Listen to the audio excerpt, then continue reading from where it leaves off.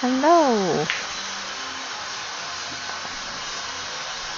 Let's turn down this audio. Okay.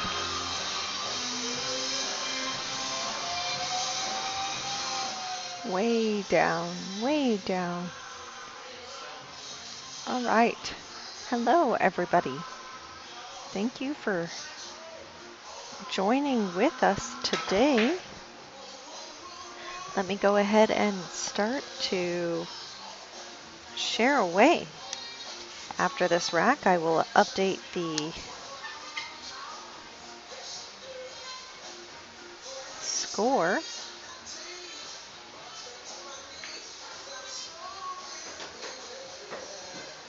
How is everyone doing today? I just picked up some new kitty cats for us for Reagan's birthday, which is today.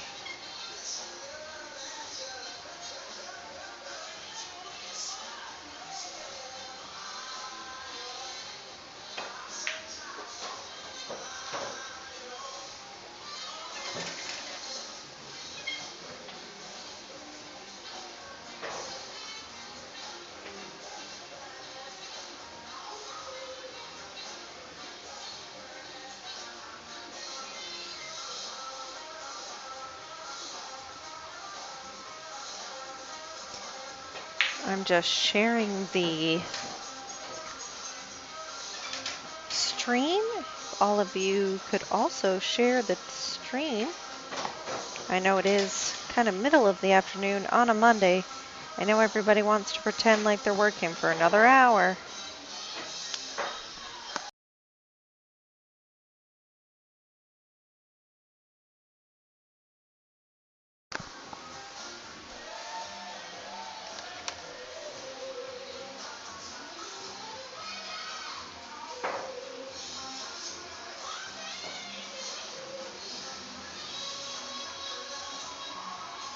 All right, so the score is 5-3.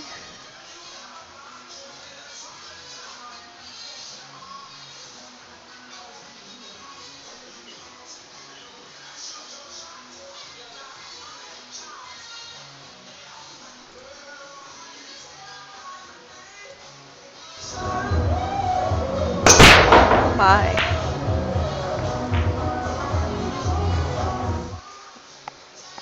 I'm having all kinds of feedback today in my mic.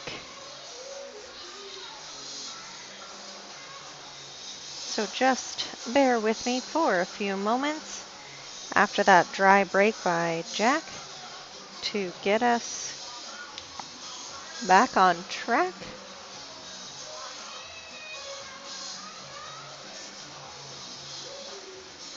And get us shared and get us a bunch of views. Maybe some more followers. Who knows what the day holds for us?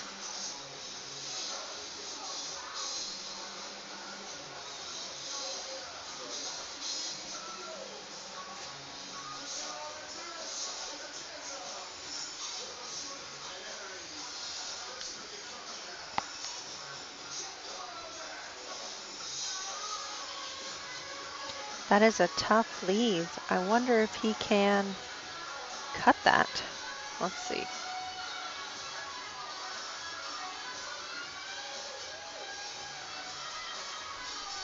That is broken. That is not the right view. So I'm coming into all kinds of issues here.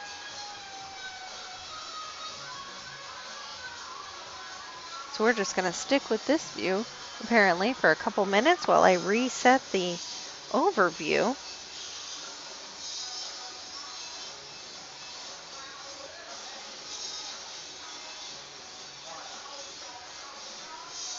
He is calling it, so he must be able to see it. Not bad leave. We are going to see Jack the jumper. Now, I do know that Jack's favorite version of the game is Banks, but I do know that he's a pretty great jumper as well, so I jinxed him, guys. I jinxed him. That was a double foul. I think that means he gets 2 ball in hands, right?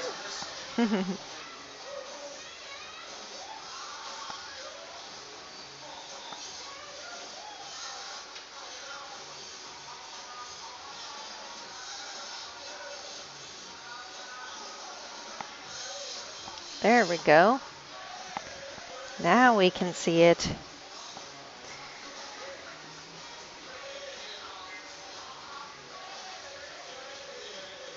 So I don't honestly see a lot of issues. 1 to the 2, 2 to the 3 are on the same side. The only potential issue, a little itsy bitsy bit, is from the 3 to the 4.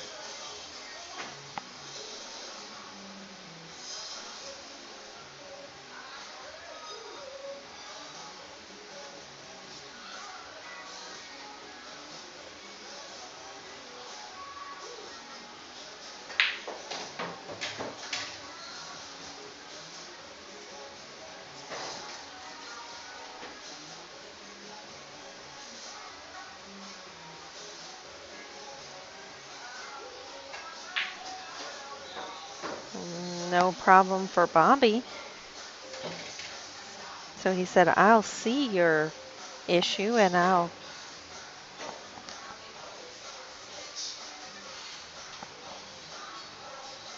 afraid here with Top he's going to run into something. But no. Must have used a little English to prevent the forward roll there. Because that came straight off the rail.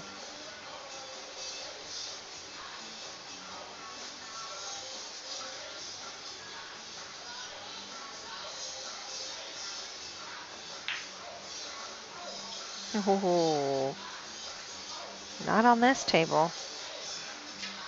And I don't even think he was trying to cheat the pocket or anything like that. I just think if you don't hit it pure, unfortunately, they just don't go. He was thinking too much of where he was going to end up, which is understandable because that 6 ball is not in the best place.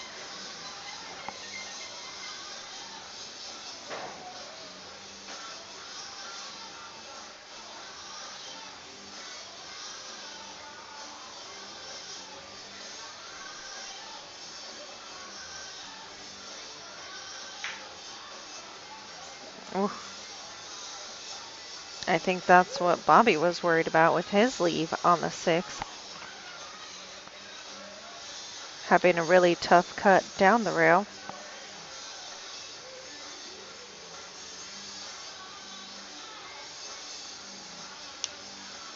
I see a safety sending the cue ball up table. Nice. I know he was trying to duck behind the 9 and 10, but he did get the 6 behind the 8.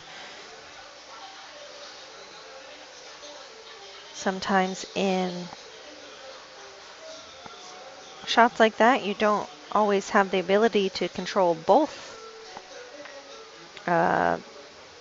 balls, but as long as you can control one or the other, you're pretty good.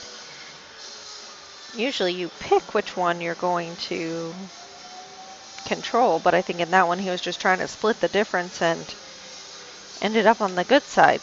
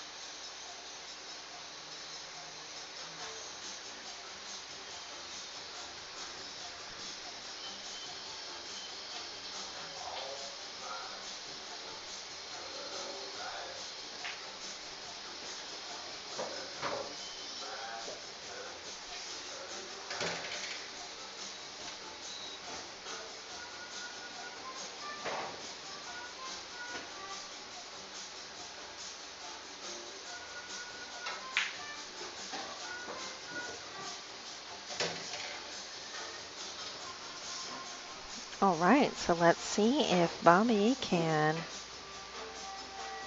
make this 3 balls.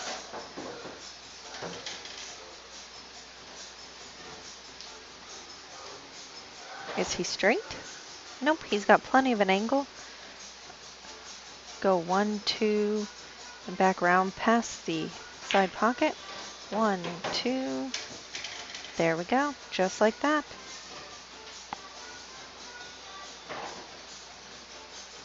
At the beginning of this race, Bobby was a 38% to win. And I know a lot of people really like Jack in this race, and that's still totally okay. I just was mentioning Bobby Thomas was the big underdog as far as what people were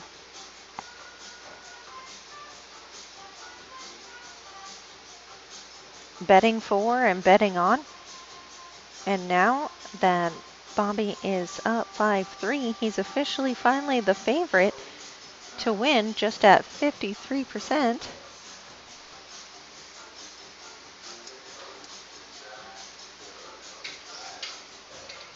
Now that he has 6.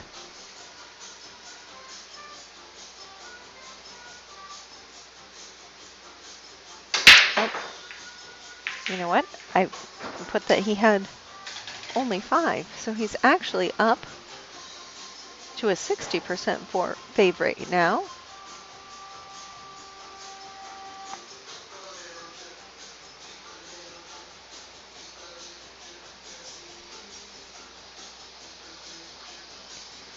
Yes, Jason, $2,000. It's in my pocket. I told them that I was going to go to the casino, and I will let them know how I do with their money and if I have anything back for them to win.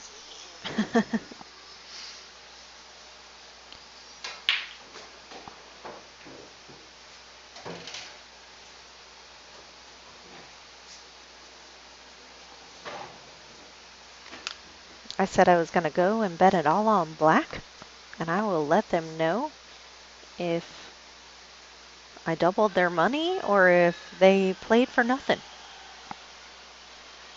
Neither one of them said no. I'm just going to put that out there.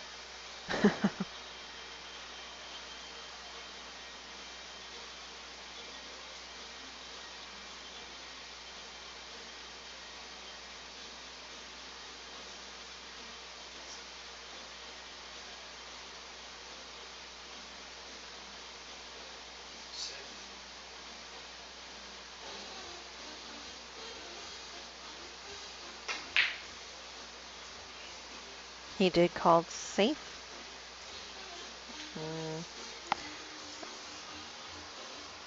I'm curious what he was trying to do there.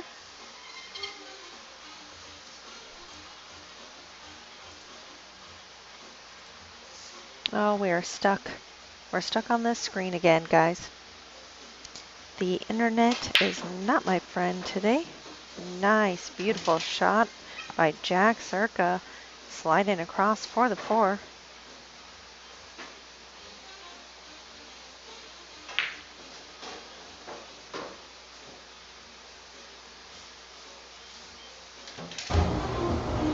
Oh, now it goes. Now it goes.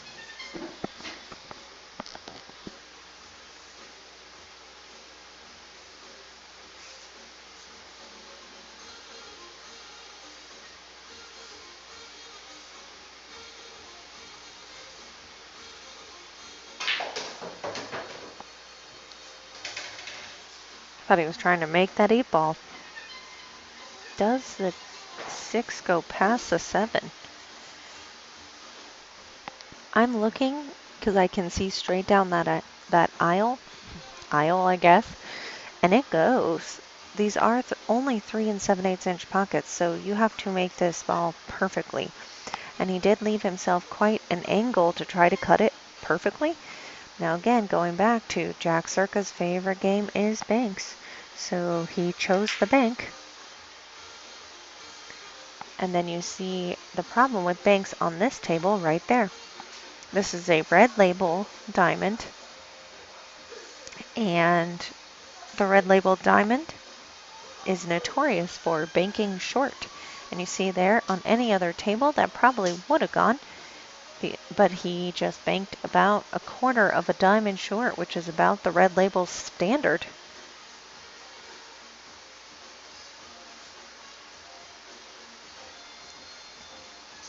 But did not leave a gimme for Bobby. Fun story about Bobby. He's playing safe. Oh, didn't reach a rail. That was it. So fun story about Bobby. He and I played on the same BCA Champions League at Chicky Jack's Billiards on Monday night about 2 years ago, maybe a year and a half now. And he was the first 600 level Fargo that I ever beat. And now it was one game of 8-ball, so it's not a huge accomplishment, but I was so psyched that I beat somebody that was rated 600 Fargo, even if it was a race to 1. And I actually brought that up. I was like, hey, Bobby, you know my one memory of you is that time that I beat you at Jiggy Jack's. And he was like, I remember that. He's like, I remember that game. You kicked my butt. I think he's being nice, but I did win. I think Jack got a little straight on that 9, so he was just trying to make a choice, trying to force it or to roll it. So he did choose to roll it, and here he goes for the 10. There we go.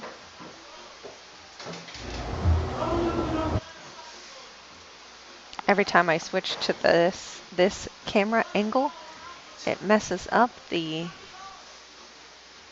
audio. But I do like this. I do like this angle for braking. So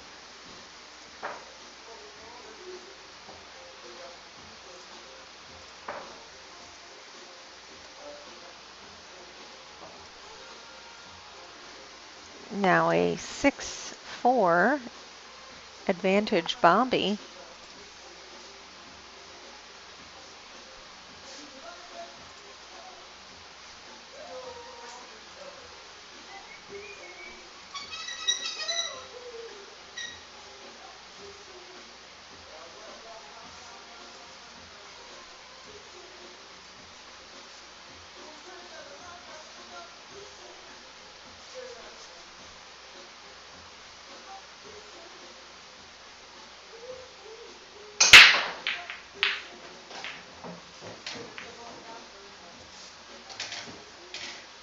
I am adding the score here to this screen as well. I like that. I like the way that looks.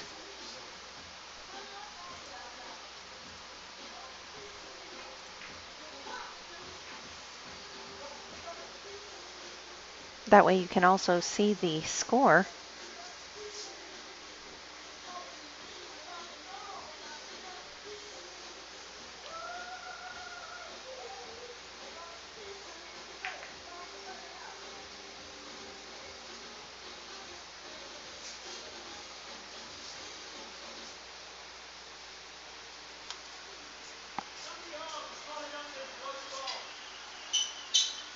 That was a nice safety by Thomas, by Bobby.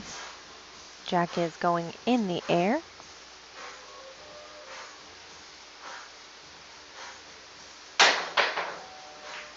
It's the second one I've noticed that he did not get over the ball. So his jumping is not in his favor today. He might start thinking about kicking just for percentage-wise. That one, there wasn't much you could do. There was no kick really available. But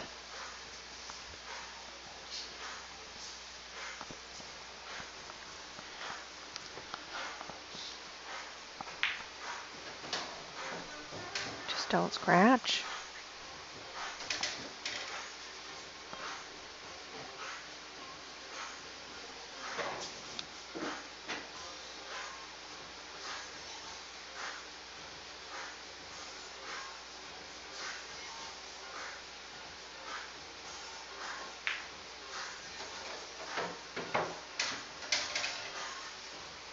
Okay, that was the toughest part, I think. So as long as he stays in line, he should be okay for the rest of this rack.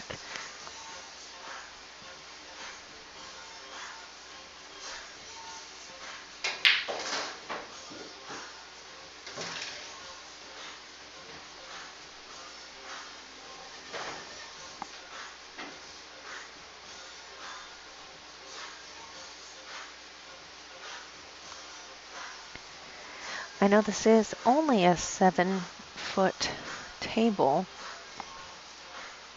but I don't like shooting from that far away. The closer I can be, the better.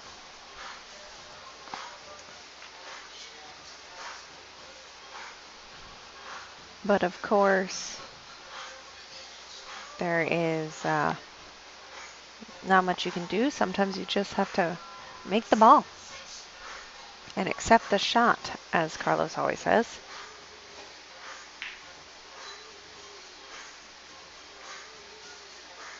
Yeah, that was my worry about shooting from that far away.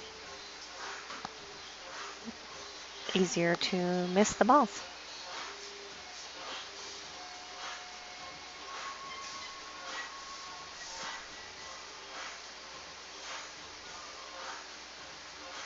And go top a little bit of outside will help straighten that out. Oh, right behind the 8. Oh, he looks hooked. He looks hooked by a hair.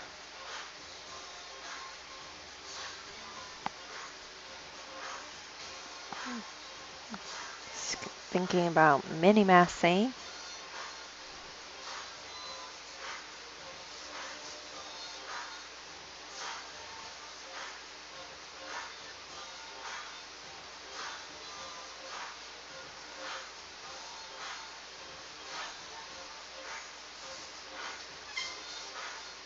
I'm afraid of going rail first here because you might hit the point and then it throws it off completely.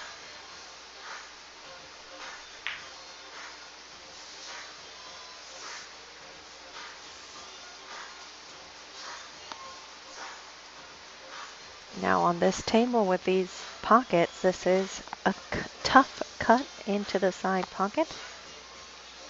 Most people actually prefer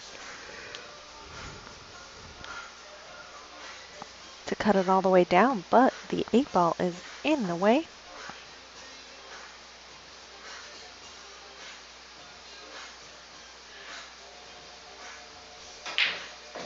Ah, the bank. Oh, the bank. The bank is so much easier.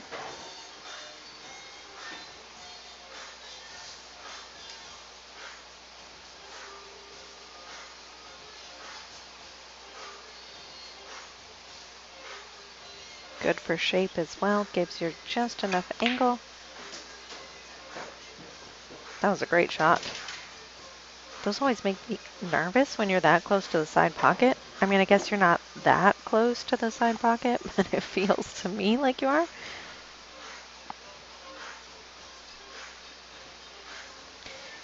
Now, to me, I feel like you can make this 9 from here. So just do a stop shot. Don't try to be too fancy.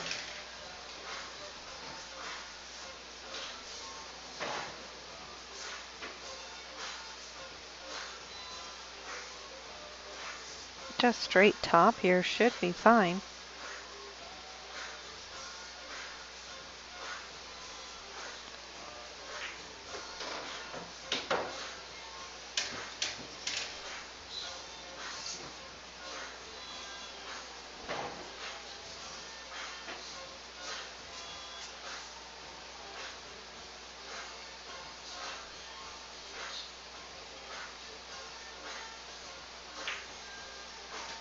Nice.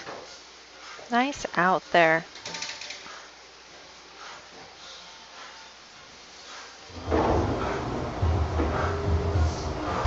See, every time I go to that one, it gets all excited.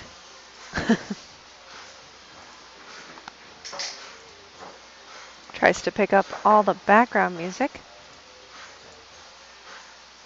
When Carlos gets off work, I may have to have him come and show me how to fix that.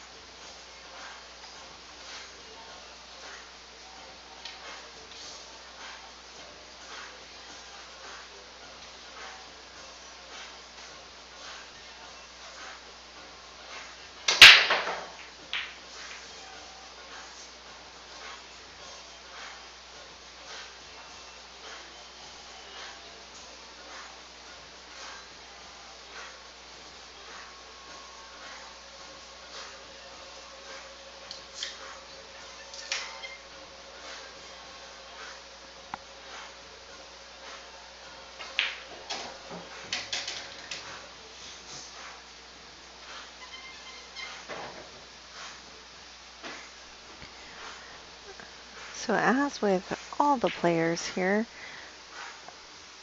oh, he ended up with a safety. Oh, no, not 72. He does not have 72 points. Let's not get crazy. There we go. So Mr. Bobby said that he has been playing pool for about 10 years.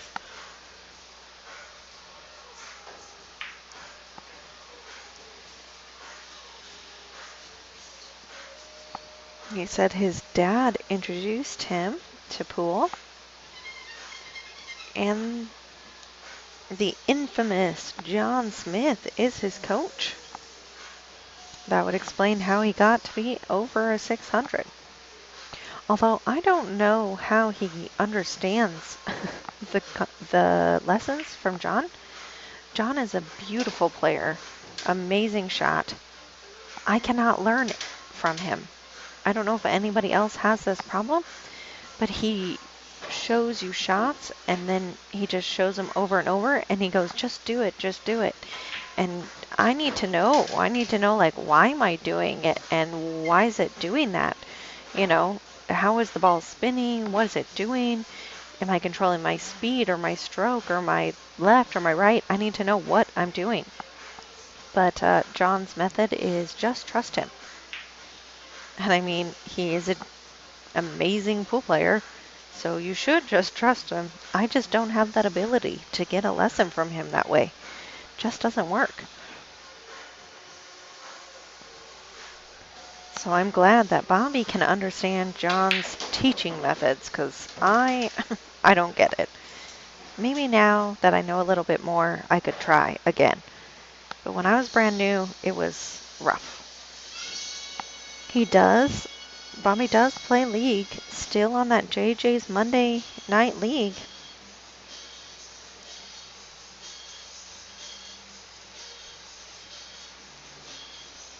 He practices 5 times a week. I'm sure that was post-COVID. I'm not sure now with JJ's being shut down for a while. Oh, that's tough. That's a tough leave there. I mean, it's okay. He didn't have much of a choice, I guess. So I wonder if he's still practicing 5 times a week now that JJ's is not open.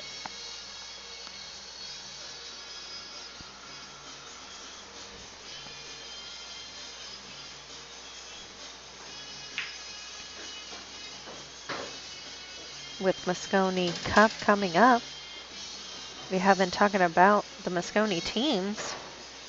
Eklund Kachi was on the team last year, and that is Bobby's favorite player. I think that's the first time I've heard Eklund Kachi be somebody's favorite player.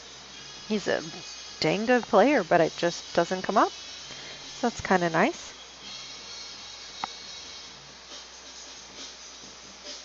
Bobby does say that his favorite thing about the game is that no two games are the same.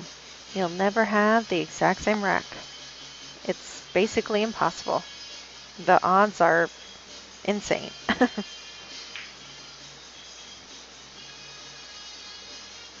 So that's his favorite part of the game.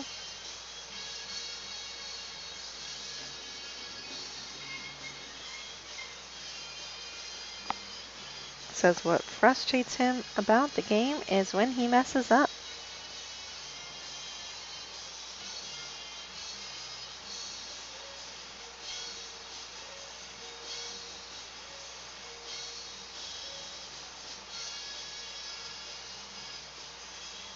Hello, Steve.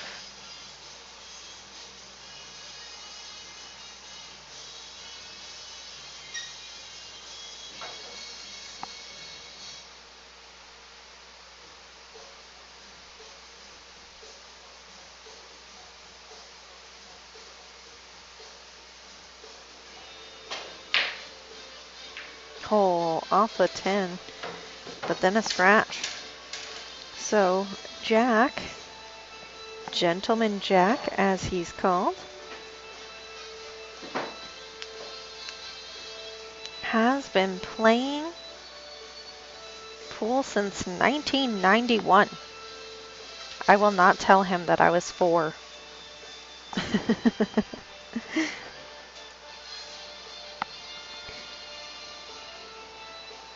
But he said in 1991, Nick Bonham took his money at Colby's, and he has been playing ever since.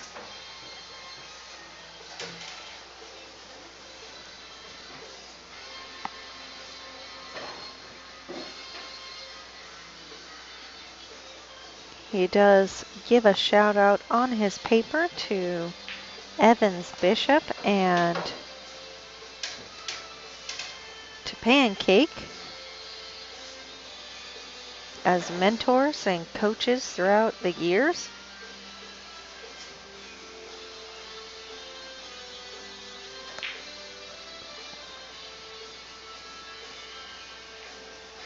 But did he get shape? What a bummer. Jack now with a 2-ball out. Jack does say he plays BCA as well on Mondays, but at Freezers, not at JJ's. And he says he does not practice enough. When asked how often do you practice, he just says not enough.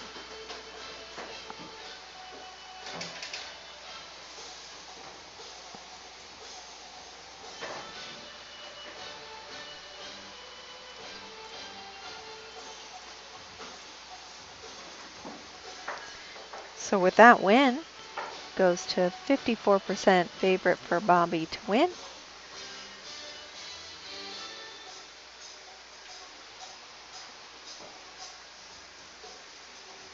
%46 for Mr. Jack.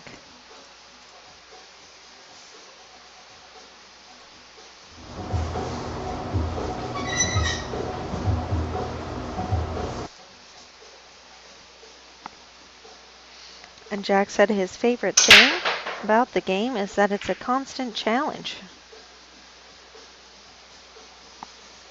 But the thing that frustrates him about the game is that he can't turn it on when he wants to. I feel like that kind of tunes into what Bobby was saying, where when you mess up, it frustrates you. Not the ball's fault, it's your fault. And Jack says he can't turn it on when he wants to. Kind of the same concept. Nice shot using the 5.6, as a blocker. We're going to see one more attempt here by Jack to do a jump. I think the ball is further away this time. Might make it a little bit easier. Oh, but Jack changed his mind. He's going to kick it. This will be a great shot if he can make it.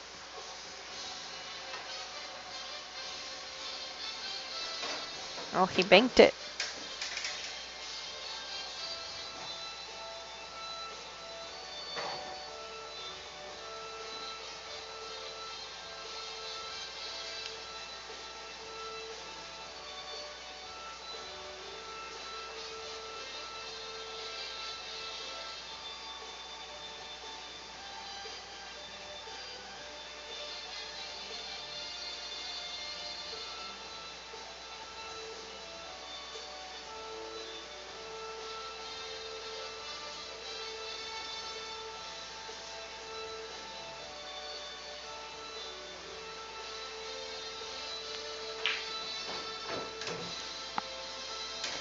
This 4 is really tough to get to because of the 9 and 10 and 5 and 6. It's kind of like a little barricade around the 4.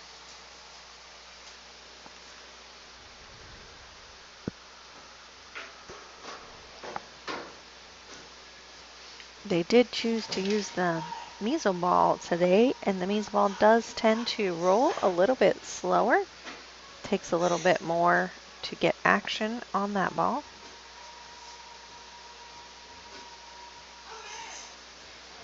You can see Bobby there looking for, how do I get to exactly here? Did he get there? Perfect. Wow, what a tiny window to go for. Me, I would have gone to try to go all the way down table so I could see the entire 4 ball. Probably end up playing safe.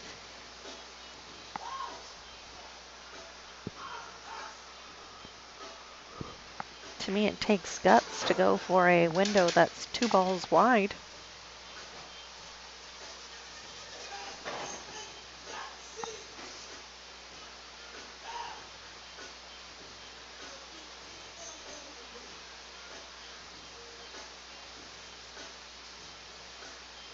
He could potentially run into the 6 here, so he's looking at drawing it back to avoid bumping into the 6, making it in the same pocket, but he chose to just run into it.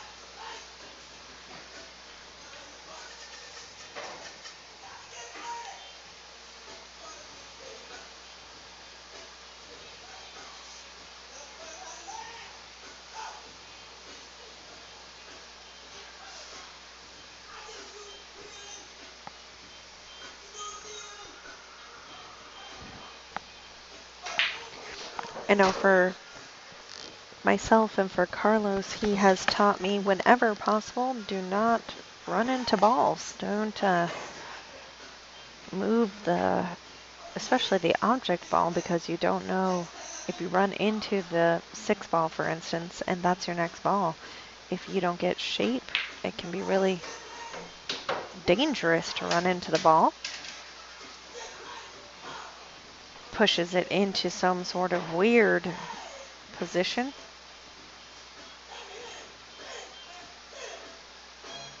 But like ideally you want to be on the right side of this 9 ball. But I think he's just going to end up slight back cutting it.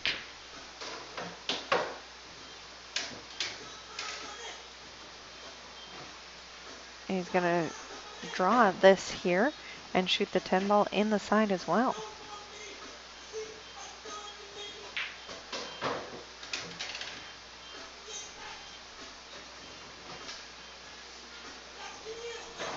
Smart. It's not a lot of movement on the cue ball. The less you have to move the cue ball, the better.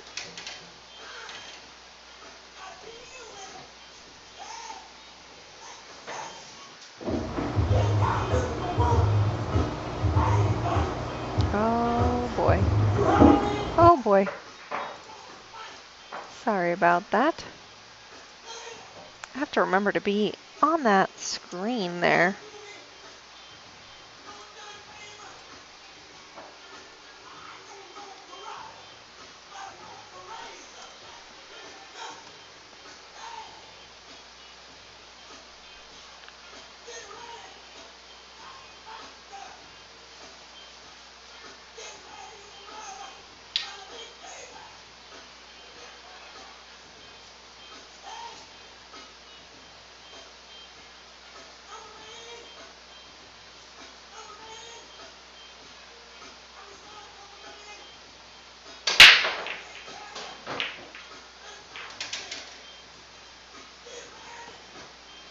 Nice break. Ball down on the break. He can see the, oh my goodness. He can see the 1 ball. If he wants to be frisky, he can go for the 1-4 combo, or he can play safe.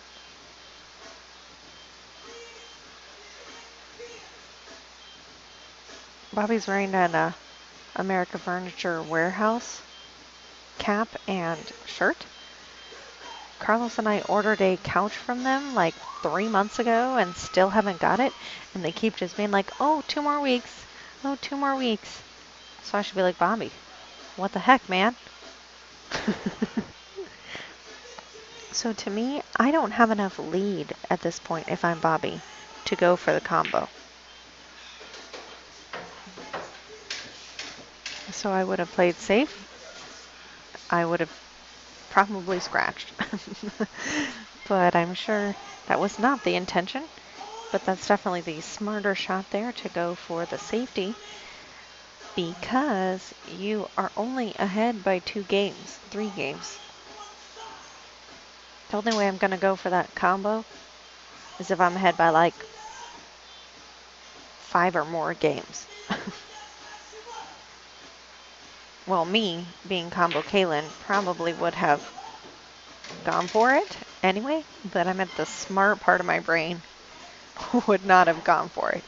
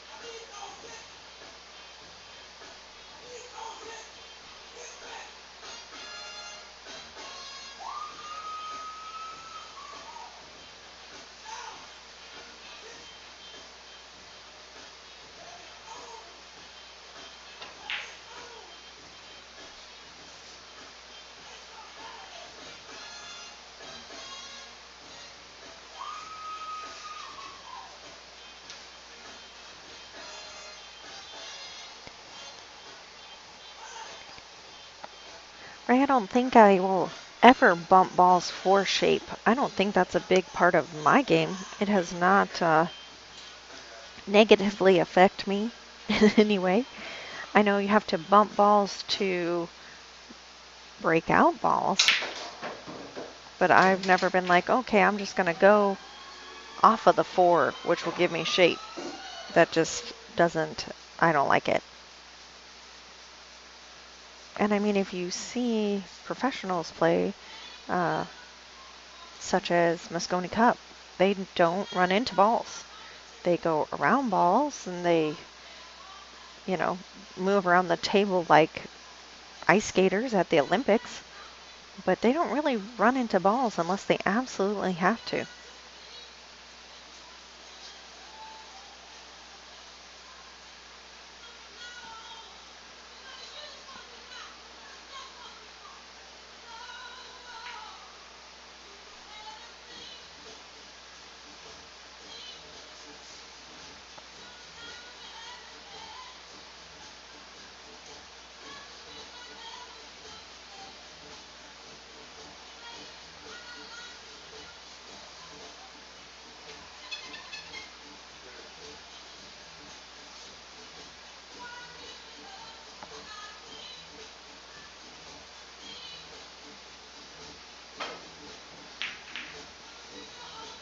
No option here.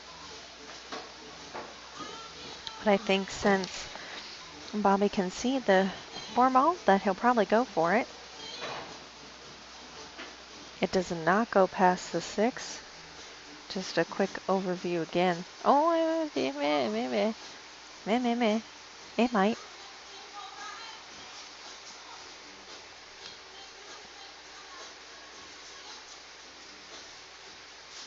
I don't know, vote. Do you guys think that 4 ball goes? He's not going to try it.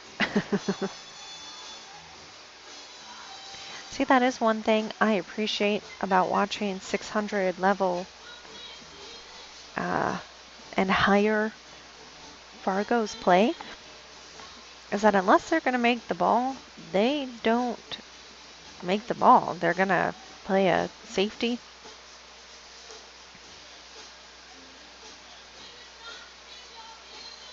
and watching how they play safe is really impressive, because like that one, I never would have thought to do that. But it's so simple and easy.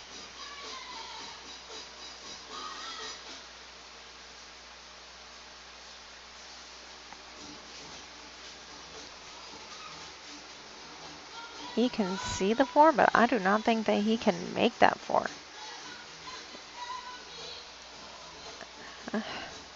I think he's just caught on the edge.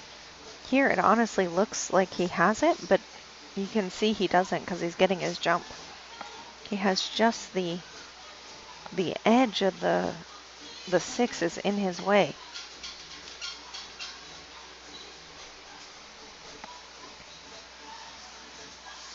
So he's just the smallest jump here. Literally not even like a 16th of the ball. Just a hair. Mitch Ellerman actually showed me a pretty cool shot there where you like force Massey. He made it and got exactly in the same spot. So you shoot it with such oomph and with just a slightly elevated cue and outside that it like spins it around the ball that it's hooked on while still going straight. It just kind of almost like hops and then goes straight. That was a really cool shot learned by Mitch Ellerman, so shout out to him. Nope, too early on the rail. What a bummer too, because that was such a good shot on the 4 to then come all the way back around and be exactly where you started. No good shot on the 6.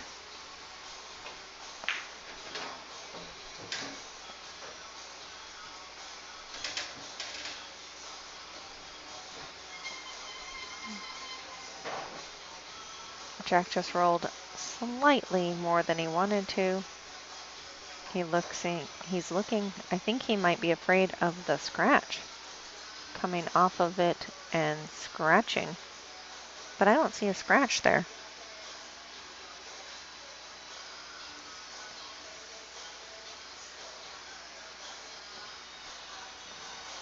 I don't think he has enough to cut it. That's actually the issue here. It'd be such a thin cut that he can't make it.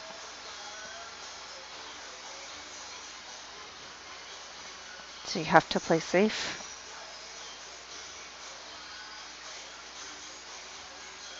Jack says no. No safe for me.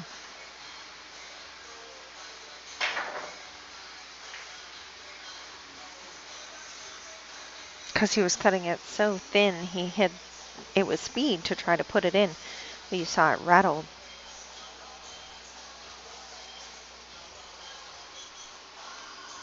Thanks everyone who's hopping on. Must be awful work time.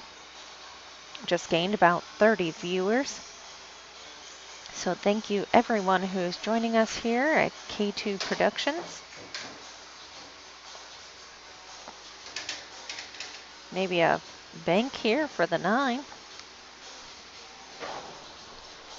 If you have not already, go to our page, like and follow to get notifications every time we go live. We actually have started to cut back. We were doing 5 or 6 days a week. And now we are down to 3 because we have league 2 nights a week. We have APA on Tuesdays.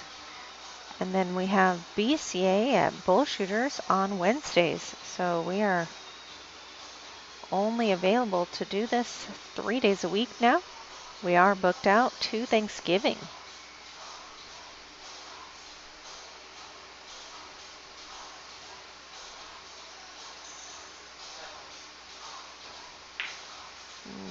Yikes. Yikes.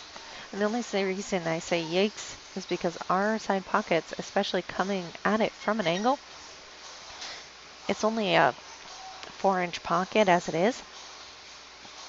And then you come at an angle, you only have like 2 inches for a 2 1/4 inch ball. It just does not go. Hi, Robert. Robert from Hawaii. Are we in beautiful weather time, Robert? When is not beautiful weather time in Hawaii? Does that exist?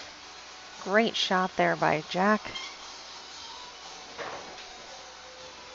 Nice confidence shot. Much needed.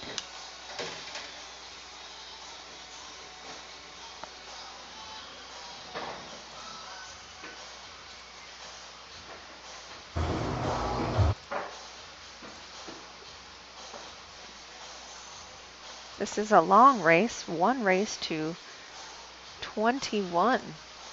They have not even so much as taken a bathroom break yet. I'm pretty impressed by them. This is a grinder for sure.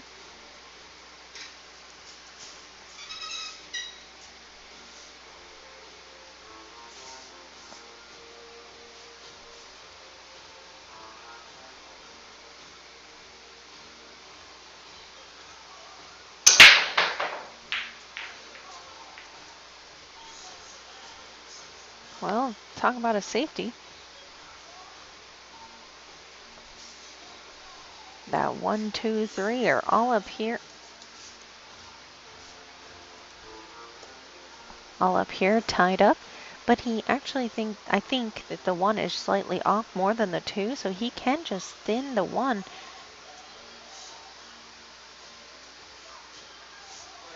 But he's pushing.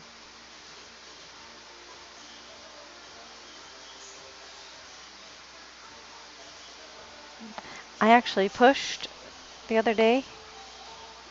The other day being, I don't remember how long ago. And I pushed straight into a scratch. So I was like, you wanna give that back? It was one of my finest moments.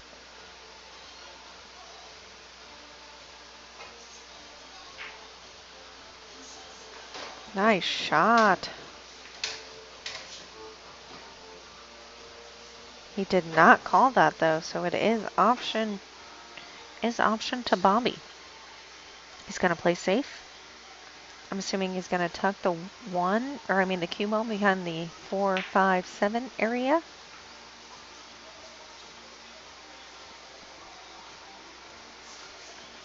Oh, Jack can see the whole thing. The thing. Calling the bank.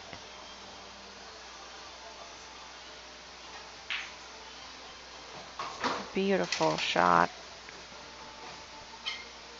That's where those banks practice comes in very handy. Oh, the ball just died. What happened?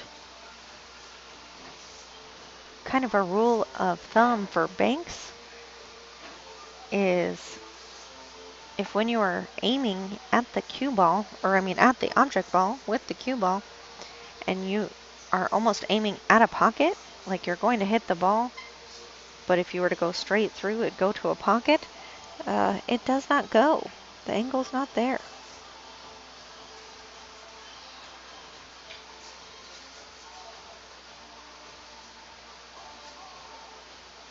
Actually, I like the 2-rail kick here. Let's see what Bobby does. Yeah, he tried it. Just missed it by a hair. Ball in hand to Jack. Another rule of thumb for myself. If the ball is frozen to the rail, it does not bank. For me, it's just not something I've been able to manage. Now they are playing 3 foul here. So Bobby's on 1. If he misses this, it will put him on 2.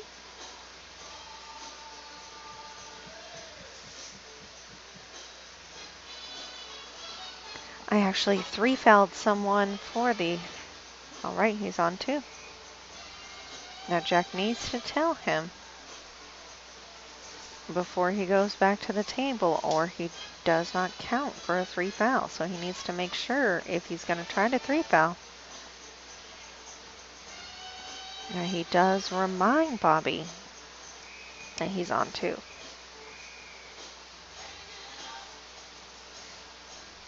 He can make a couple balls and then maybe play the safe on the 6. Because he does have the 8, 9, 10 down there. So that might be the route that he's thinking about going. I actually 3-foul. I do not play 10 ball very often at all. But I played with someone the other day, and I actually 3-fouled them. My first 3-foul ever. So proud.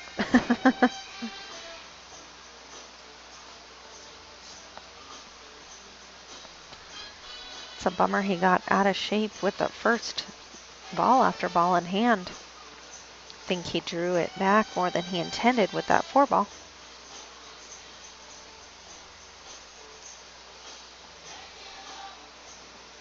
Now Bobby has the opportunity for a run out. From the 7 to the 8 is going to be the toughest, in my opinion.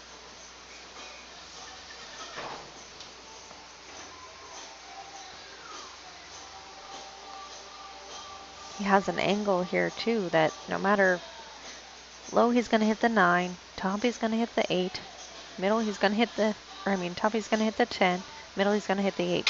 What do you do there? So he did try to force it, but missed the ball.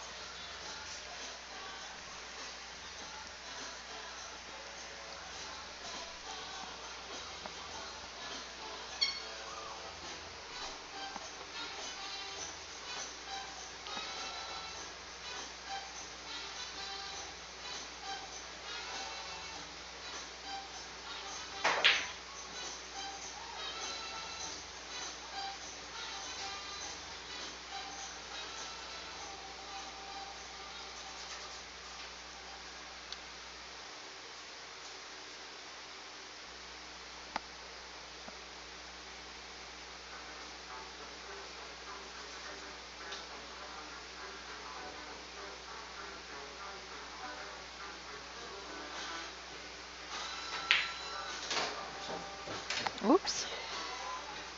That draw did not quite take like he wanted it to.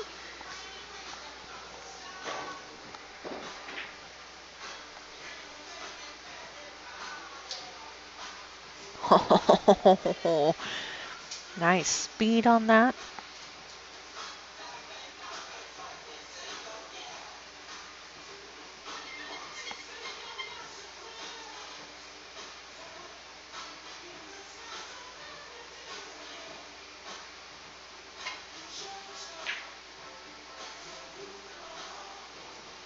Nice hit. He can see all of the 7. But I don't think he can see the left side of it completely to cut it that way. So he may have to hit it into that top right corner. Don't know that I'm a fan of that shot, but I'm not the one shooting, so.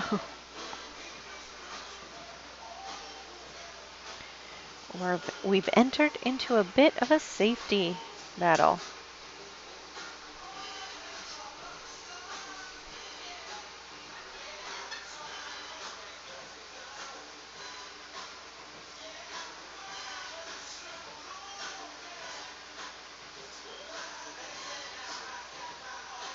Jack calling safe. You can see here he's being slightly indecisive, but that's understandable. You don't want to sell out. Nice speed, tucked right behind the 8. In fact, he might be glued onto that 8.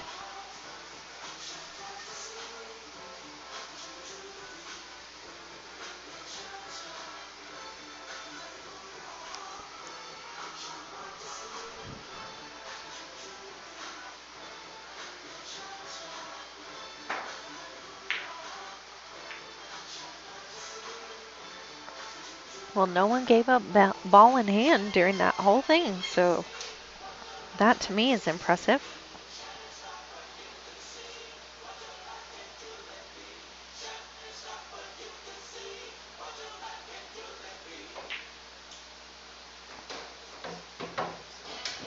Made it, but hooked himself.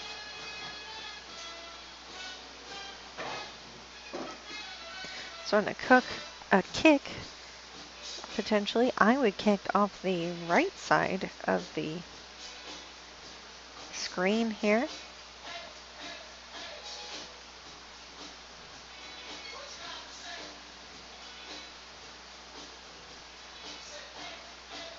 He's going to try to go rail first and spin.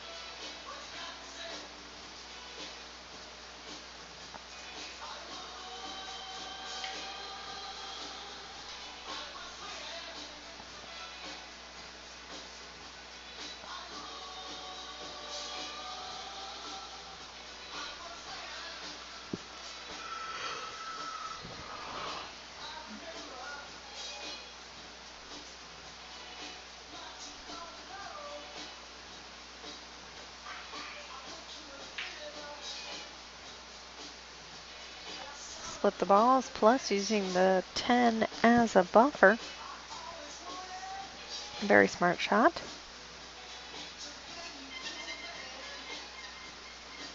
Bobby has the advantage here just in that he is shooting in the offensive and Jack is in the defensive or responsive position during this back and forth, which has made it much tougher on Jack than on Bobby, I think.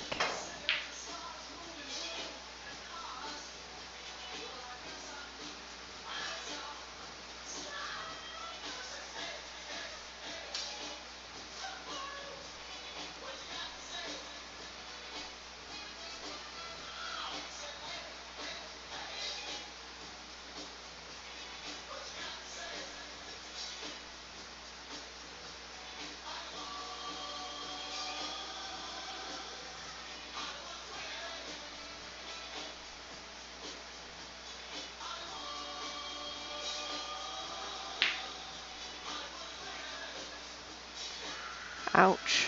A little bit of a rattle there.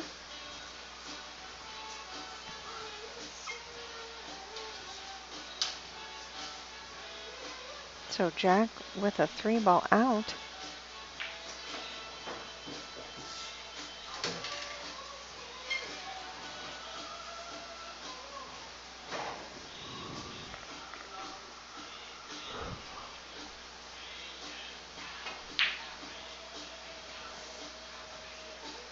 Trying to force the angle too much. He must have gotten a little too straight on the 9.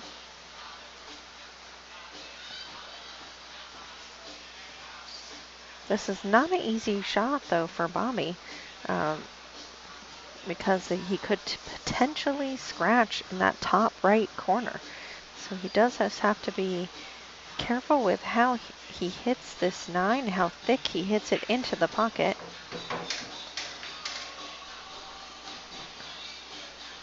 He did just fine.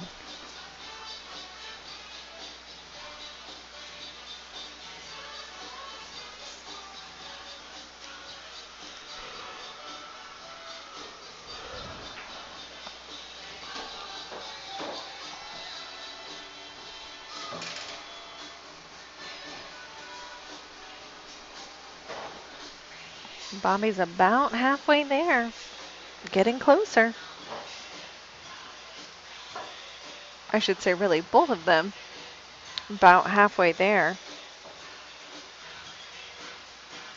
They have been playing since 3 o'clock, so it's already 2 hours in, so not bad.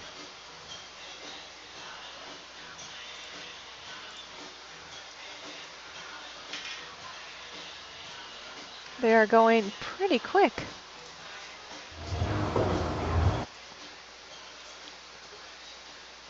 Considering they've already played 15 racks of 10 ball, it's 150 balls in 2 hours.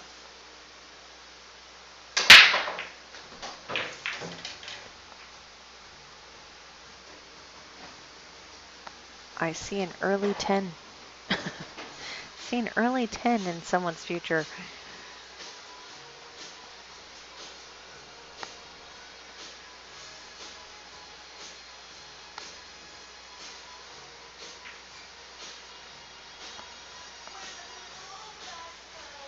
Oh, he left just the edge of the 1, so Jack can just thin the 1, go down table and back up to this side.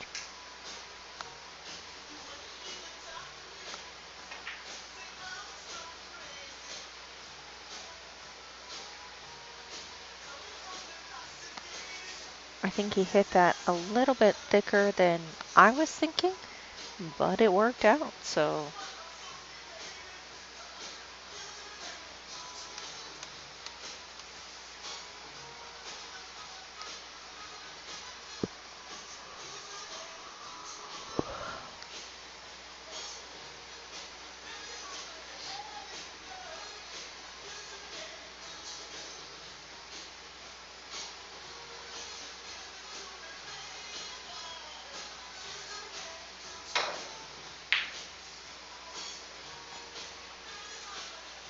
All right, that is 1 foul.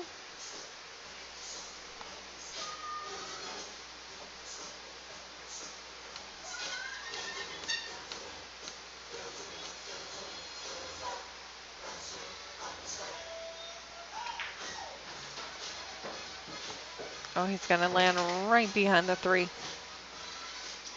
That is something that I would do.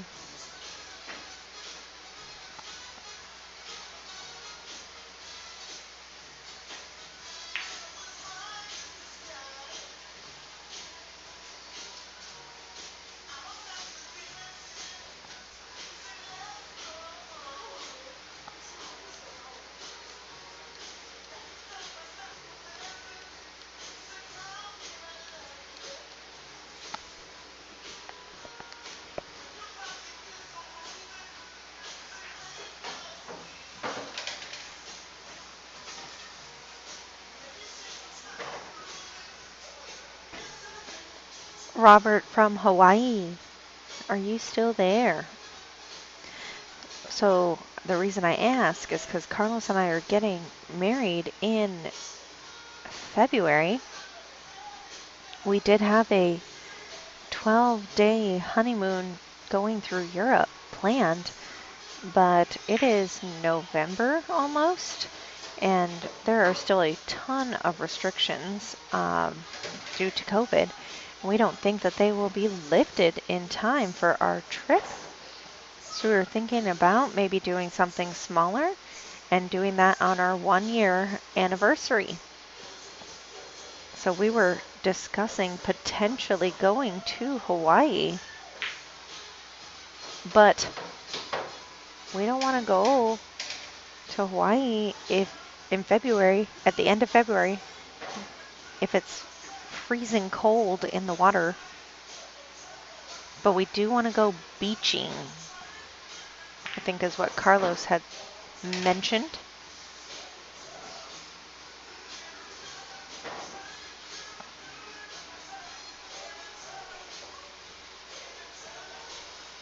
So we were trying to figure out somewhere beachy and warm to go in the end of February.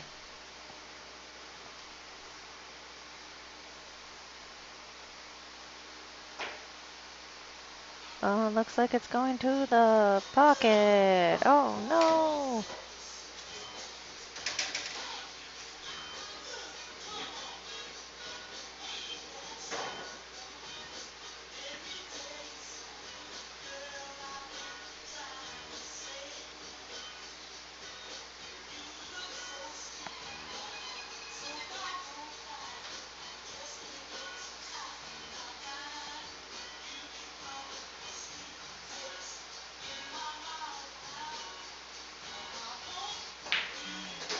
Nice shot. Break out the 7, make the 5, get shape on the 6. No problem for Mr. Jack Scerca. You guys missed the shot though because the screen froze. What a bummer. It was a good shot, guys.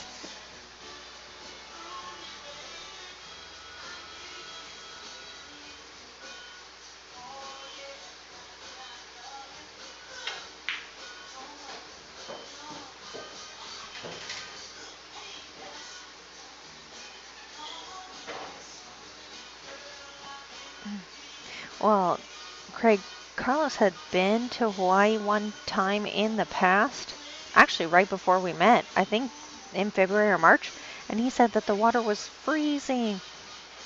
I don't want to do freezing water. I want to do nice water. Like relax on the beach and swim in the water. Go see turtles or dolphins or something. I don't want it to be freezing cold.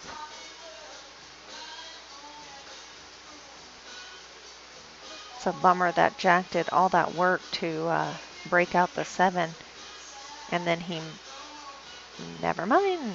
I was going to say he missed the 8, but Bobby gave it right back as a gift.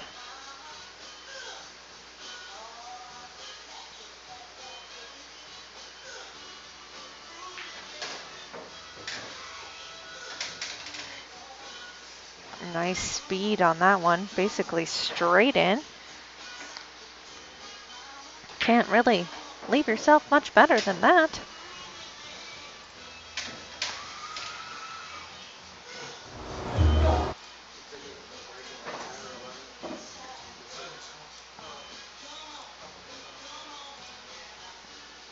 All right, so 56% favorite, 44.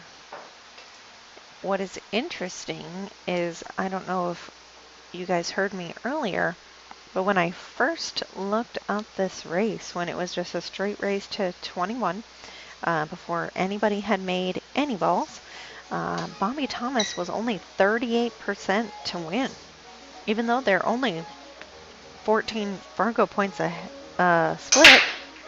Because of the length of the race, Jack was 62% favorite to win. And then Bobby just came right out of the gate and won those first couple games, and he has really been in the lead ever since.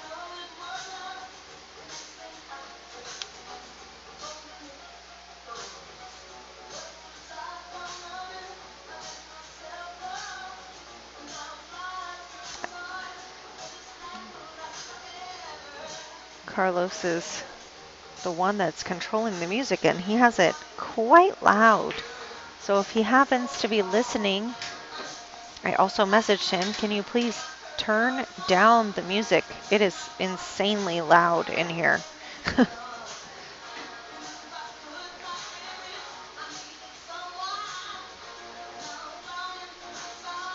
I might have to go find him to turn down the volume. Oh my goodness.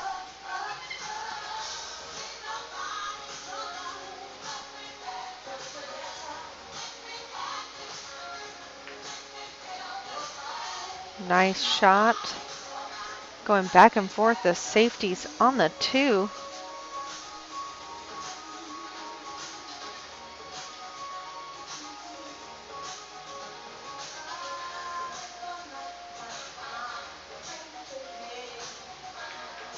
Oh, he barely got it, but he got it.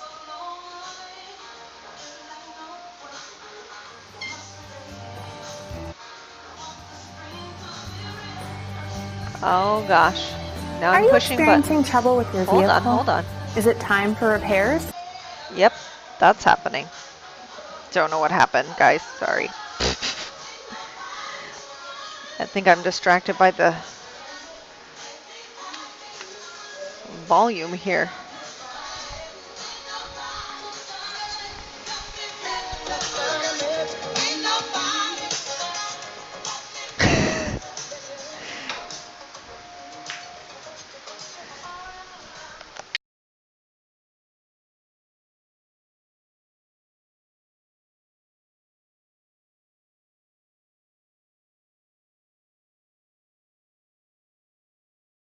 Okay, I went and turned it down manually because Carlos is not paying attention.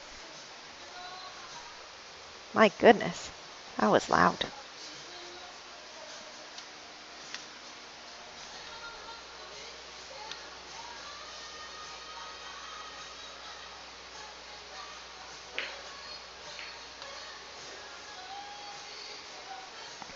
All right, can he see that 2 ball? I think he can. I think he can. But I don't know that he can see enough of it to make the combo on the 8. He's also pondering, but he is getting down pretty quick, so.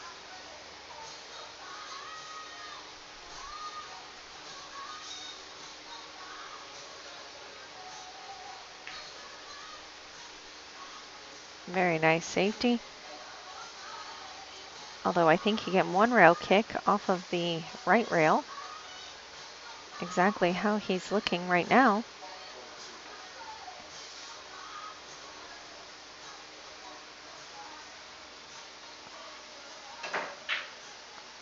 He did hit the 2 first. Oh, and I think a lunky bump off the 9.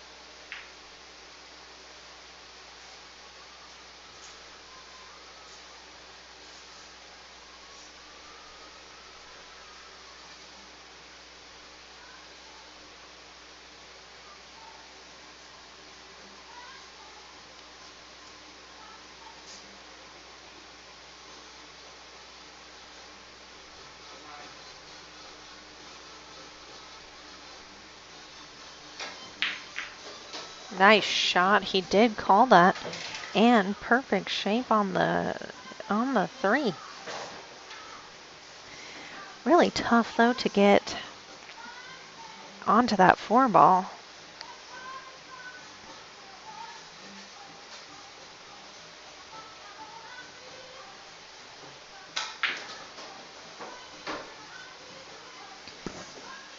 He must be perfectly in the window to play safe here.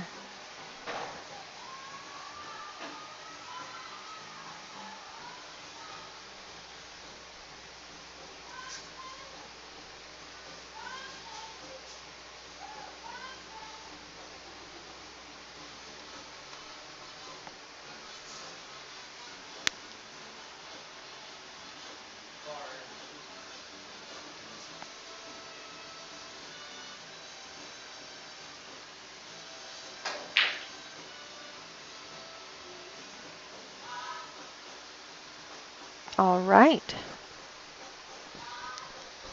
Got fortunate there with the leave.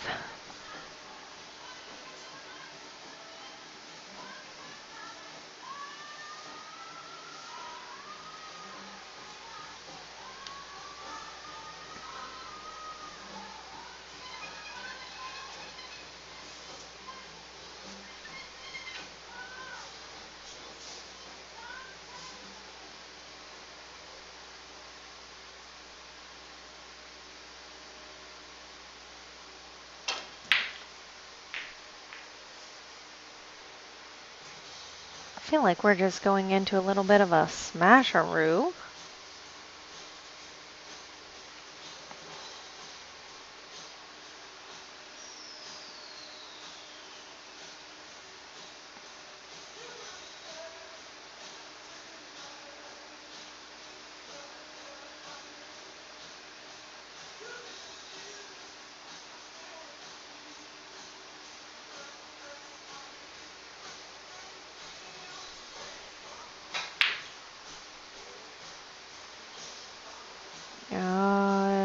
Might go, honestly. Oh, really close. Well, now Jack has a shot, so shoot the 4 and come up table for the 5. Or shoot the 4 really on the thin side, come straight across for the 5 down table.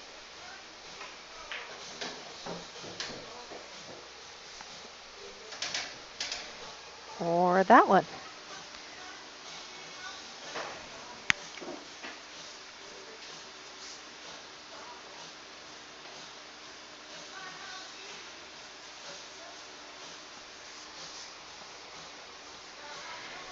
Both of the guys are watching the game. The game is up on the screen, so if there's any question, they can go and watch it. They were okay with the hit, so they kept playing. He did play safe there. Smart, because not giving Bobby a shot is just as good as making a ball sometimes.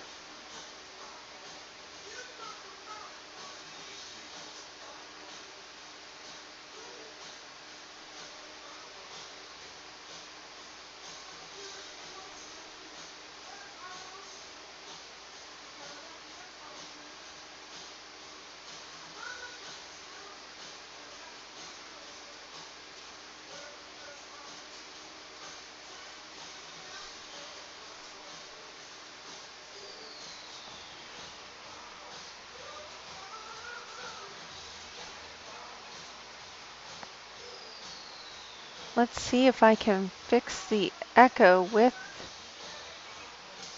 playing background music. I know that everybody hates the background music, but sometimes it takes away from the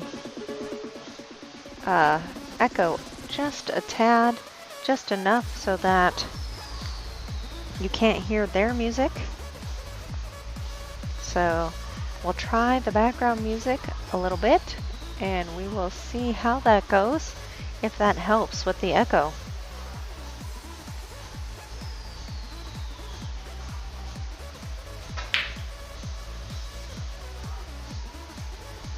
I feel like we're playing a little bit of Smash 'em still.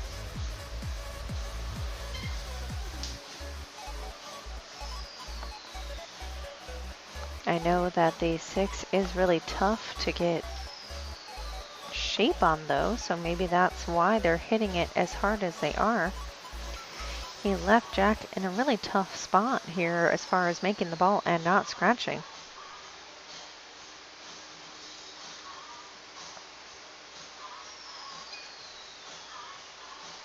Maybe if he has a really solid stroke, he can shoot this with low and he will come behind the pocket, but you have to shoot it with confidence.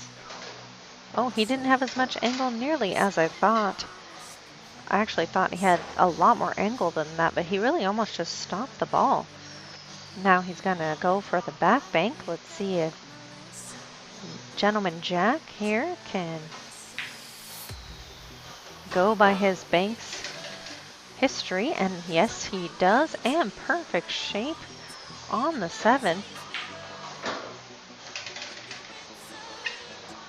That was a great out there. That was not an easy pattern to run. So Jack did a fantastic job.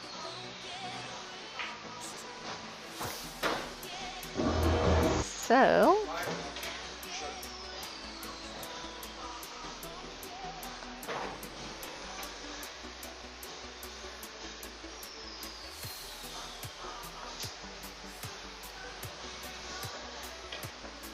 even though Bobby is in the lead, he actually now is at a disadvantage to win this race, according to Fargo. So Fargo now says that Jack is the favorite to win this, which I think is the first time since the beginning of the entire race. It's the first time that he's been in the lead.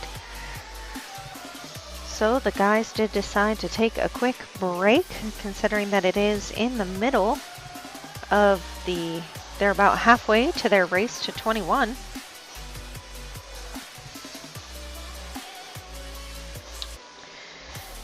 So we will do, we'll do Carlos on the stream. Show him how it's done. Almost. So Carlos and I did get two kittens today from the Humane Society. They are brothers. They're about 7 months old. They got fixed today, and they were super scared coming home. So my daughter turned 8, and she has decided that that is what she wants for her 8th birthday. So she got 2 kittens, one named Dynamite, and then one named Dragon Balls. And she also got a pink Lambo for her birthday. So that is all the things we've done today for Reagan's birthday. Pink Lambo driving car and 2 little baby kittens who are still drunk from their anesthesia and who are super scared and super cute. So Carlos is trying to bank with the brake cue.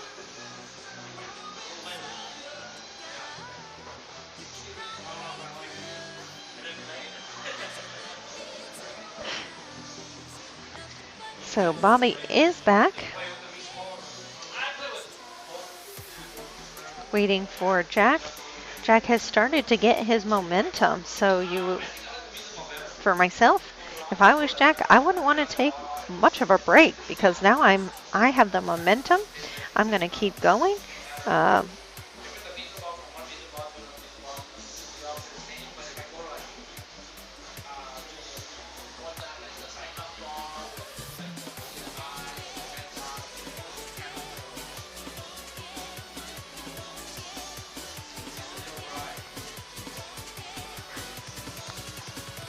I did forget to update the score though. There we go.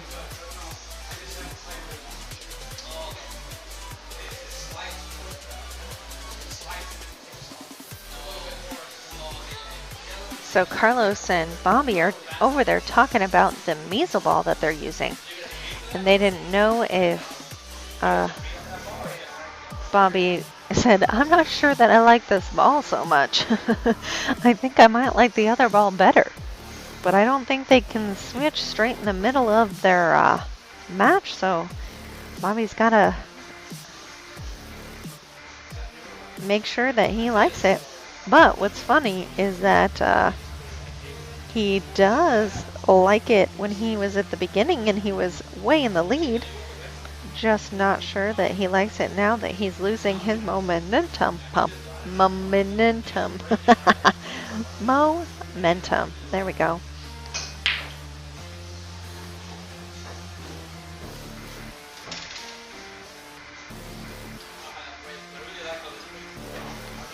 They're now talking about the new BK and how they have the blue one and the red one. And they were saying they don't know how the red one breaks. And if it breaks any different, if it any better, anything as compared to the blue.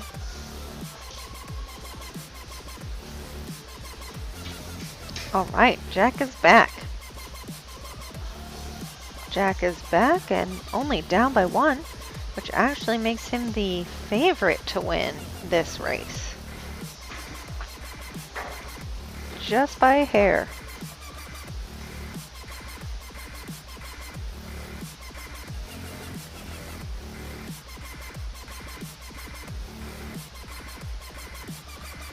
I said to Bobby when he first got here, I was like, man, $2,000, that's a lot of money to play for. And he said, yeah, I don't get to do this very often, so why not go big when I can? And to me, that seems fair enough.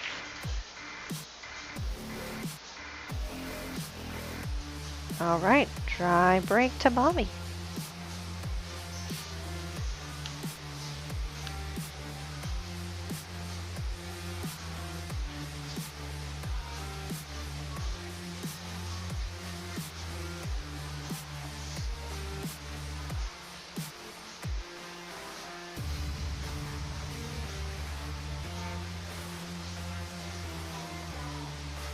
$149 combo. That's my personal favorite, but I guess not the best shot.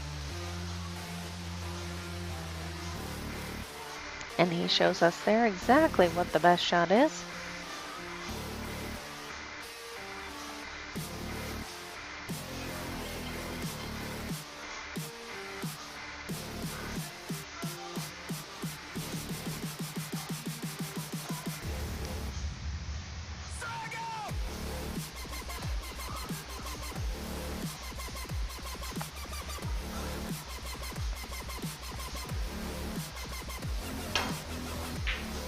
Very nice. Unfortunate bump there by off of the 9 into the side pocket. Who would have seen that coming? Now, it's one thing to be able to calculate a scratch. Another, in my opinion, to be able to calculate a scratch off of a ball.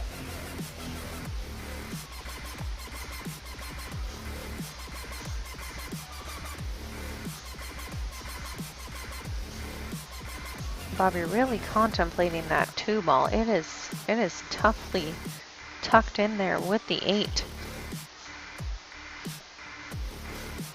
I will leave it on this view because I think this is going to be a really, really tough call potentially.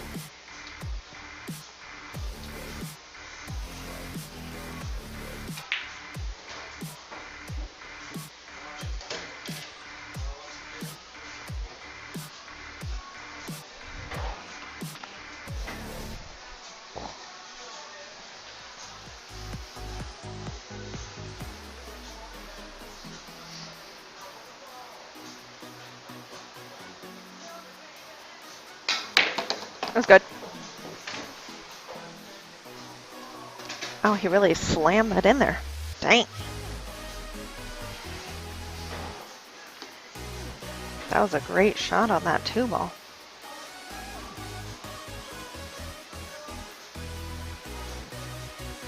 You can also tell that it was a good shot because the 8 ball never touched the side rail. And if he would have hit the 8 first, it would have pushed the 8 forward, hitting the rail. Since the 8 slid across without touching the rail, that's how you could tell it was a good hit.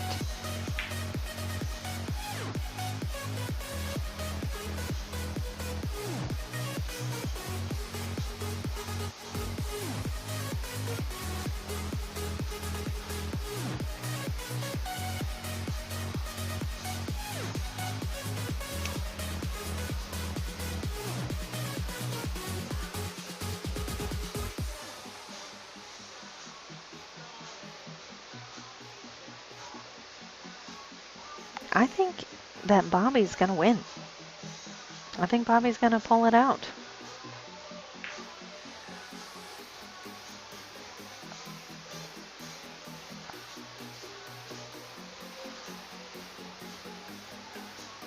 I think Bobby's going to win 21-19, Ray.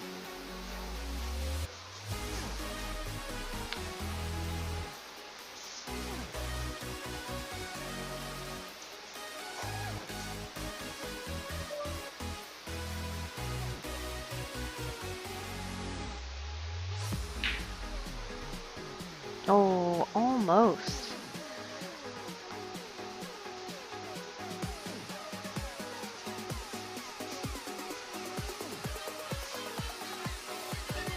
On the score, Ray, or on the winner?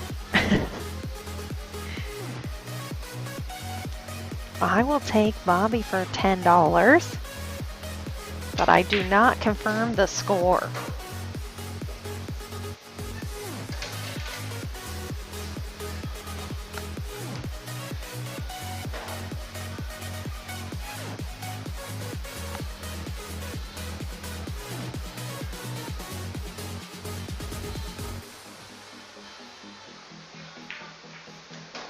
Oh, nice combo, but unfortunately, Eve wasn't able to control where the cue ball goes.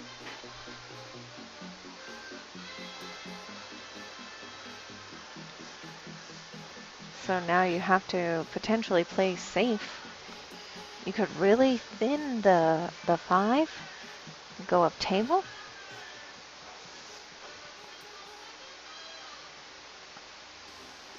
I like that, thinning it on the bottom side of the 5 and sending the cue ball up table. So you push the 5 closer to the center diamond, and then the cue ball goes up.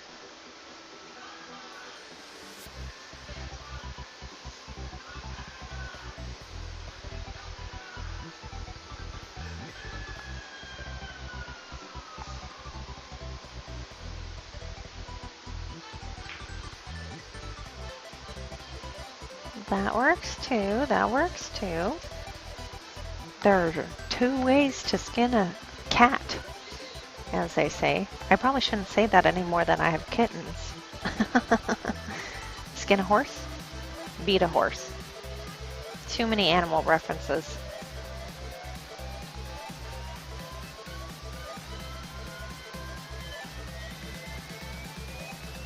Sure, Hopel. Why not?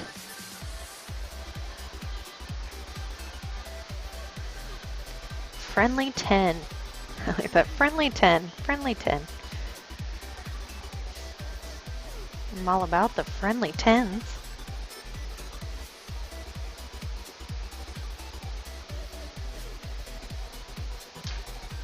Oh, he miscued. Still worked out though, but he did miscue.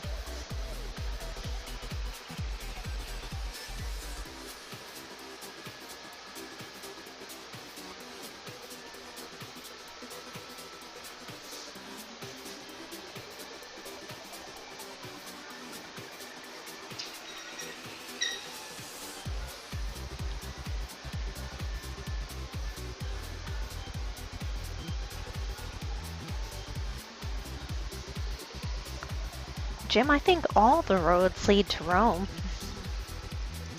Or at least they'd like to think so, right? Roman Empire. All roads lead to Rome. Oops. A little bit too hard. He wanted to leave the cue ball up table like he did, but to the left of the 5, closer to the rail. So he came out more than that.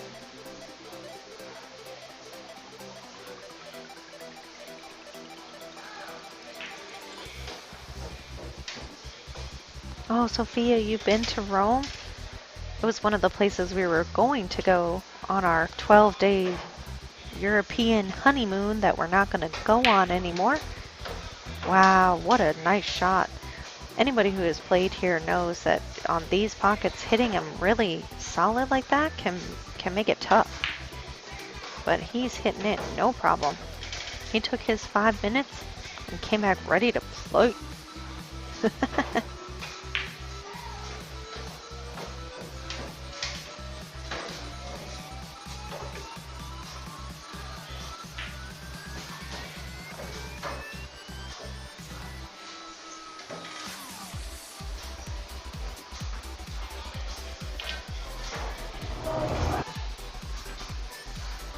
All right, so now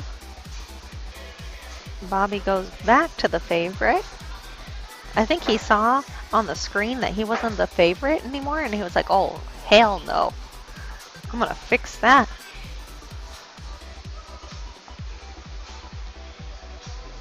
So he's like, I'm gonna make it to the double digits first. That's exactly what he did.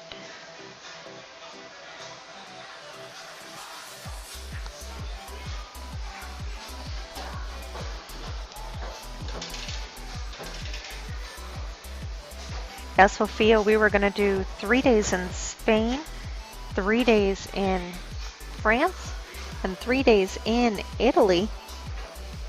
And then 1 day, you know, to travel there, 1 day to travel back, 1 day to recoup. It's down here.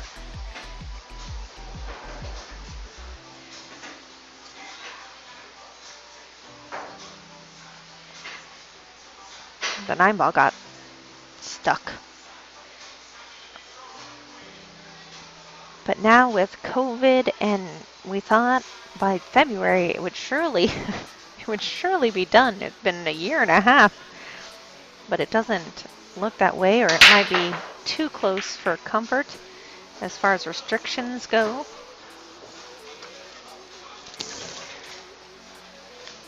Yeah, that's fine.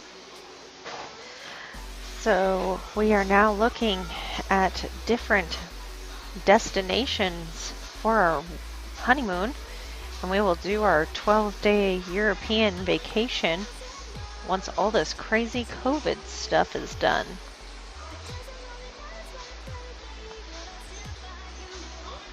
So now at this point, all we're looking at is somewhere with a beach that's warm in February. So if anybody has any ideas or any recommendations, somewhere to go at the end of February, beginning of March, that has beaches and is warm,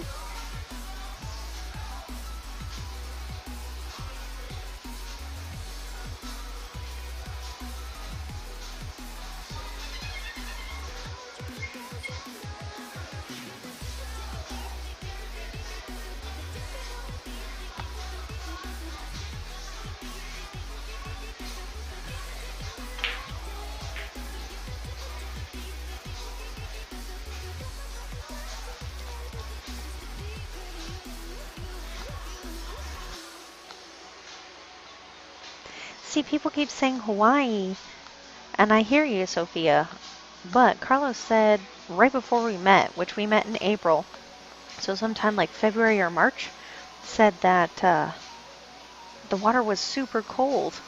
I don't want to go super cold. I'm from Arizona.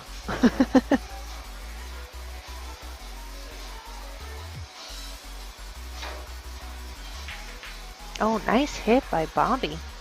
That was not easy. He was really tucked behind that too.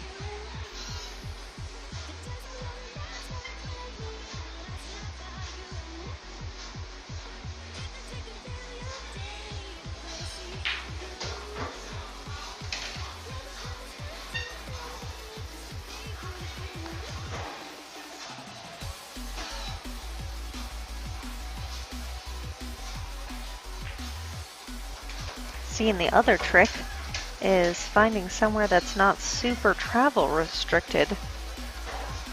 We might have to wait until like January and just book something last minute, which is not my favorite thing to do, and usually makes things more expensive. But since not allowed travel is happening because of COVID, maybe we'll get something cheap anyway, no matter what. All right, I think that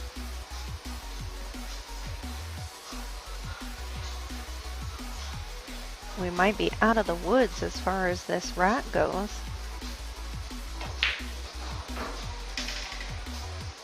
Pretty open now. Only maybe the 7 to the 8. Just because it's a little bit awkward.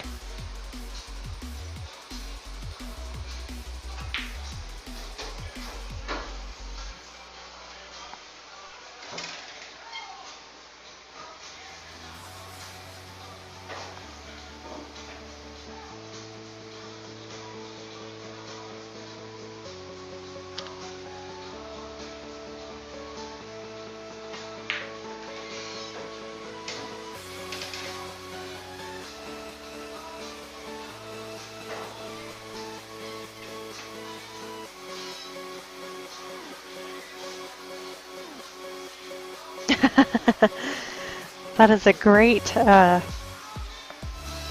recommendation, Tony. Actually, what's really cool about the wedding venue that we chose is that part of the all-inclusive package is that they will plan our honeymoon for no cost.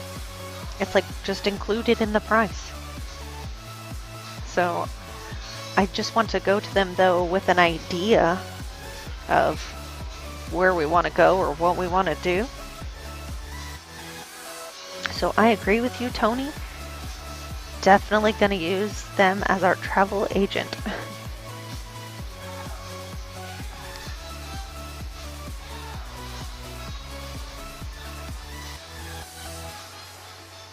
I don't think that, I mean, I can't tell if the mall is frozen to the 7th.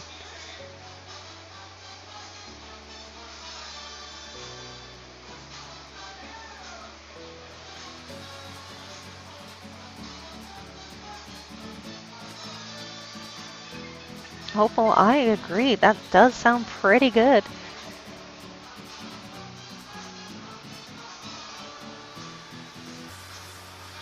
It's actually funny that you say that because so BCA Tucson changed their dates to the end of July. So we will be now in Tucson in July for Carlos's birthday. And then 2 days after Tucson finishes, we will be in Vegas for APA. We will be on the road playing pool for 3 weeks at the end of July and almost in the beginning of August. And so when we were talking about that yesterday in our PTO and blah, blah, blah, Carlos was like, man, that's like a second honeymoon. Because we love pool.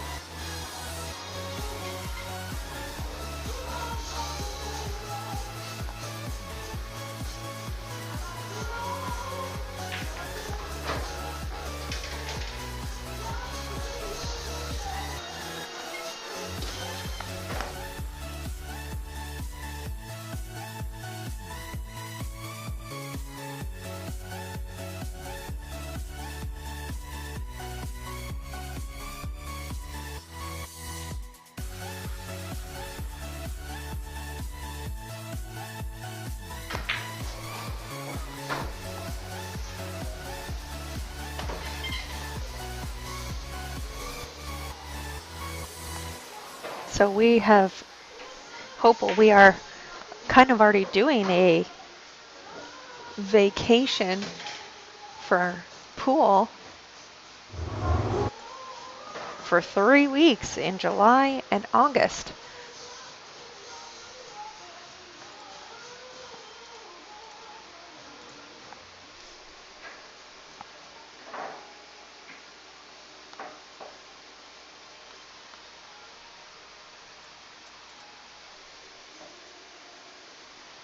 So again, Bobby not the favorite, even though he is 1 ahead. But the closer they get, the less of an advantage it seems that Jack has. Thank you, Chuck, about the overhead view. We have 3 views here at K2 Productionz, and we do try to use a little bit of all of them. That was not a fantastic break originally, but then the cue ball came back and said, I will go through here a second time and help you out.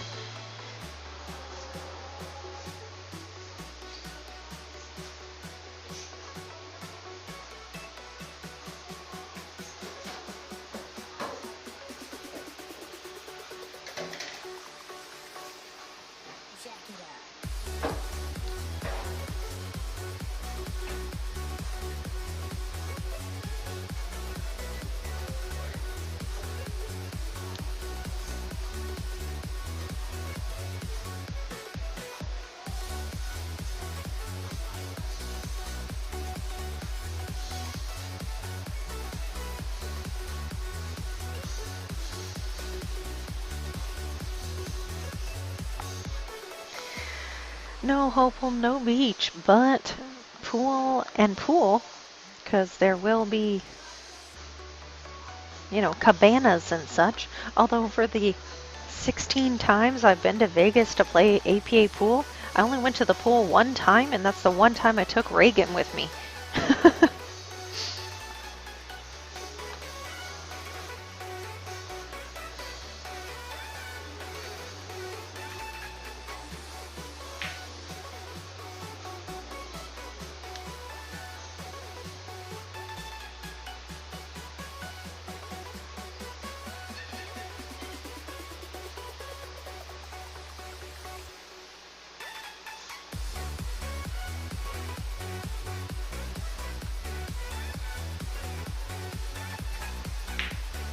Nice shot by Jack.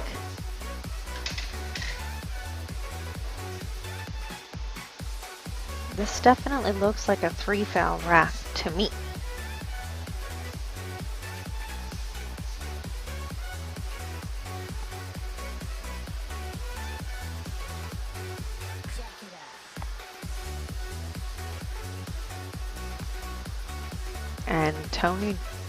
And Jack just proving my point.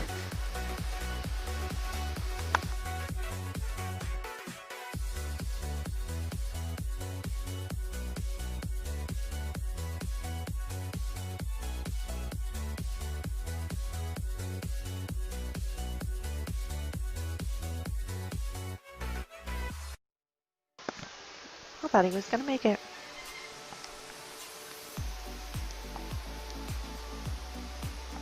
I'm eating crackers, so I'm trying not to chew in your ears.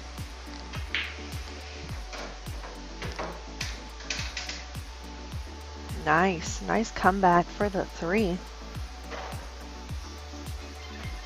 So we're on 3 and then 5. Can he shoot this with draw? Because I do think the 5 goes past the 9.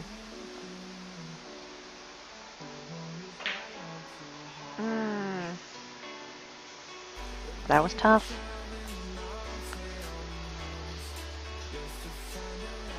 And now, leaving it tough for Bobby to make the 3. Come 1, 2, 3, maybe even 4 rails. Down to that 5.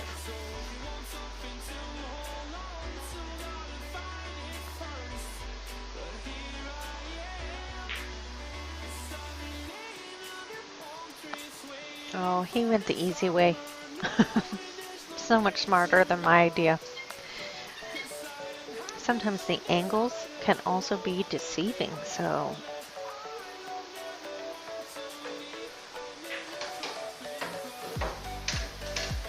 Run into the 10.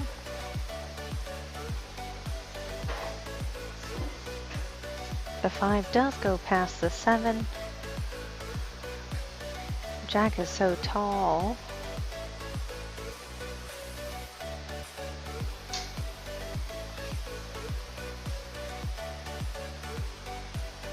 I think he's trying to how to avoid the 9 ball. Oh, I think he's trying to play safe and tuck it behind the 8-10, but... Or play two-way, where you tuck it behind the 8-10, but also try to make the 5. Because he did have shape on the 6, but just missed.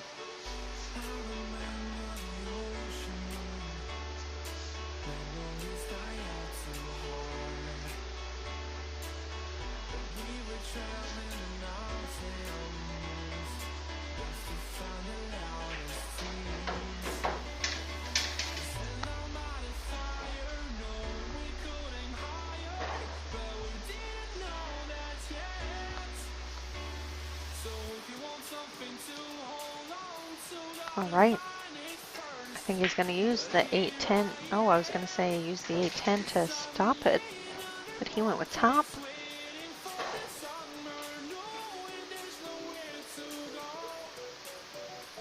I do think that the 8 ball goes, though. So if he can shoot this 7 with inside and just come straight back, you can see him cueing with the inside there. Exactly like that.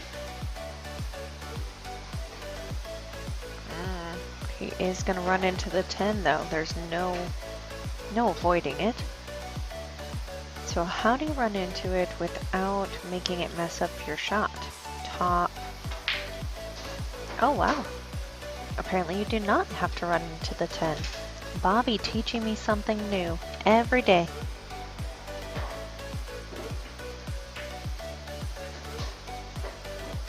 All right. Sider all the way down.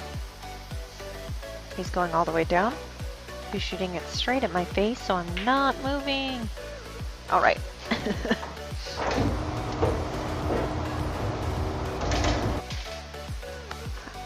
I always hate when they shoot towards that bottom right of your screen right there, towards that pocket because I'm right at the end of that. I'm about 4 feet away from it, and it makes me very nervous to move.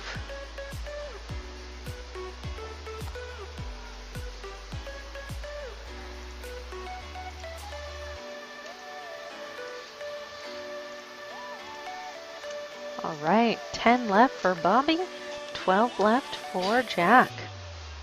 Anybody's game still. And apparently I now have $20 on this. Nice ball down. 2 balls down and hooked for the 2. Oh man.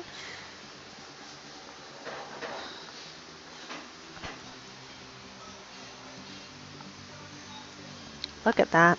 Perfect safety on himself. He's going to push into some sort of bank, I would think. Or because the 3 ball is pretty tied up, go ahead and push into something that he can make. But that's tough to get to the 3 ball.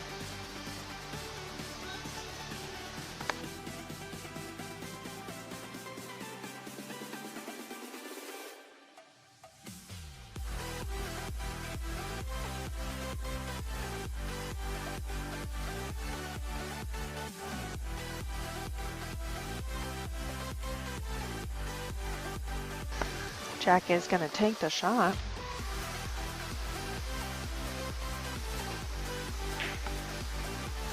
Oh, nice attempt and got the breakout. I forget those beautiful banks by Jack.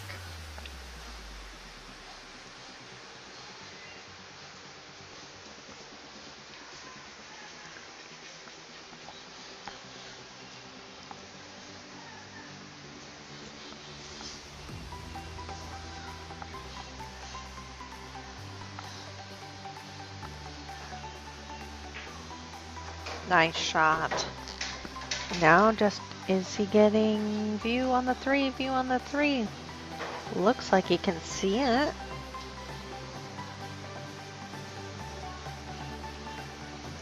He's getting down pretty quick, so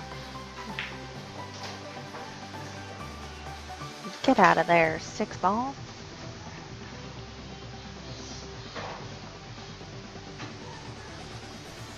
I feel like I can tell that Bobby's feeling good. Like he's kind of hopping around the table a little bit, walking quick. He's not anxious, he's just shooting confident. So I feel like he's feeling good. And I jinxed him. As I do.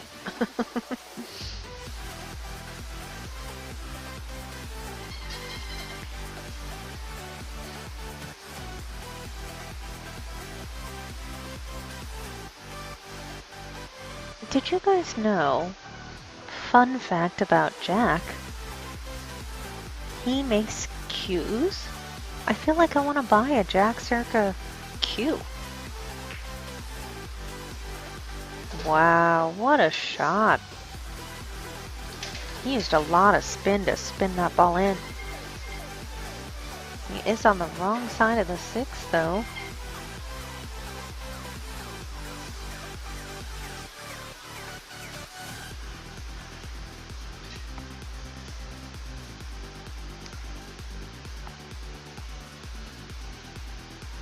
So I knew, like I was going, dang.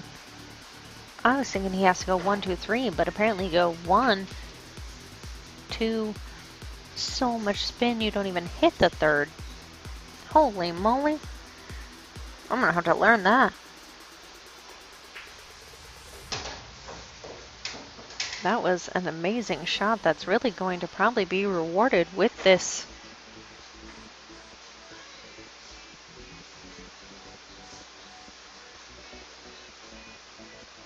Rewarded with this shot.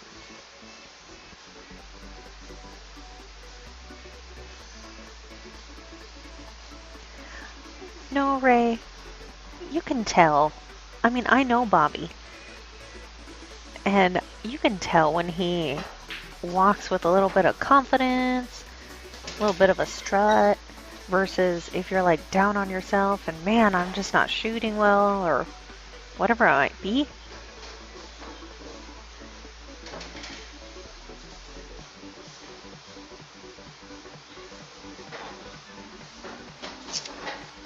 All right, we are both in the double digits now, which means we are halfway there.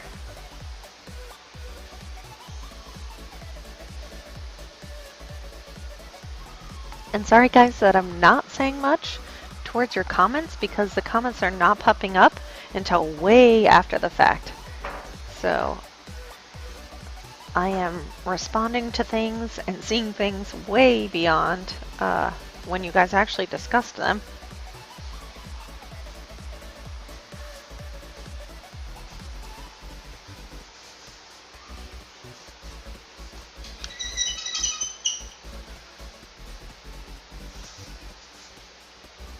I have to keep exiting and coming back.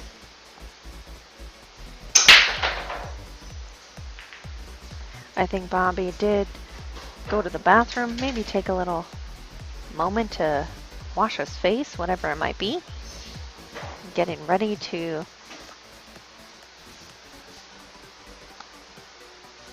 get back into it. He is still ahead, so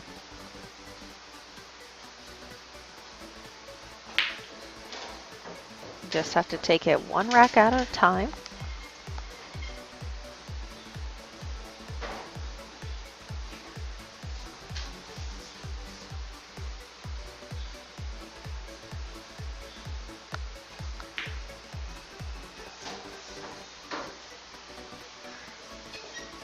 Oh, he didn't quite slide down enough for the 3, it seems like.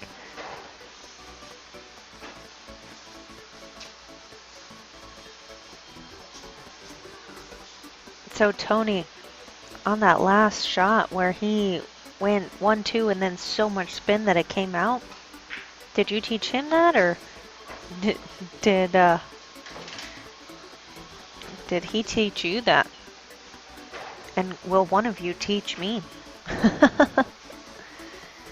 Wow, what a great shot on the 3, just to now have to come up with some more magic on the 4.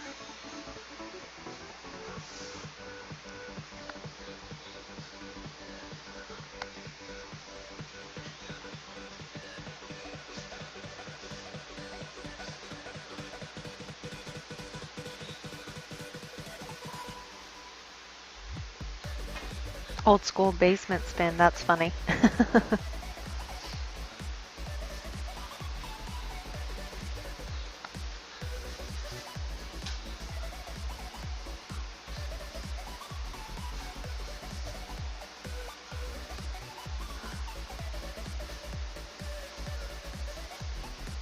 So I think because COVID has been on the rampage for so long now, we've all had to come up with new hobbies. Now, like I said, I know Jack, Scerca, makes cues. I did not know that, but now I do. And here in Phoenix, golf was never shut down. So Bobby actually says that golf is a hobby of his when he's not shooting. I know a lot of pool players play golf. What is the connection there? Somebody tell me. Is it the gambling aspect? Because it obviously has nothing to, like they aren't similar games.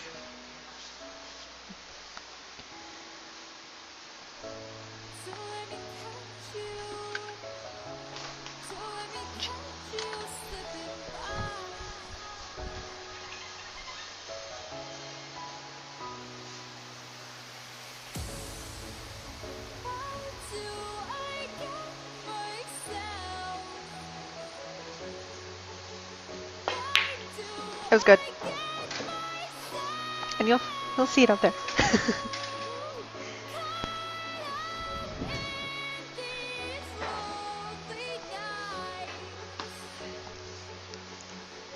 That was a great shot.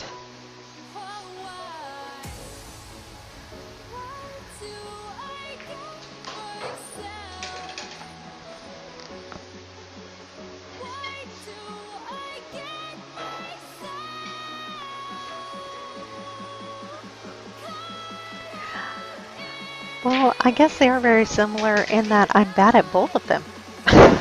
Now, guys, I'm really good at putt-putt, though. So, you know, if we're ever going to do some castles and coasters challenge, I am prepared for that.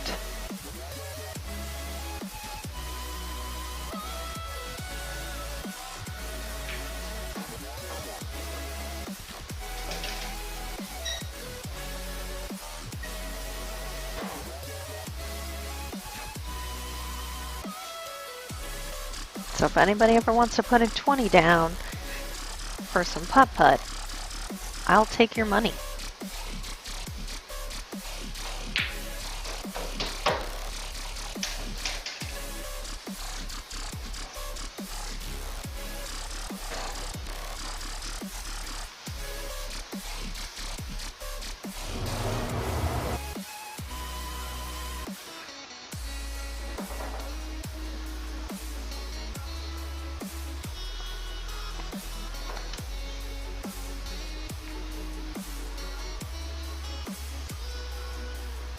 All right, score is all tied up.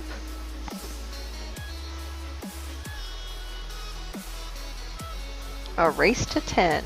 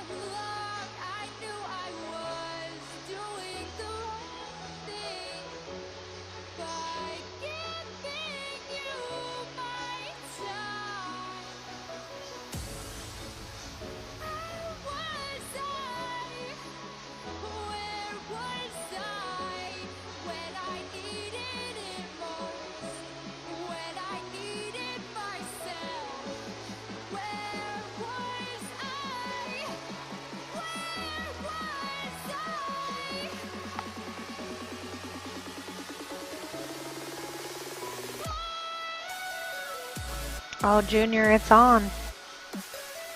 It's on. We might have to run the whole circuit.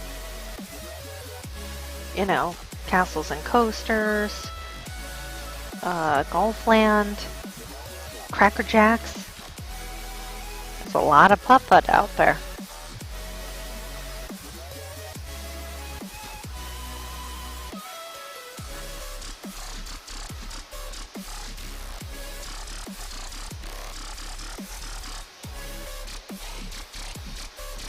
Tom, the man playing Jack is named Bobby Thomas. He plays League out of JJ's on Monday nights, Champions League. He's a 6'13". He's a very nice guy. One of the first people that I actually met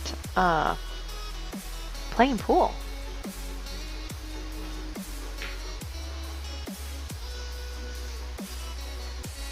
At JJ's.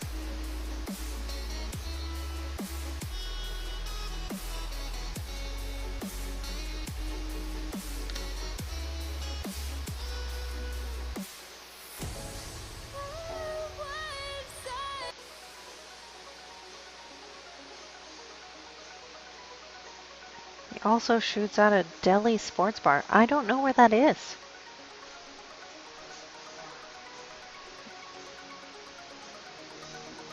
Where is Deli Sports Bar? Nice shot.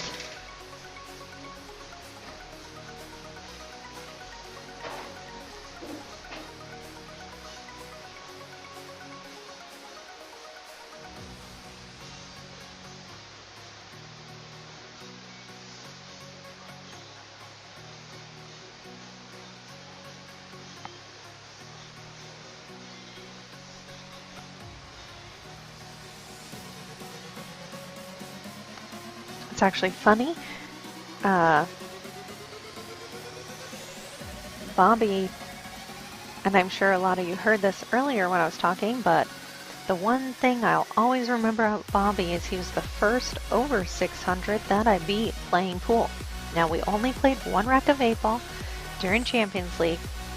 I only won 4 out of 75 matches, and Bobby was one of them. And I don't think he was trying that hard, really, because he had somewhere to be, and he was playing all 5 of his matches at the very beginning. And I was like his 5th one, and I think he was trying to rush to go, but I don't even care. I'm still going to take credit that I beat the over 600 on their team. I was actually the only one on my team that night that beat him. And it was one of my 4 wins out of 75.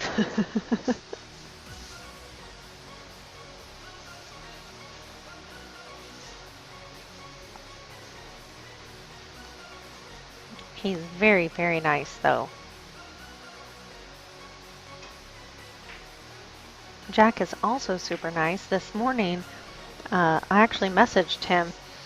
He was on he was coming over here today to play, and our spot on our table is coming up, and it's actually causing some of the balls to roll off.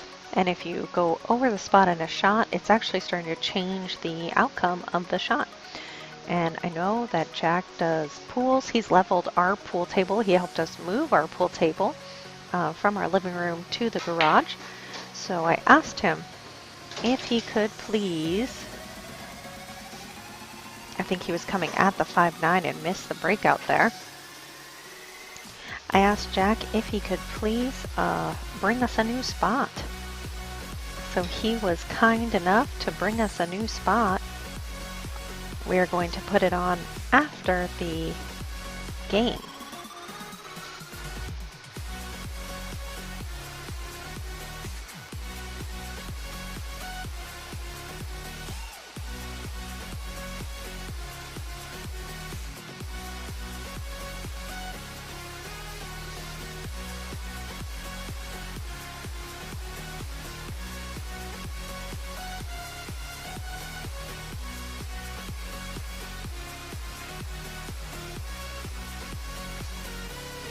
Oops, that's not what he wanted.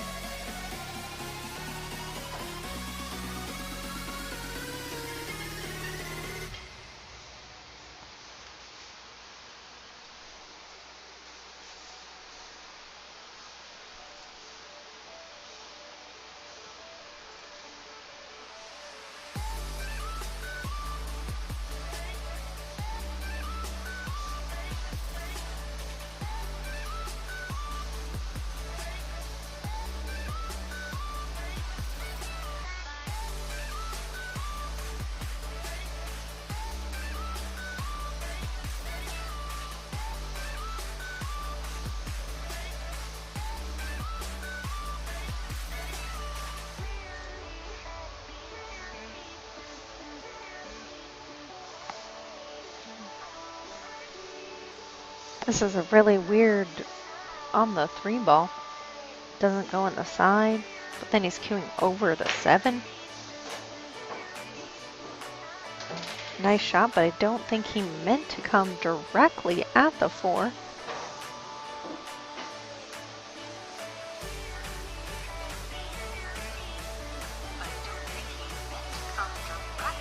Oy, oy, oy, oy. There we go.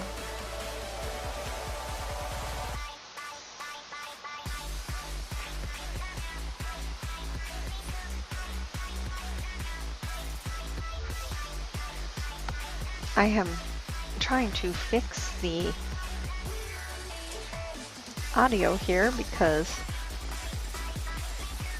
Carlos went to go get us food, which means that he took the music with him. So I'm trying to put music on for the guys to listen to, which I actually don't mind because now I get to... Oh no! And he broke it all up.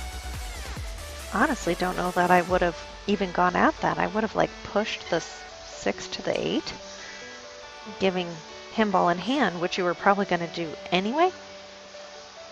But that way, 5 and the 9 are tied up. The 6 and the 8 are tied up, especially with the game tied. I don't know that I would have given it up.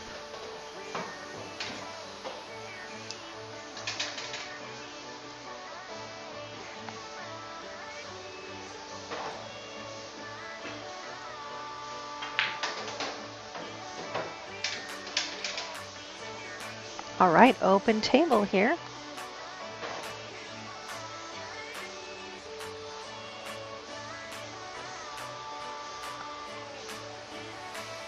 Shouldn't be any problems now with this run. Nice slide over. Maybe a little awkward queuing now because of the 10 ball, but he should be fine. He just has to slide over once again for the 8 ball, just like he did on the last shot.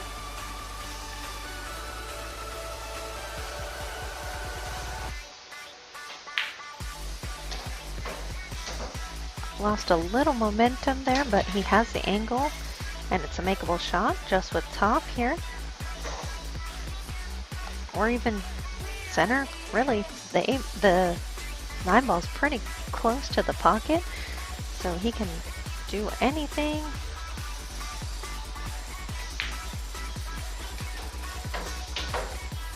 Big bounce, perfect. Just don't get straight.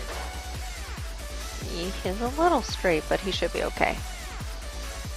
Cheat the pocket just slightly. And come on out, just like that. And now I think for only the second time in the entire match, he is ahead.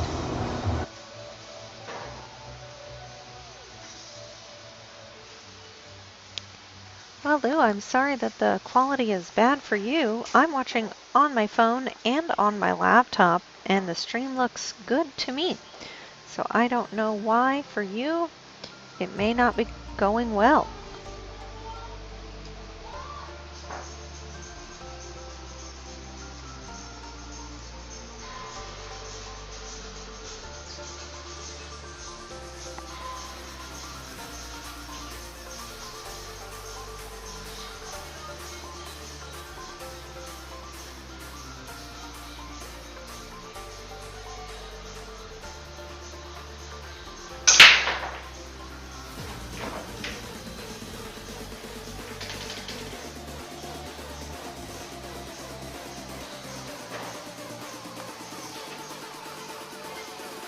Ah, yes, the iPhone.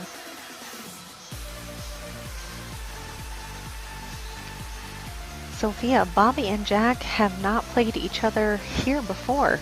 In fact, this is only the second time that Bobby has ever played here at K2 Productionz. The first time was in a Scotch doubles match, actually.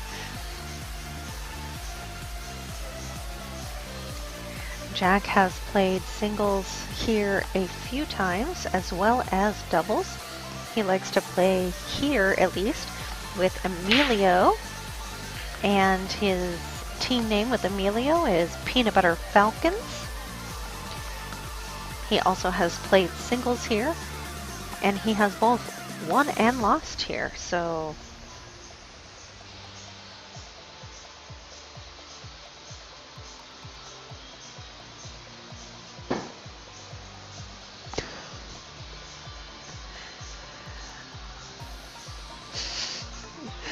there was just a huge bang outside, and I'm hoping it's like a firework or something. I don't know, but it made Jack laugh. And I just looked at him, I was like, oh.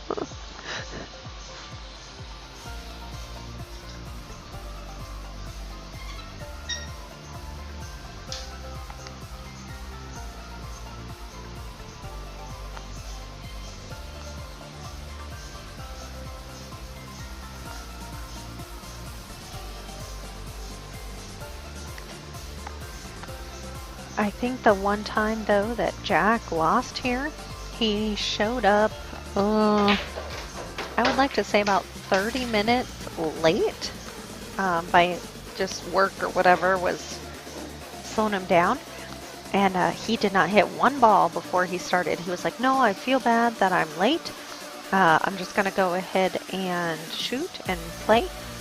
And that bit him in the booty, and he lost.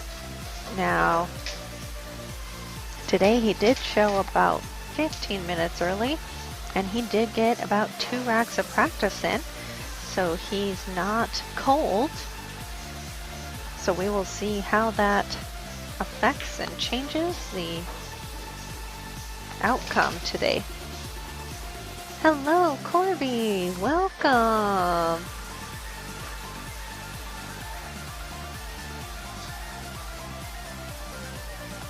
Welcome to the stream. I feel like I haven't done the stream in so long. I missed all my people. One of our regulars, Carl,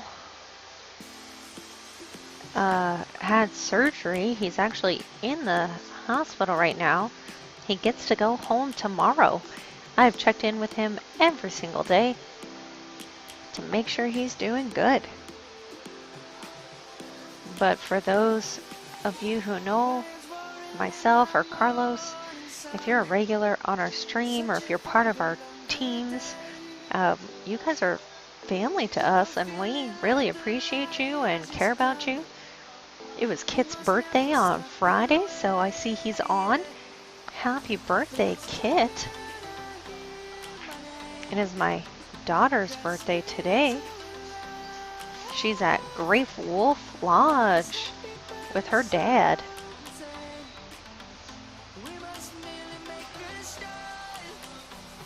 So I try to keep tabs on all my peoples.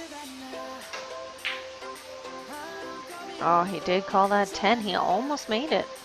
But again, a little bit of a sellout. Because now open table to Jack. He can't be doing that. I think he's playing a little tighter at the beginning. If he just goes back to that, he could still win this.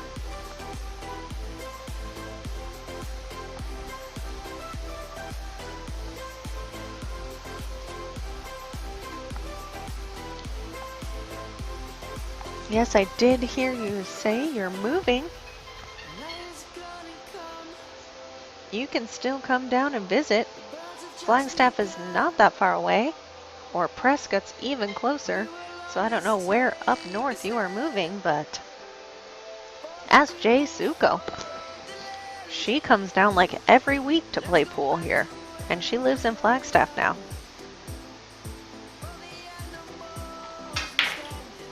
Oh, tried to force it. Wow, I really thought that was gonna be the end.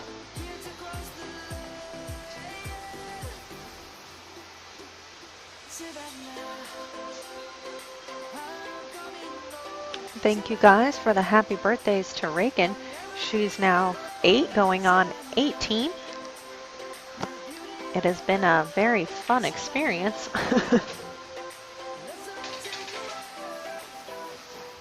Snowflake. I have been to Snowflake one time in my life. I don't even remember why I went, but I was there, and I went to some pizza restaurant or Italian restaurant, something. That was a long time ago, like 15 years ago. Oh, nice. He got almost perfectly straight on that 8-ball. David, this is a 7-foot table with 3 7/8 inch pockets. Tiny, tiny pockets.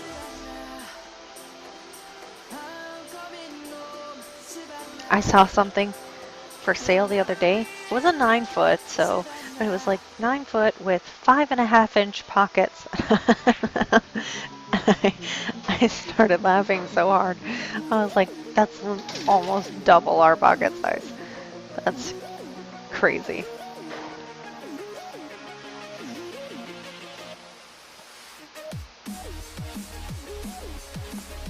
All right, Corby. I love your messages. I will see you later.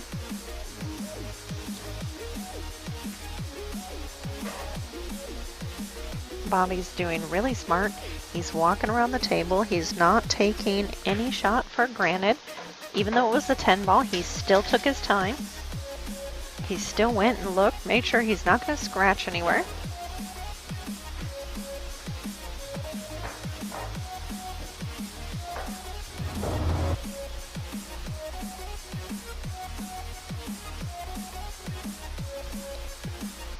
This has been a very tight race the whole time, except for in the very, very beginning. So if Bobby can remember what he was doing at the beginning,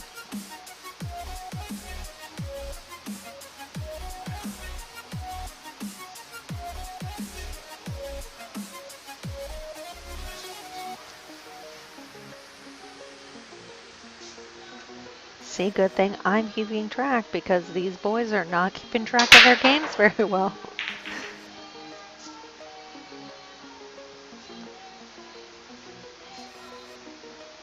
Dry break there. Nope, not 122.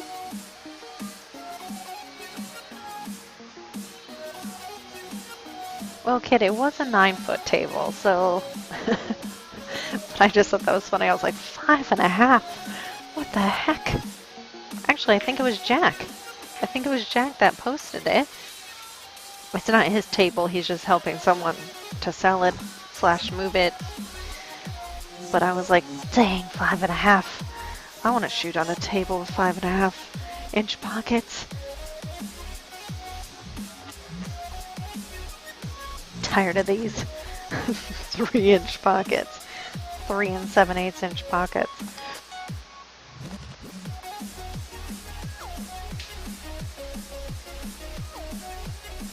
Oh, somebody's getting a jump. This is the biggest jump cue I've ever seen in my life. He's actually jump kicking, but it's like the size. Oh, wow, that was an amazing shot. And he called it too. It's like the size of his regular playing cue though. It's only like 3 inches shorter. I do know that it is a sectional piece though. You can take the back off. Oh, we're doing jump for jump here.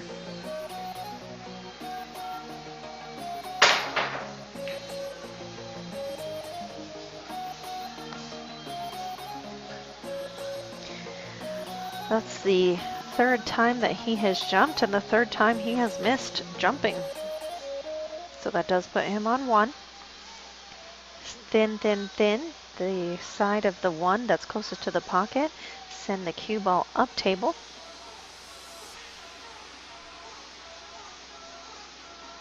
Justin, Jack, many options. Maybe. Oh, I don't like that. I don't like it.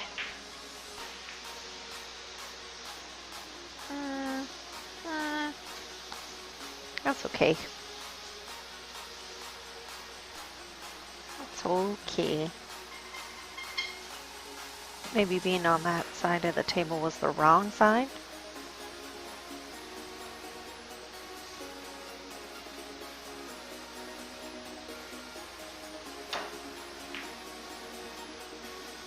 Nice hit.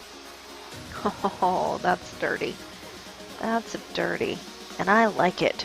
That was a great shot by Jack. Not only did he get the hit, he got the reverse return at safety.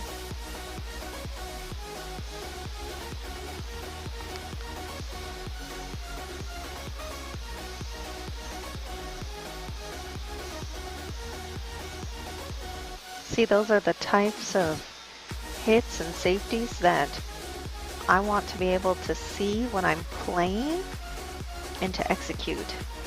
That would take my game to a whole nother level.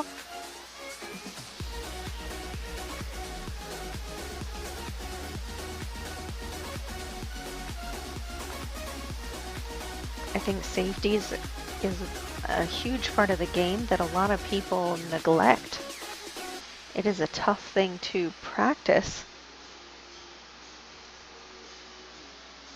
Carlos and I actually practice that by he has one ball on the table. We're playing 8-ball. He has one ball on the table. I have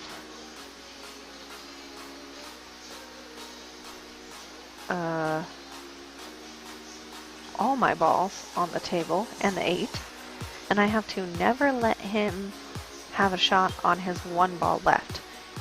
His theory being that you should always be the one to win if the other person only has one ball left on the table. So I am practicing that if I get out of shape, I can play safety, and that he has to kick or whatever it might be. And it really does help me think not just about my patterns, but also about my safeties.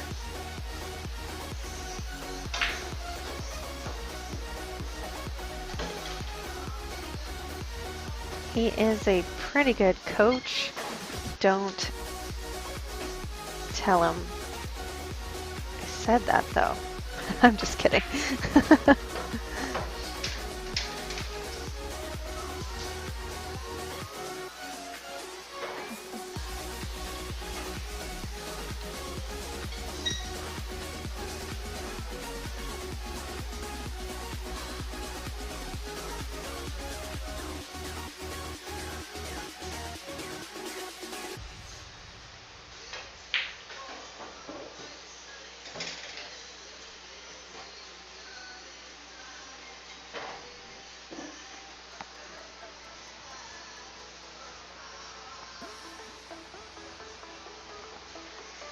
Sophia, the next Monday.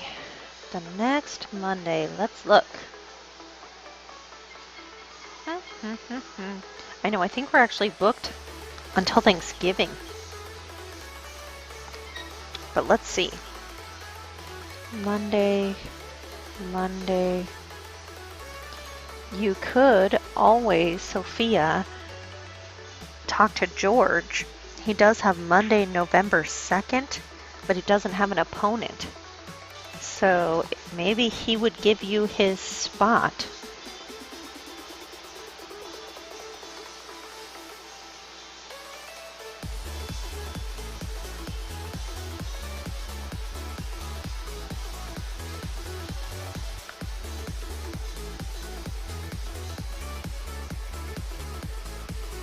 Otherwise, we have Monday the 23rd. That is the week of Thanksgiving. So I don't know if you want to play on the 23rd. So you let me know. Talk to George. He has 2 Mondays booked with no opponents yet. So you might be able to sneak a date from George Bell. If not, we have the 23rd. So you let me, Sophia. Let me know, Sophia.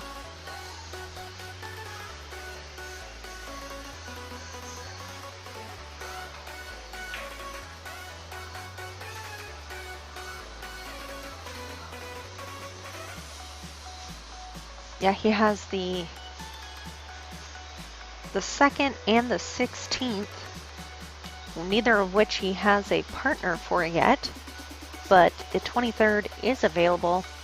It is the week of Thanksgiving. I don't know if you would want that date. So you just get back to me or talk to George or whatever. Oh, you have... Leah, I see your comment that you have cities next week. I don't know when our cities are going to be. Our cities should have been like 6 months ago. We are cities qualified for 8-ball. We are Tri-Cities qualified for 9-ball. If we can ever play Tri-Cities. So we're waiting for both. Our league was bought out literally the week of COVID, basically.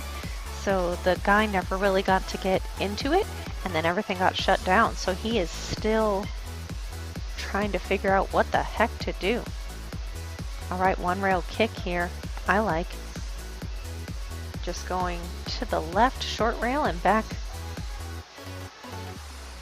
don't need much of an angle. He did miscue, but I think it'll be okay. Nice shot. Very nice shot.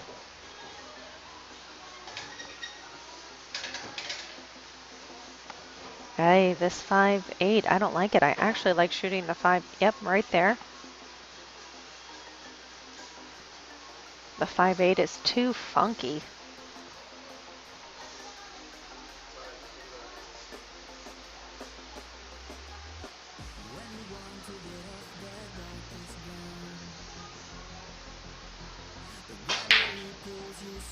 Oh, nice attempt. He literally moved every single ball on the table. He completely rearranged the table on that one.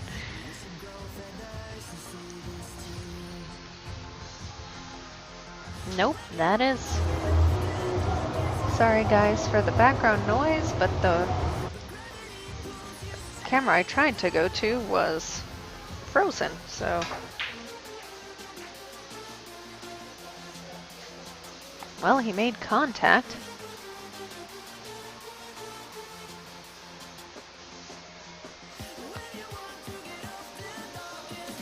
All right, Miss Sophia, I will book you for the 23rd.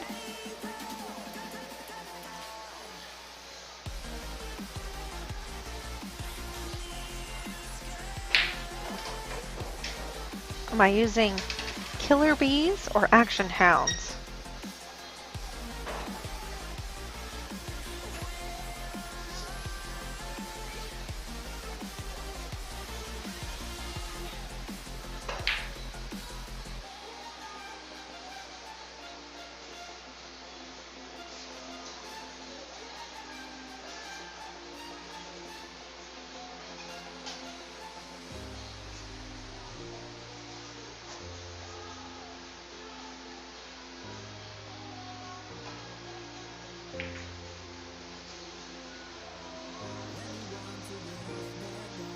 We have a little bit of a safety battle going.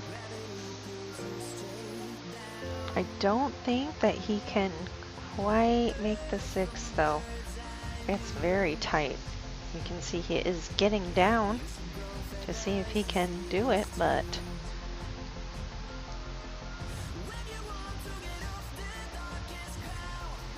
action hounds it is. You are officially on the calendar. When you find your opponents, you just let me know.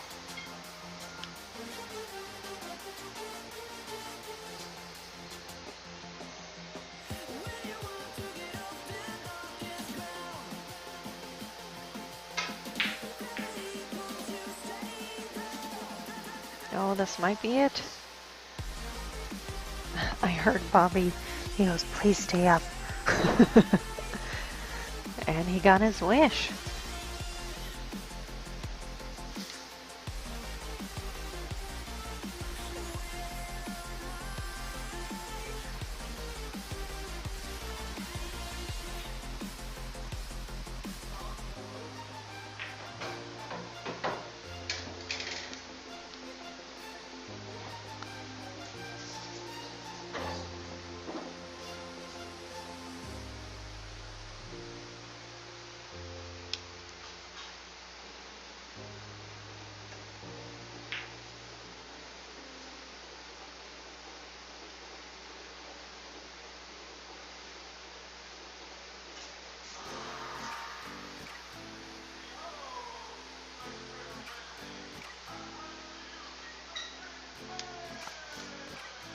Yikes.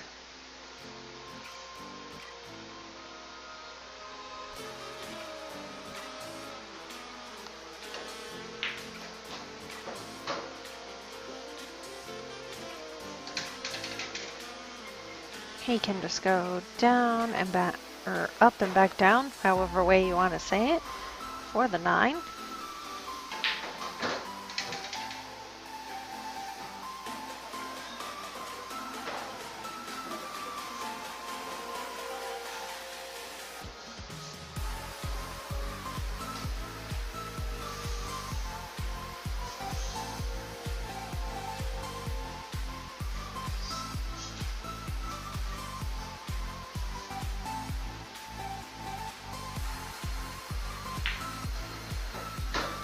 Nice shot, using that inside to bring it straight.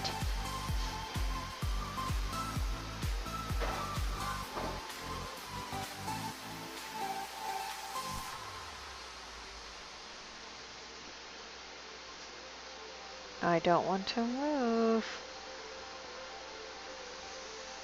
He's staring straight at me. All right.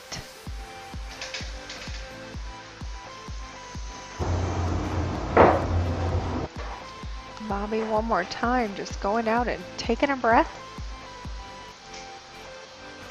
Or taking a drink and a breath. Nope, that's not the one who won. There we go.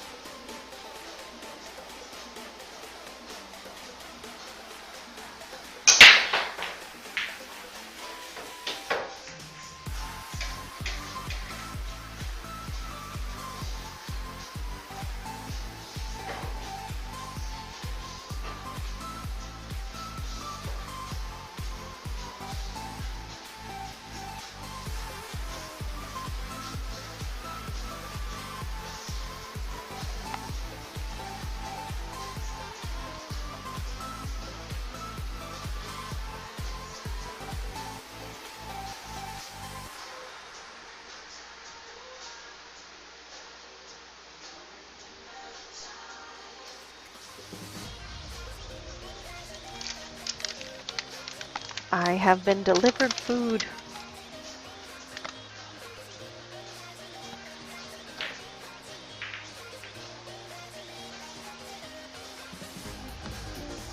So you guys watch, and I will be back in a moment.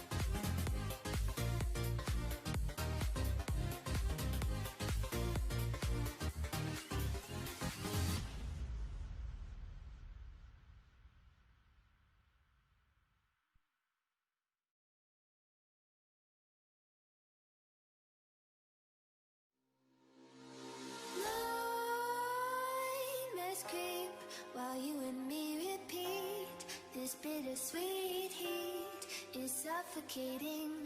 I'm waiting and always hesitating. Kryptonite desires set my heart afire. Heart on fire. Set my heart afire.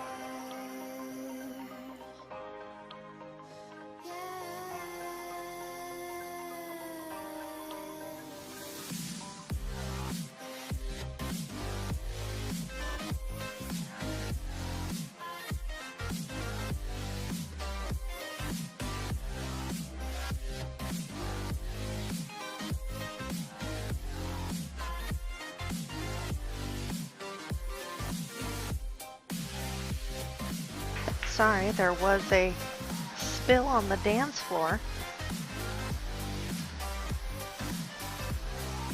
So I had to clean it up. He was like, I'm pissed because it's my last drink. Because I was like, don't worry about it. It's, you know, just gym mat flooring. And he's like, yeah, but it was my last beer. Dang it.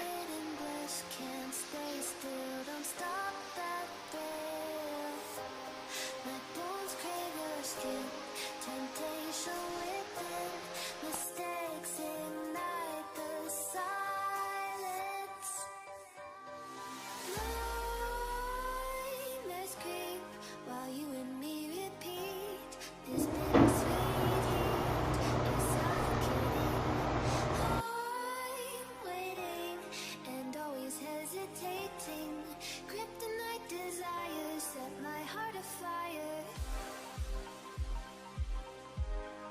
Heart on fire. Set my heart afire. Yeah.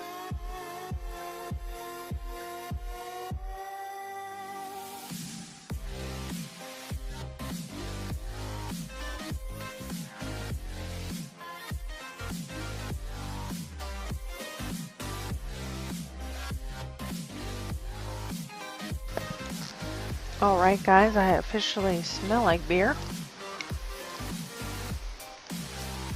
from cleaning up some Bud Light.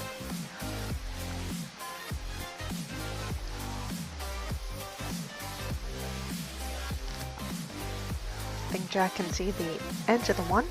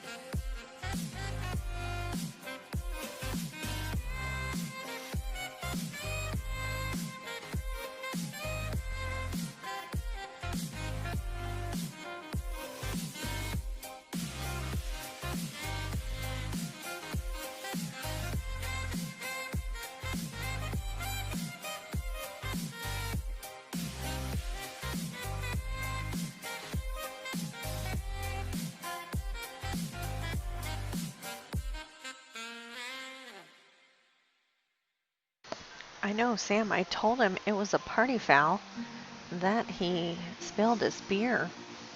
And that's when he was like, I know. And I'm not even,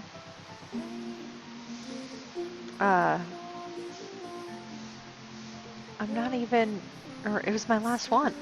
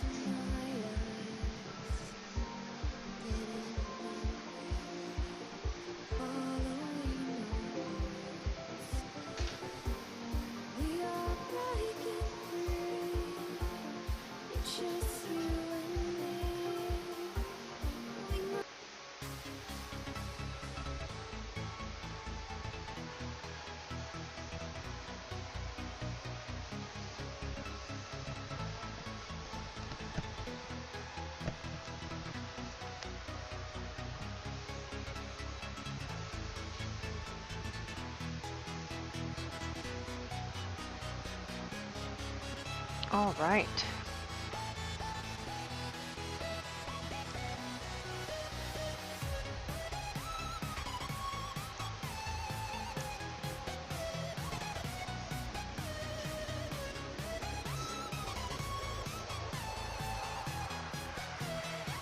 I think we are going for a 3 foul here. Nope. That one is frozen. Let's try again. There we go.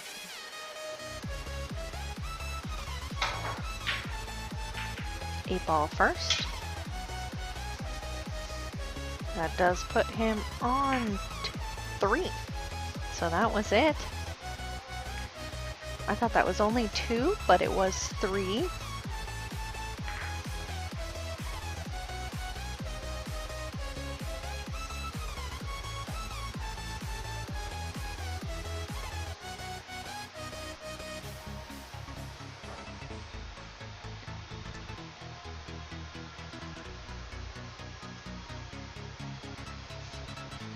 Bobby is behind, but not finished. He still can definitely come back. He's only down by 2. It's the first time he's ever been down by 2 this entire rack, or match, I mean.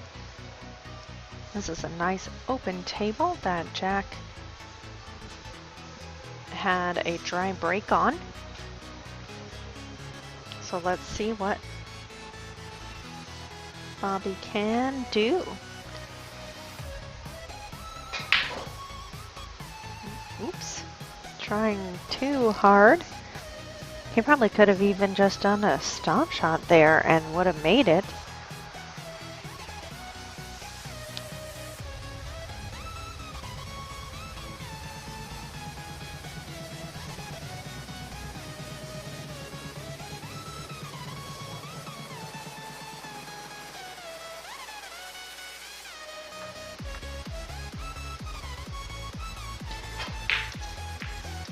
Nice. Nice carom there.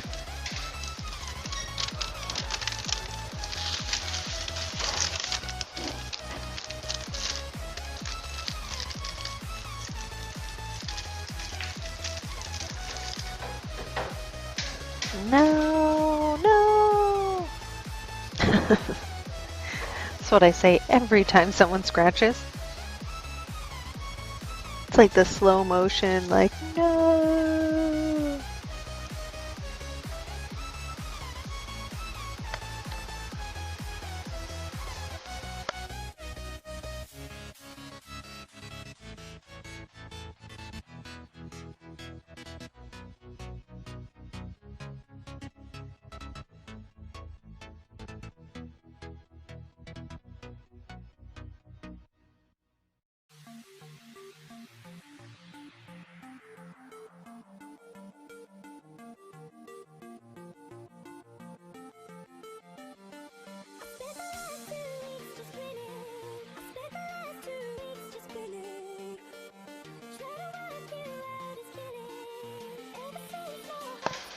Nice simple draw.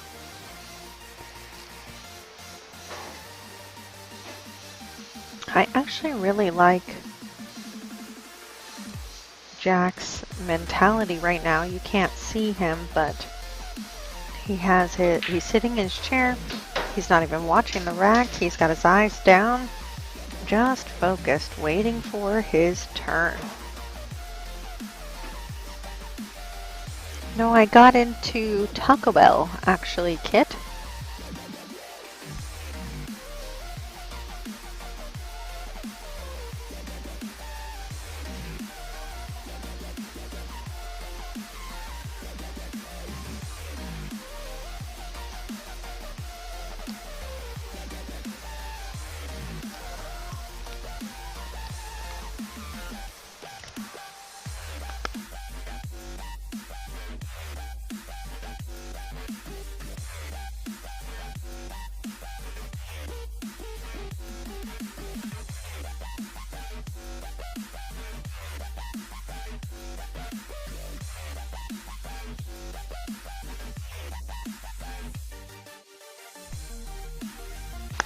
I think that he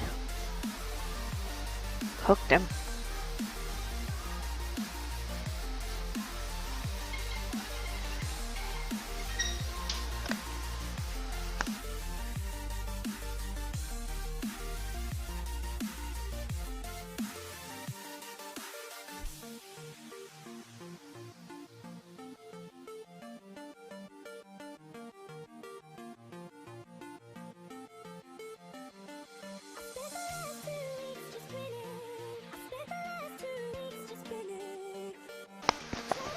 And that proves how wrong I was.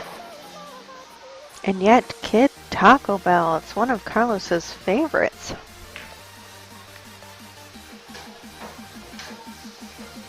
He hit it so soft. I think he's hooked now. He is getting his jump out.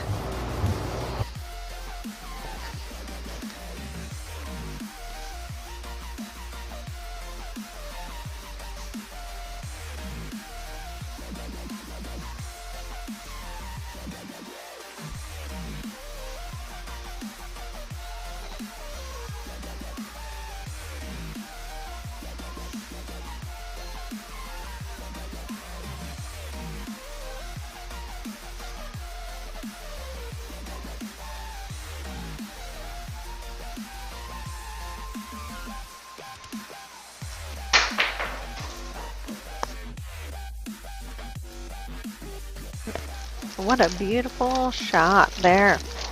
That wasn't just straight in the hole either.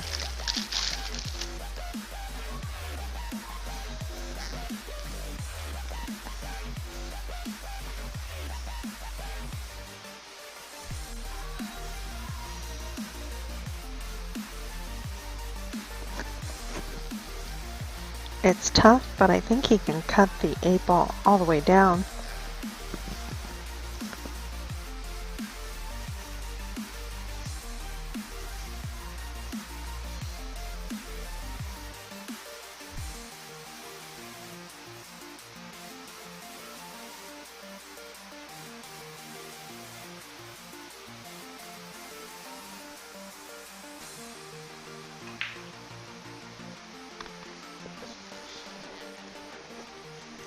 Did not quite make it.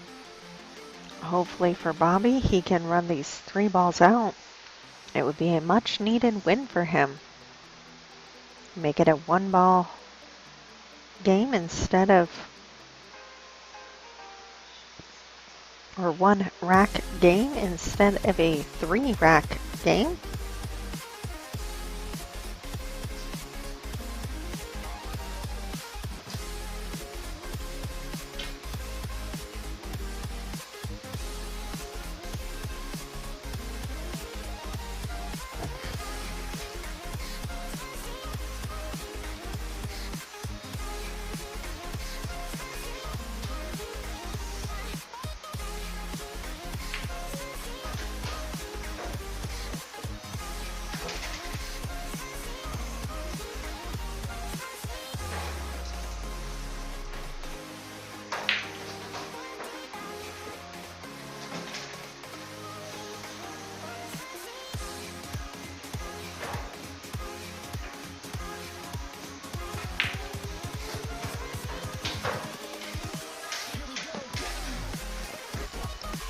All right, much needed.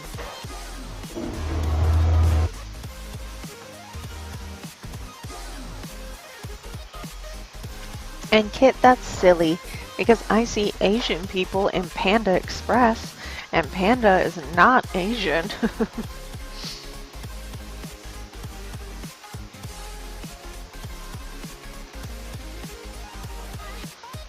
Not real Chinese food, but Chinese people like it.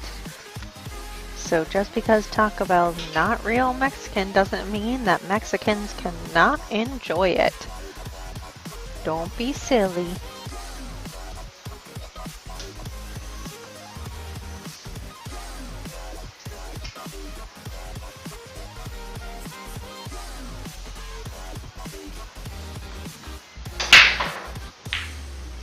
I think I got more of Bobby's beer than Bobby did.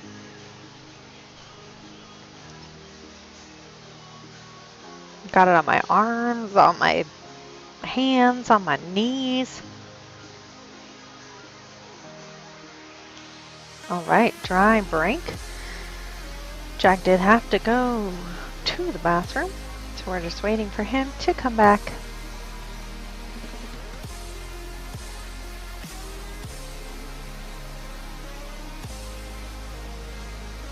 This has been a tight game from the beginning.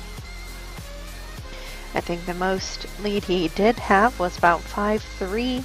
Bobby had 5-3, 4-2, 2-0. So most he's ever been ahead is 2. The most Jack has ever been ahead is 2. So they are a very tight matchup.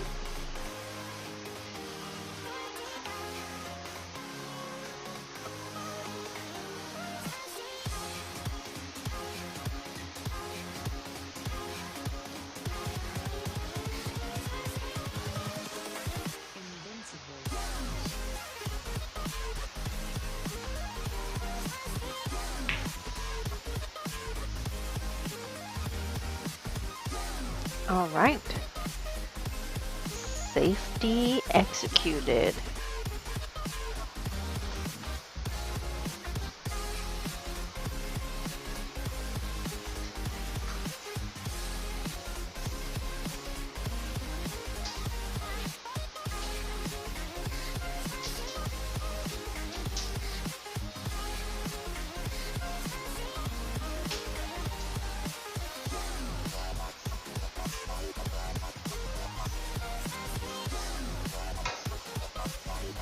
Oh, just barely missed it.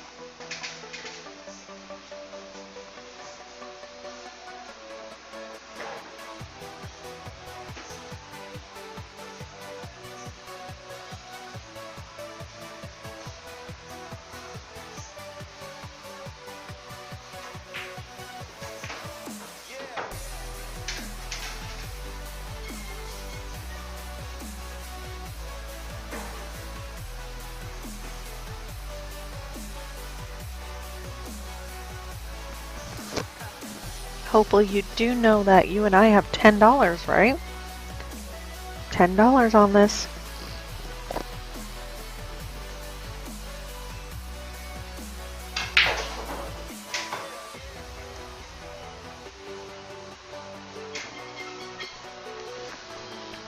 Great stroke there by Jack. I think that might have been the toughest part.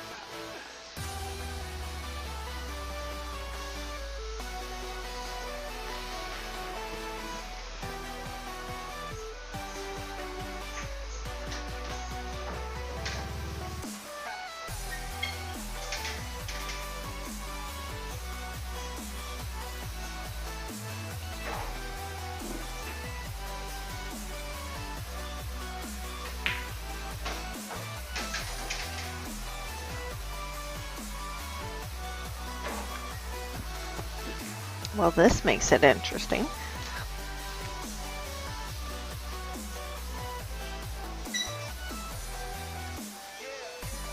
Of course not, Ray. Your 10 was the first 10 I could never forget about you.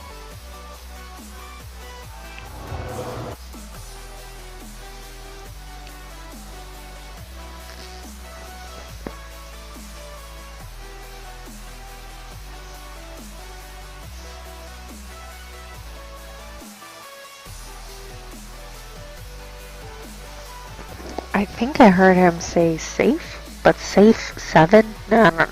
Sound the same.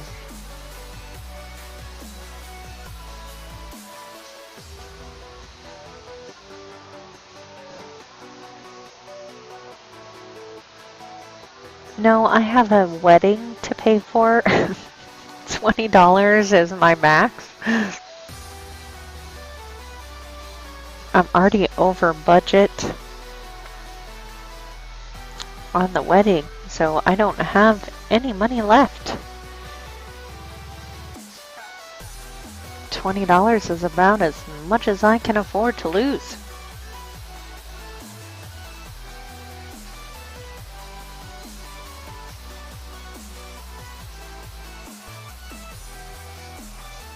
No, Jake, that was to me. Hopeful was saying, of course, he knows we have $10 on the line.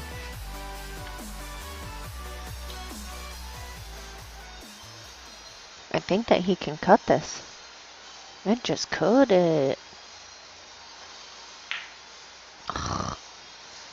Safety was smarter, but I want him to cut it. I think that 7-10 also goes, but again, maybe not the safest shot.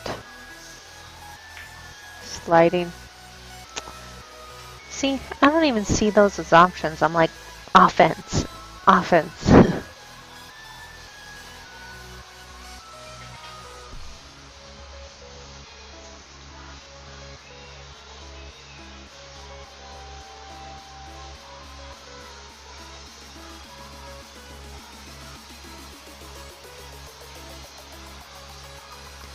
What is Cash App? PayPal, people. PayPal. Don't we come up with these crazy... Yep, touch the 10.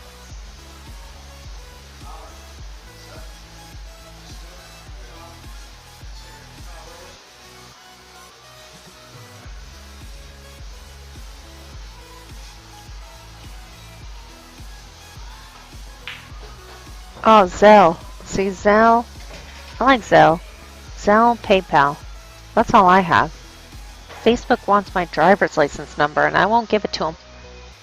So I don't have Facebook anymore. Just PayPal and Zelle.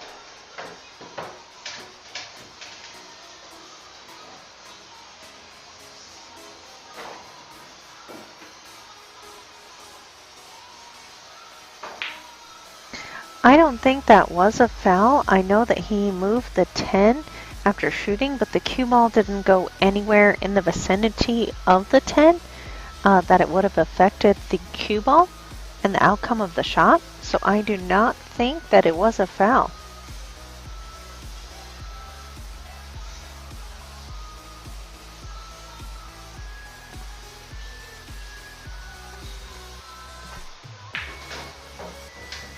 Oops.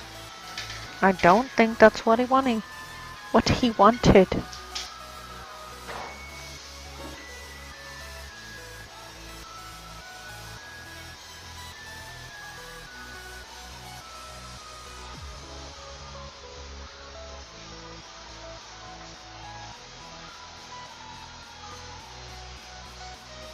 I did look at it, Jason. That's why I explained my logic. But the players agreed no foul, so...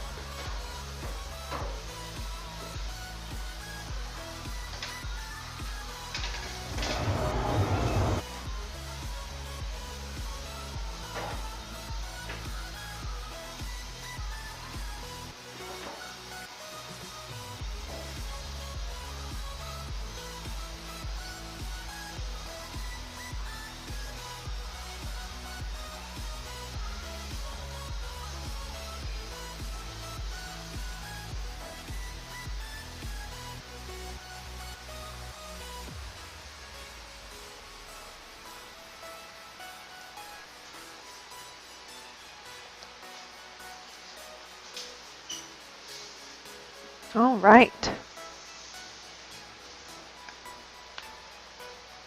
Here we go.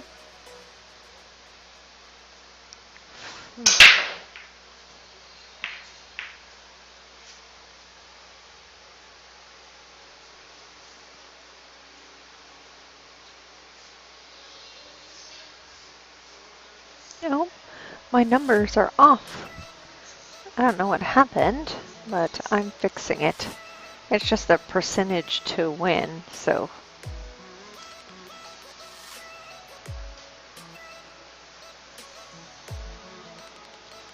This is the first time that someone has taken a 3-game lead, but with a winner break format doesn't necessarily mean anything, although neither one of these players have gotten a break and run today.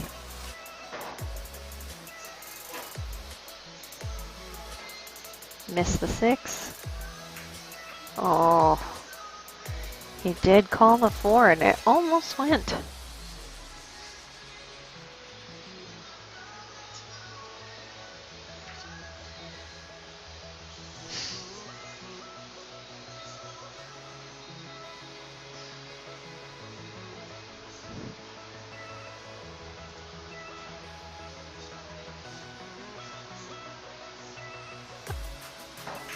Oh, it's because I gave Jack too many games there. That's how I came up with the numbers in the first place. I gave him games twice. I'm just so nice like that, you know? I was like, I don't know how that happened.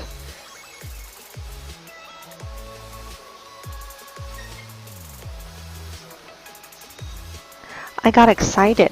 I don't know, I changed it at the beginning and I changed it at the end. You are correct, Sophia. I did fix it. I just got excited, apparently. Distracted by my quesadilla.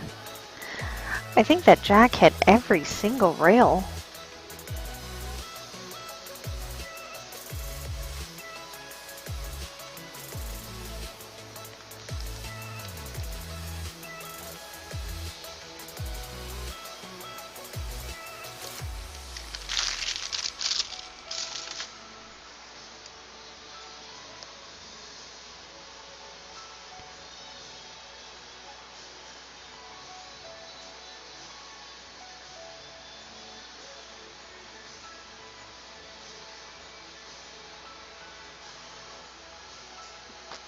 This again will be a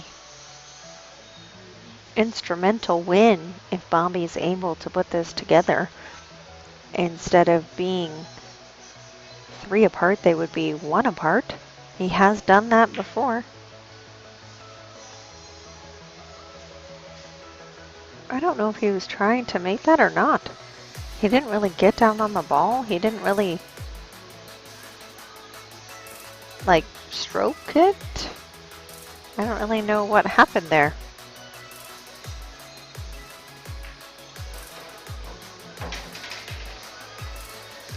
Maybe he was hoping that Jack would do that. Maybe he fell into his trap.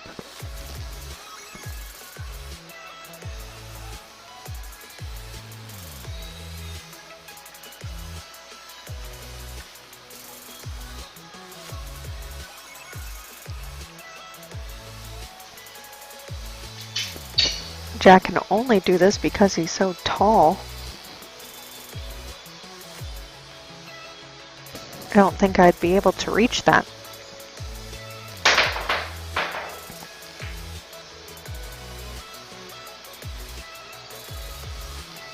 Alright, maybe this is what Bobby wanted.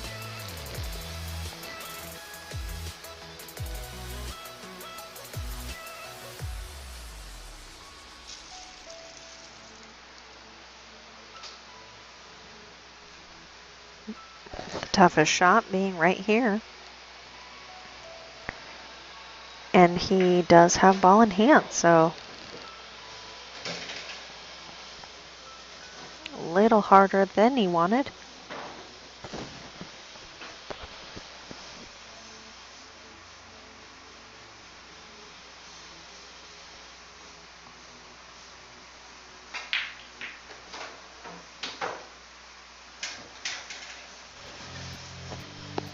That worked out really well for him. Just don't leave yourself straight on the 7 because you do need an angle to come out for the 8.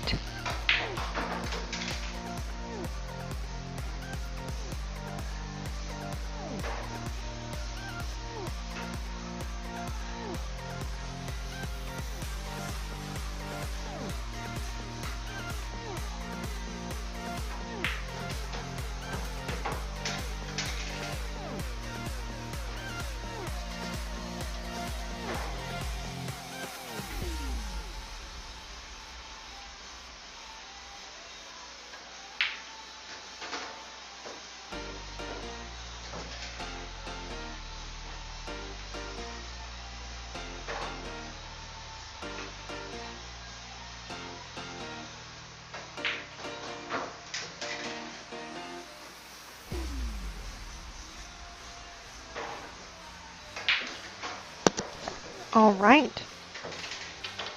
That is the second time that he's been able to fix instead of having a 3 deficit to having only a 1 deficit.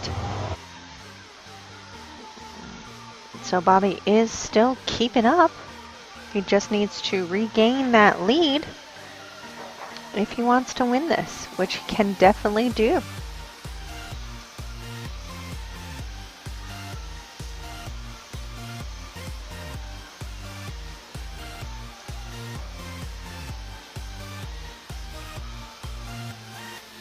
I'm sure that he would like it if I gave him 2 points right now, like I gave to Jack on the last one.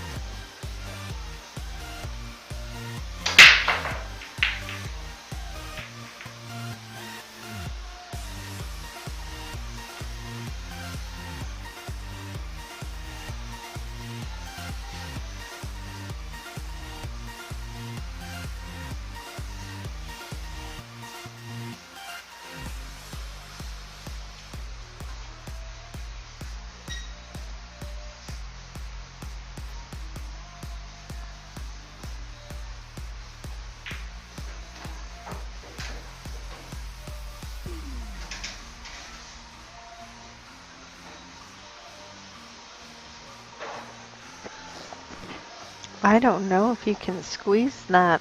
His head's kind of in the way. I don't think that you can squeeze the 2 past the 10. May have to do a combo. Yep, he's calling the 10.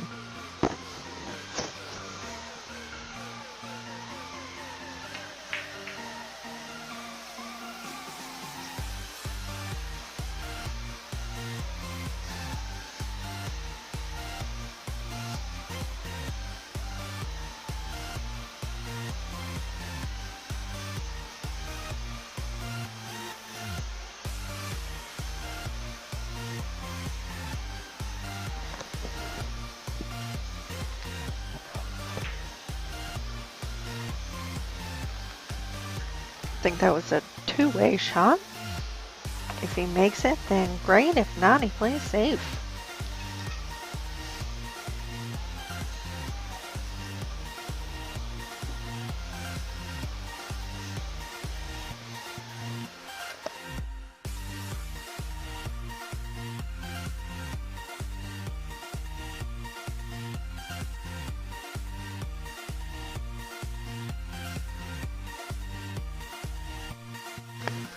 Right now, the 2 ball goes past the 10.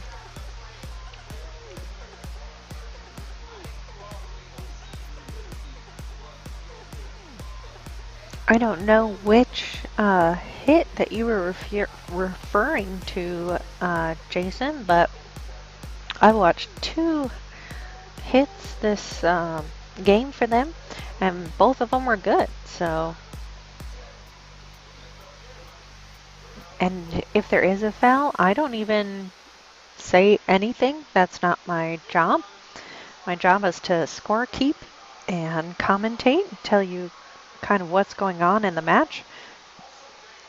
I might suggest that there's a foul or agree, but I don't tell the players that there's a foul unless they specifically ask me.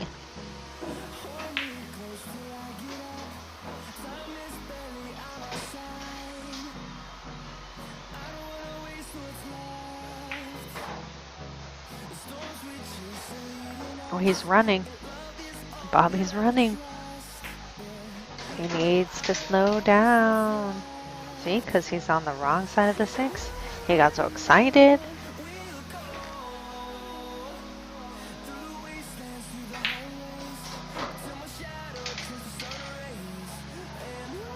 Nice recovery.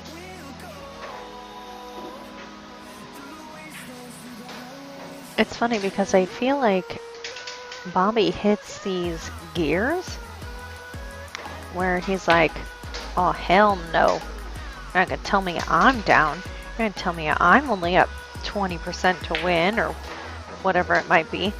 He's like, I'm gonna make all these balls.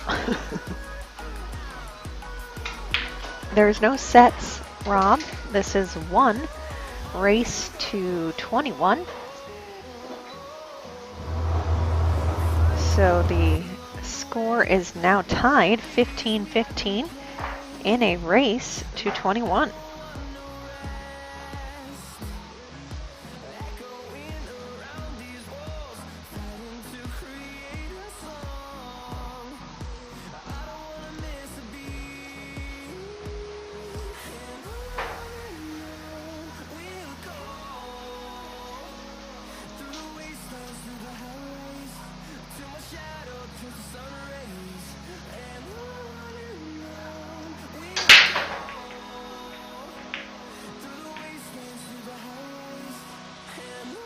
I know, Jason, that you said I was right. I just didn't know which one you were talking about.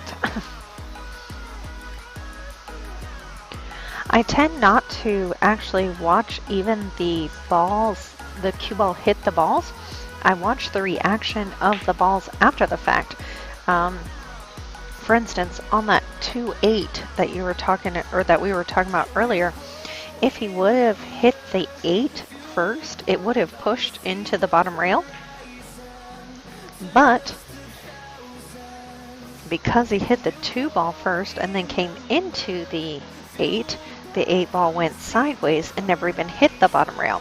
So that's how you can tell that he hit the 2 over the 8 without even actually seeing which ball was hit first. It's kind of like on the super close balls where you have to jack up and pop the shot so you avoid the double hit. It's very simple to tell because you can't actually see the double hit with your eyes. But if the cue ball goes forward, then it was a bad hit, because when you're that close, there's no way to physically go forward without double hitting it. The ball either has to stop or come backwards. So it's very easy to tell based on the results of the balls what actually happened without even necessarily having to see the balls touch.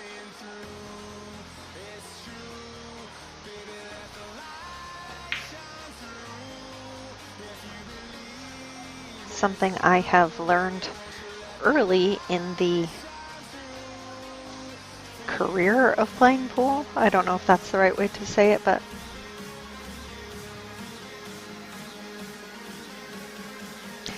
because that's the way they wanted it done, Rob. That's where they're from. They all live in Phoenix. I don't know. It's not a secret that everybody lives in Phoenix. So they wanted to put their hometowns.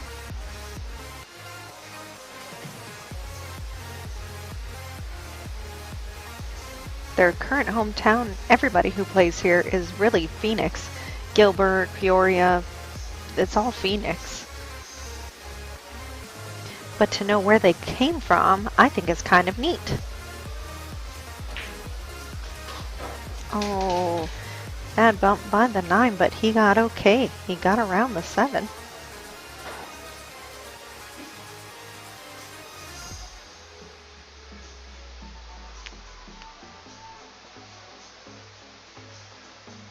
It's kind of like we can all tell that they play pool now, right? They're 600 Fargos. They obviously play. But to me, it's kind of fun to know where they came from or how they started.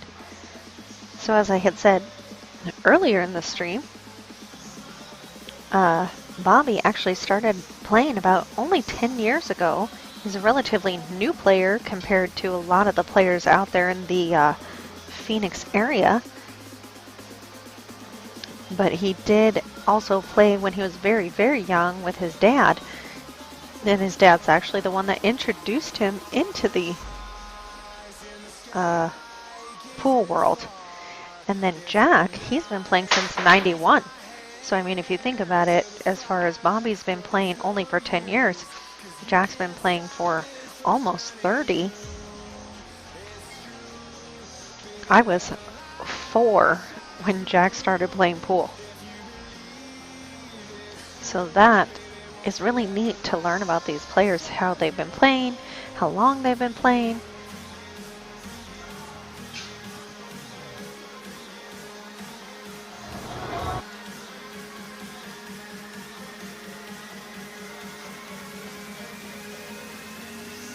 You can put whatever your heart desires, Rob. That's the fun thing about it. For instance, myself, I've moved 30 times in 33 years. If somebody asked me where my hometown was, I honestly wouldn't even know. So when people say, where's your hometown? I actually say San Antonio, which is where I went to high school. It's not even my hometown. It's not where I grew up when I was little, but it's the place that I associate most with being home, a home. So even though I didn't live there until I was 13, I went ahead and I'll say that my hometown is San Antonio. Your hometown is wherever you feel like you're from.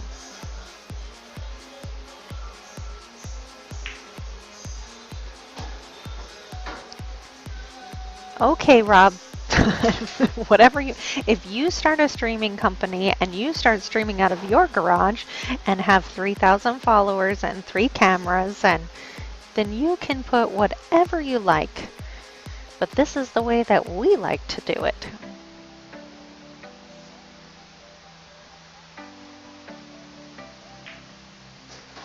Because we find background interesting.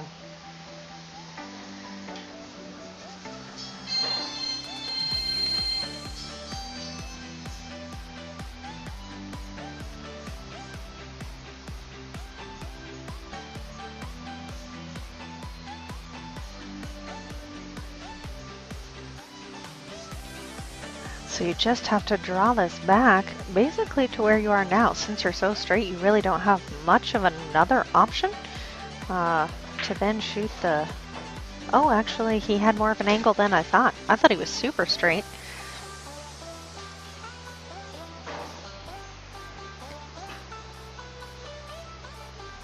See, Leah, you're kind of like me.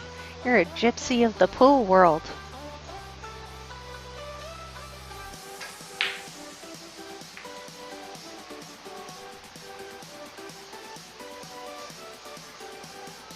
And that's the thing about the stream. There's so many different things to do and ways that people would do them. It's literally impossible to make everybody happy. You know, one person wants hometown, one people want where they're from now. One person wants $1,000 each, another person wants $2,000 in the middle. It's impossible to please everybody every time. Or for instance, a lot of people say we should have a 9-foot, 7-foot's no good.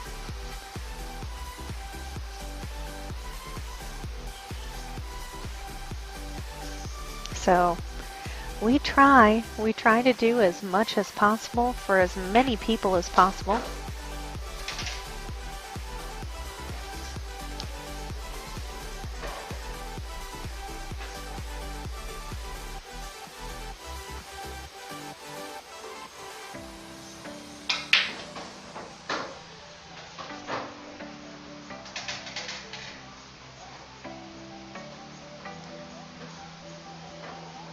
Made the 10 ball. Bonus.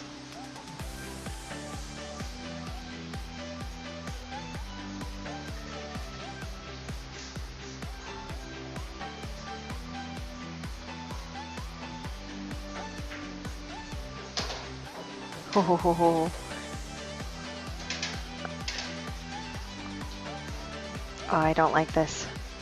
This is my least favorite shot that people do on this pool table because they call the side, which he just did, but our side pockets are so tight, a lot of the times they rattle them out. Oh, beautiful shot. Beautiful shot there by Bobby. Sorry for the background noise there for a second.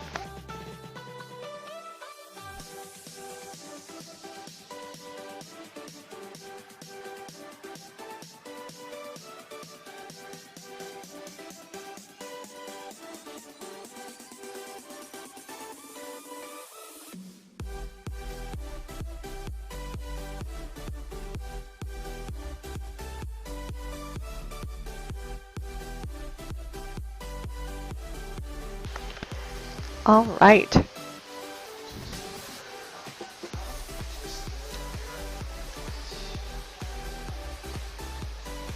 So our doorbell just went off, and then Carlos texts me that Bobby's food is here, and so I tell Bobby, hey, your food is here, and he's like, I have no idea what you're talking about. I was like, yeah, he said your food is here, and he's like, I haven't talked to anyone. I don't have any food here. And I was like, I don't know. I'm just telling you as the messenger.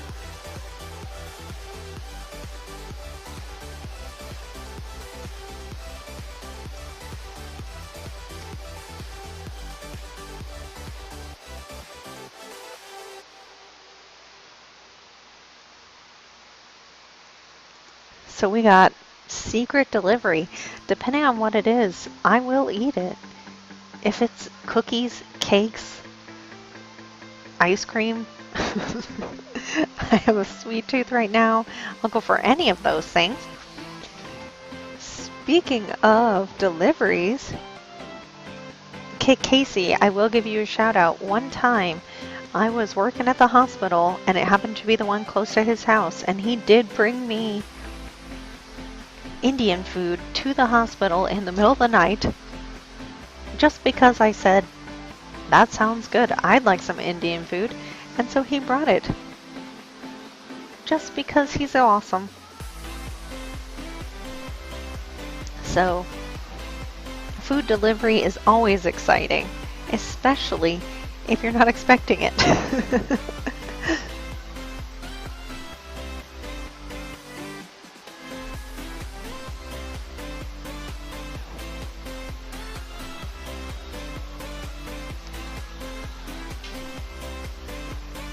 Well, Rob, he told me to put Chicago.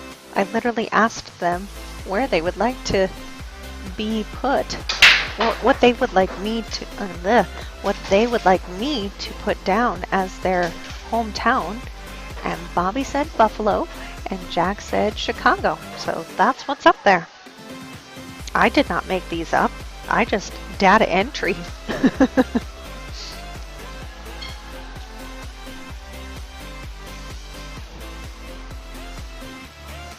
Oh yes, Thai food. Sorry, Kit.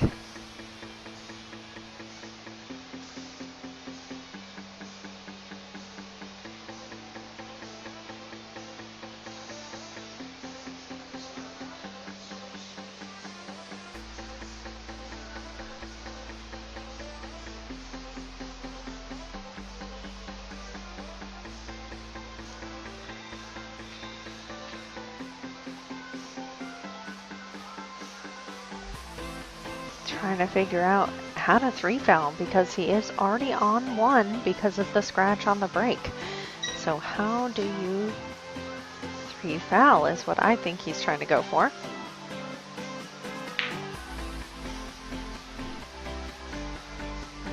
I think he was trying to tuck behind the 5-7, but he did leave a pretty good one-rail kick just on the right side of the pocket. You'll run into the 1, but you want to hit it on the thick side. You don't want to hit it on the thin side because it could come off and still scratch.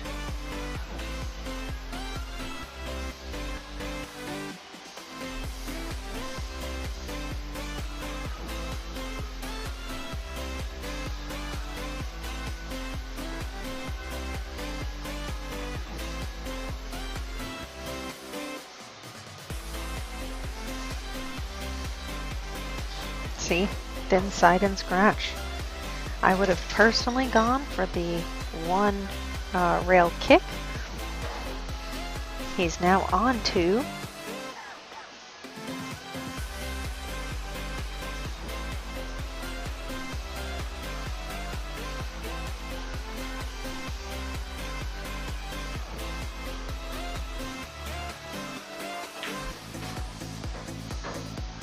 Now I think that he might go for making a couple balls and then maybe playing the 3rd foul on the 4 because that 5-7 is tied up. So I don't know if he's looking to play the 3rd foul on this 4 or maybe on the 5. or if he's just going to try to run it out by cutting the 4 in the side and coming at the 5-7, which is what he could be doing right now. Yep. But he did not leave a shot. That's super great for Bobby, but I do not think that Bobby will get the 3rd foul here.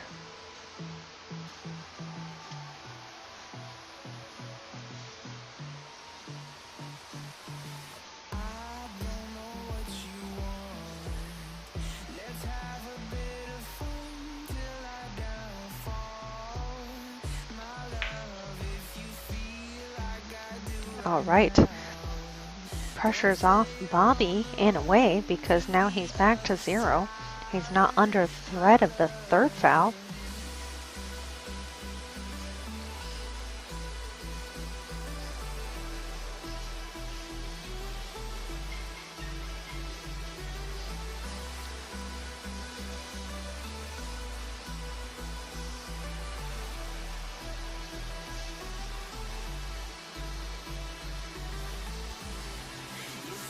So this is a really tough shot if he's thinking to go for it because he has to make the 4, come off this bottom rail, and then go all the way back up basically to where he is to shoot that 5 ball. So I'm thinking safe here.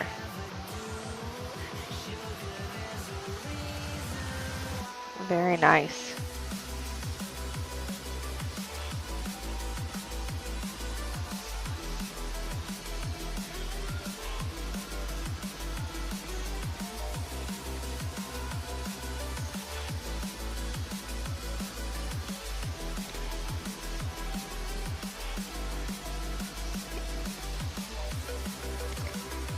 You guys are hilarious. It doesn't even say that that's where they live. It doesn't even say that. It's just their hometown. It's where they're from.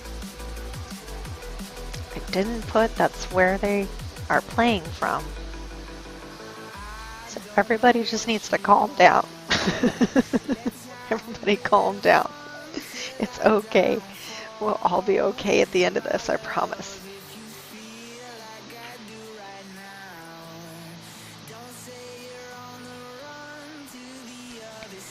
That's Jack's favorite hiding spot on this table. It's a great spot. I'm not knocking it at all.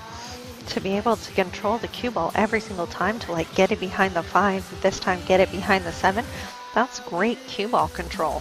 And honestly, and I think Sophia said it earlier, safeties win championships, you know?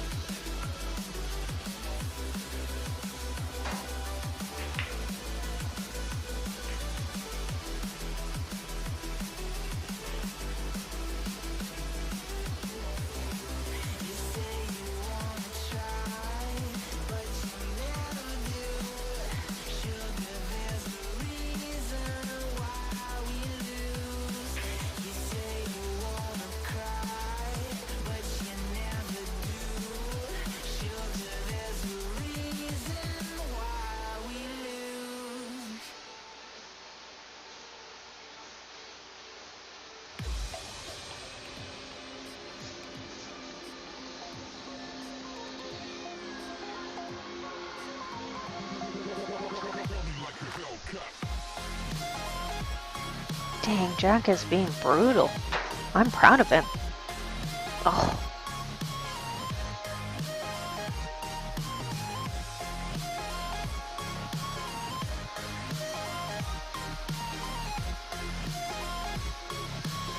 This is not an easy rack.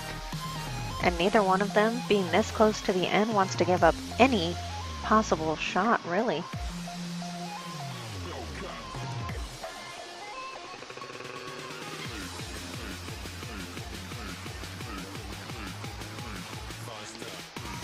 Ooh, Transylvania. I like it, Rick. I think I'm going to put, like, Halloweenville. Where is, like, what's his name? What are all those killers' names from Halloween? You can tell how much I don't watch Halloween movies. Jason? Freddy? Where are all those people from? That's what I'm going to put. Or maybe next time I'll just put colors, like blue, green. And then we can fight about whether it's their current favorite color or if it was their favorite color when they were a kid, because that could be different. That's what I'm going to do. Because there will always be something to fight about.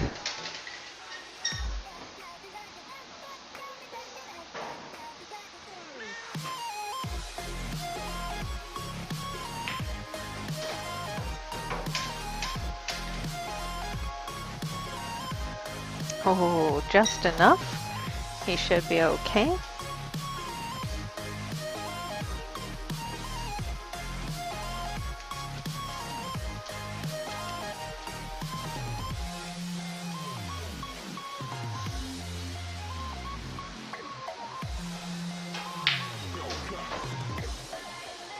All right, this might even it up.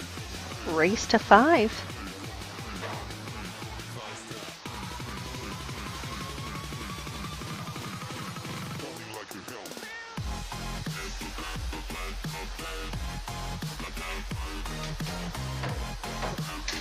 Very nice. Nice shot. Nice control with the speed.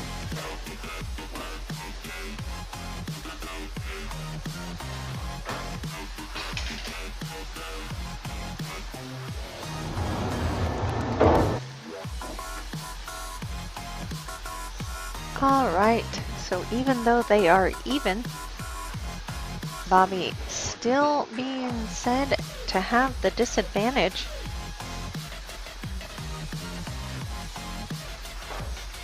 In this race to 5.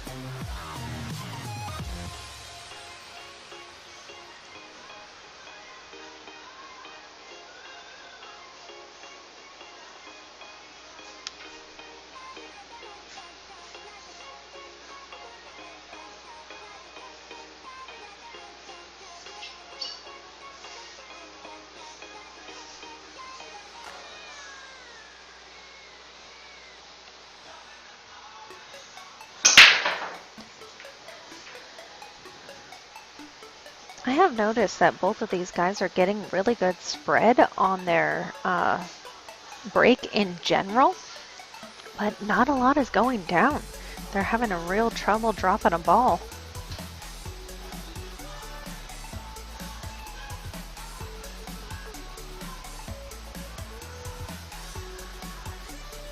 So update, totally unnecessary update, but I'm gonna update you anyway. So remember a couple minutes ago I said there was a doorbell and then they play, and I got a message from Carlos, and Carlos says, hey, there's food for Bobby. So then I look at Bobby and I say, hey, your food is here, and he looked real confused. So at the end of the rack I said, hey, there's food for you, and he looks really confused, but he racks and he goes out and checks it out, and he's like, I don't know, I wasn't expecting any food. So he comes back in, he doesn't have the food. So I message Carlos and he's like, did you get food? And I was like, no. I said, what is it? And he's like, I don't know. It was just a guy saying he had food for Bobby. And Bobby still swears up and down that there's no food for him. So I said, well, you should open it and see what it is. Maybe it's some sort of crazy poison for Bobby. We got to make sure.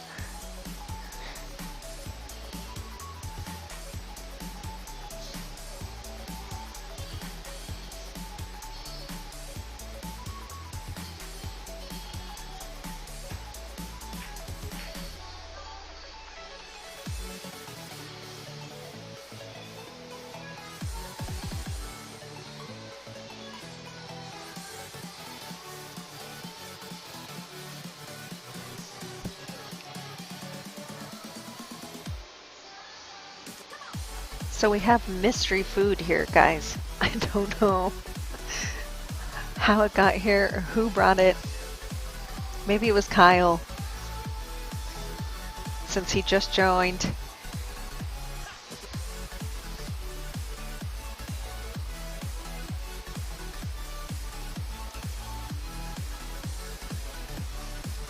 Sorry for the frozen camera there.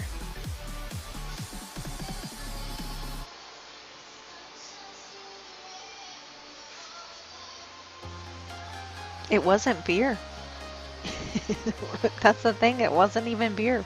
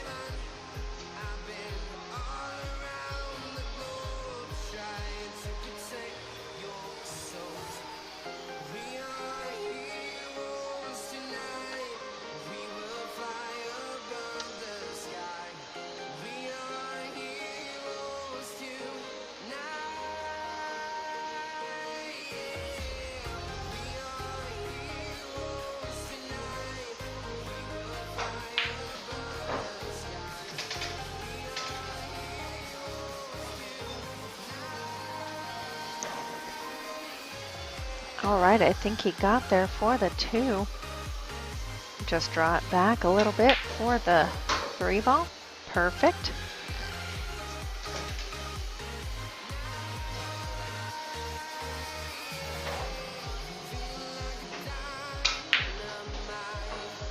Very nice shot because he did give himself an angle.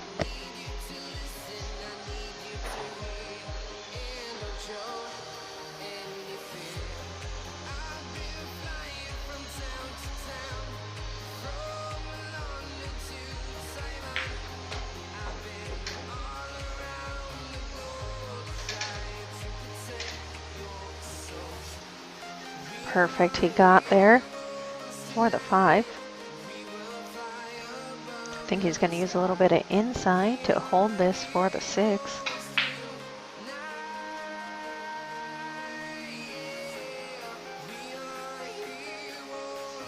Well, he did hold it, but he forgot to make the ball.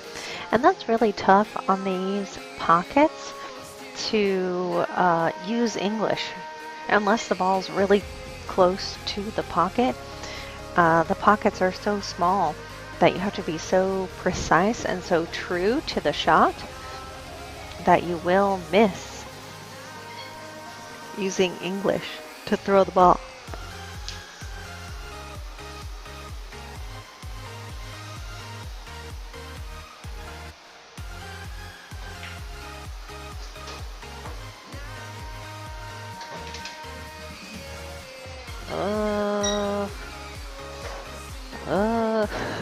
That's my favorite thing, to just make that noise, because what the? You're on the rail, you're almost straight, I feel like, and the 7 is all the way down here. He created something out of nothing. That was amazing. But did he get hooked? Whoa. Whoa. Whoa. Joey from Blossom. Come on, guys.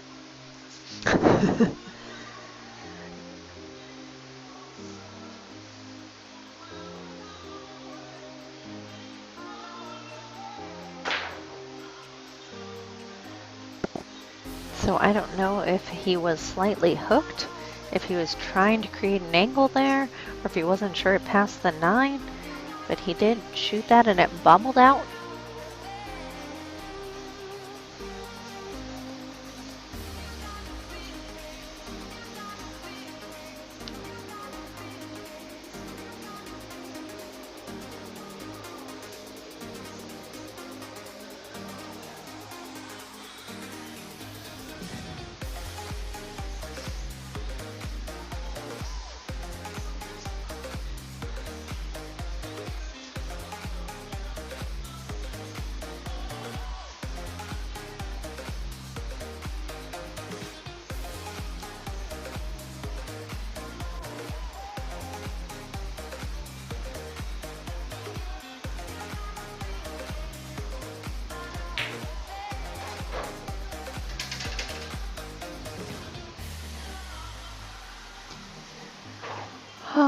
basically just went down and came back up.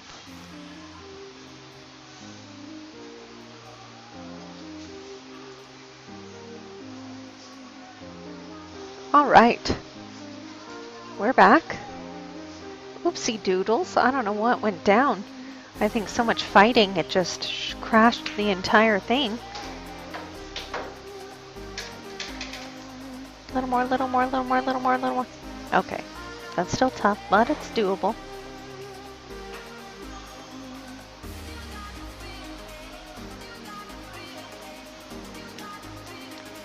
That was a bummer. We were at over 100 viewers when we decided to go down. But apparently bad behavior shuts down the feed. They could have also picked up the background music, unfortunately. Sometimes even with the cover music that I have, Facebook still picks up the songs in the background.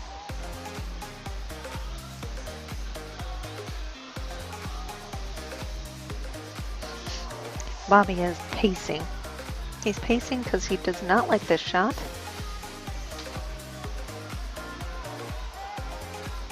And he doesn't know what to do because he wants to get out so bad.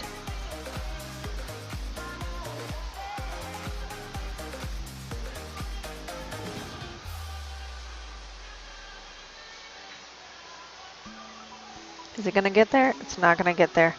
Wow. So he is hidden by the 10, but you can just go masse, a little jumpy jump, lots of options.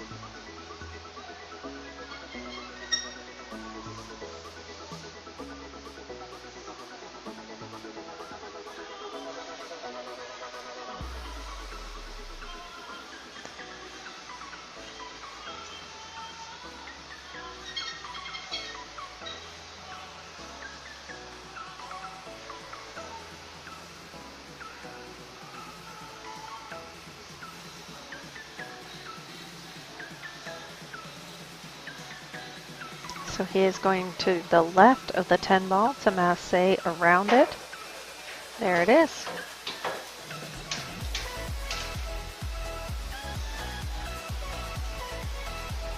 And left himself right close to that 10 ball. But I think it should be okay to cut that in the side.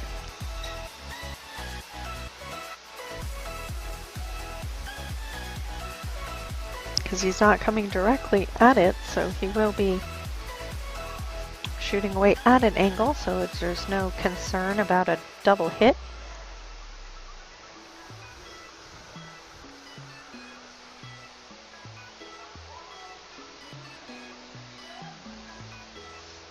I think he might be worried about the scratch. But I think there's no scratch as long as you top.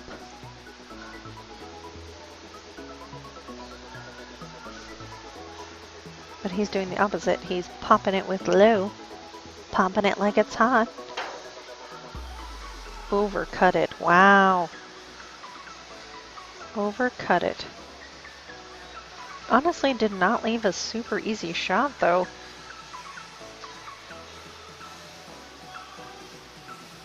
Very much a scratch shot.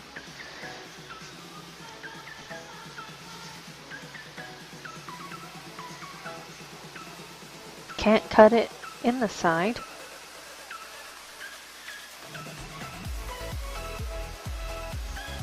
I don't think that you can shoot it with a lot of low outside. Maybe you cross bank it.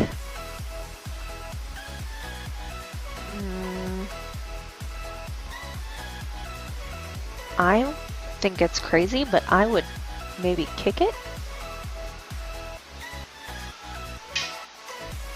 Nope, he was going for the safety, but he hit it too soft.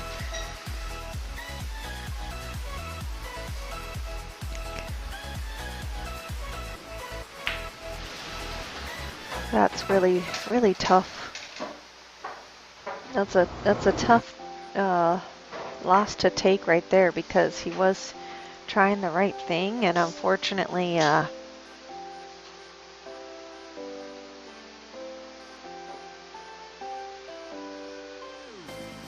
just hit it a touch too soft. I think the fear was hitting it a touch too hard, and then you leave a shot down the rail. But ball in hand, you also leave a shot down the rail, so.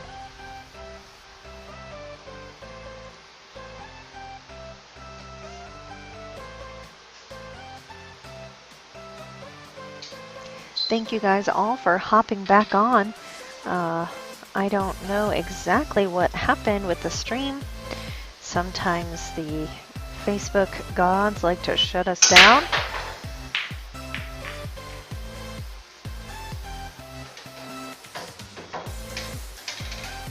All right, actually a ball down. Andy can see the one.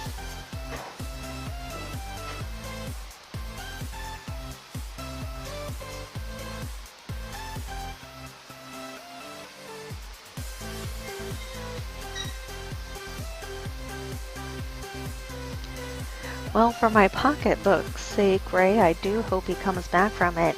But you're right, it is kind of defeating and can be difficult to shake it off and come back to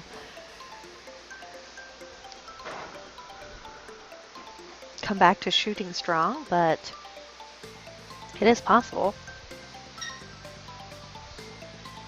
Who was playing here the other day? They came back, they had a 2% chance of winning. 2%. It was like 6-0 or 10-0, some ridiculousness like that. And they came back to make it hill. It was crazy. It was the biggest comeback I've ever seen.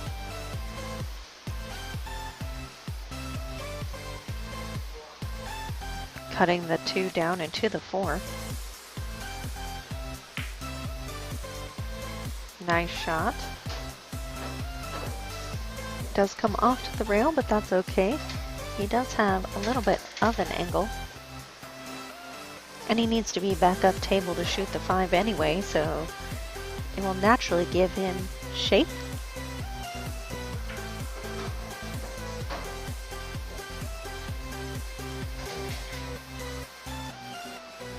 I'm not even really concerned about the 9-10.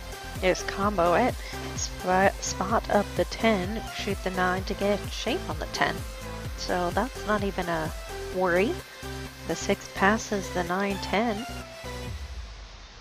So at this point, we're just looking at trying to tic-tac-toe, as Carlos likes to call it. I think he might be a little straight on this 6, which actually might be a concern.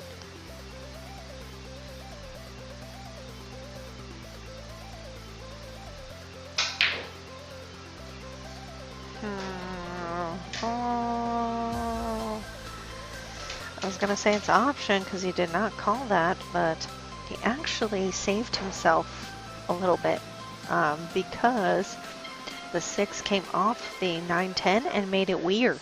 So now the 9 does not go.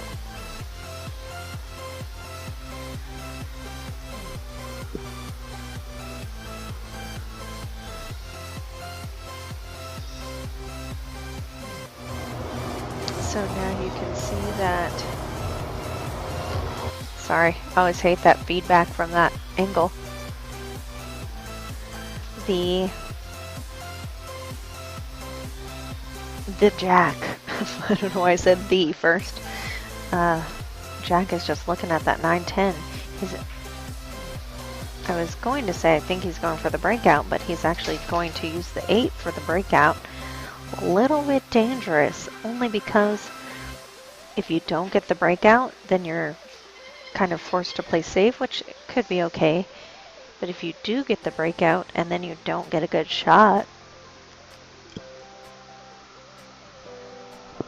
you could potentially be selling.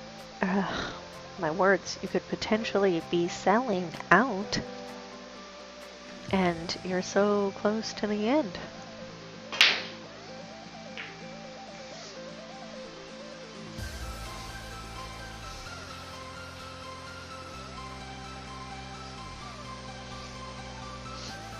All right.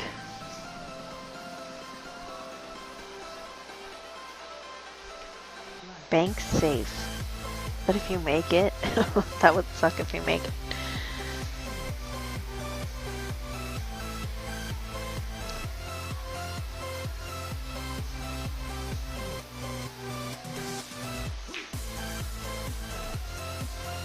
Man, he has dialed in on those side pockets. You have no idea how many people have struggled so completely with our side pockets. People will literally shoot the ball all the way to the corner, overshooting it in the side pocket. And Bobby's like, side pocket? No problem. He's like, in fact, let me get perfect shape on the 10 in the side pocket. That's what I want to do.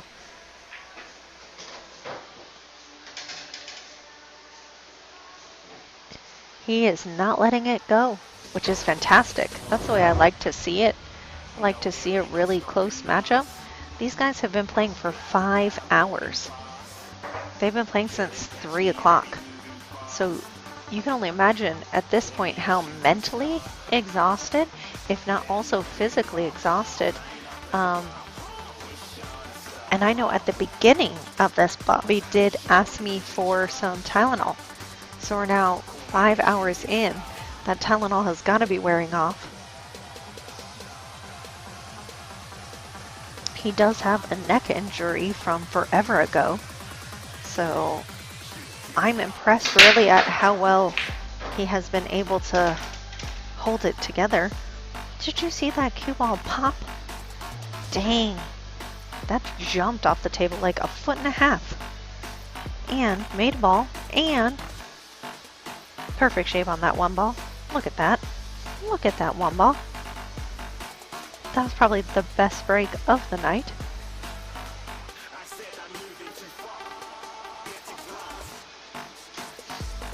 I agree, Ray. A lot of people don't like side pockets. I know Sophia likes side pockets.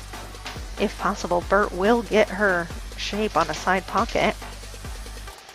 Also, Nicholas De Leon, when I was taking lessons from him, did a 3-hour lesson where all I did for 3 hours was shoot balls in the side pocket. And I hated him for it, and I also love him for it. He does not break with his shooting cue kit, he breaks with his jump cue. It's a jump break. Let me look on his, it's called a Jackson Custom. So he breaks with his break jump, which is a Jackson Custom.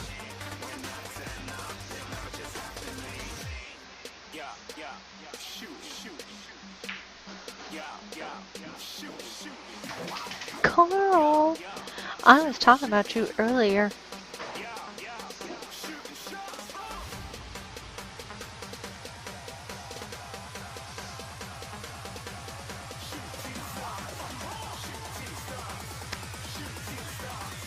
I was saying that I flew to Kansas while you were in the hospital, and I released all your cows so that they can be in the wild where they belong.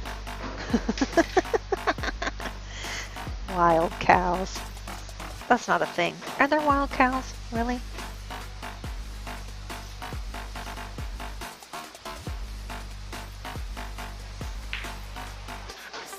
That's not a real thing, but it's hilarious.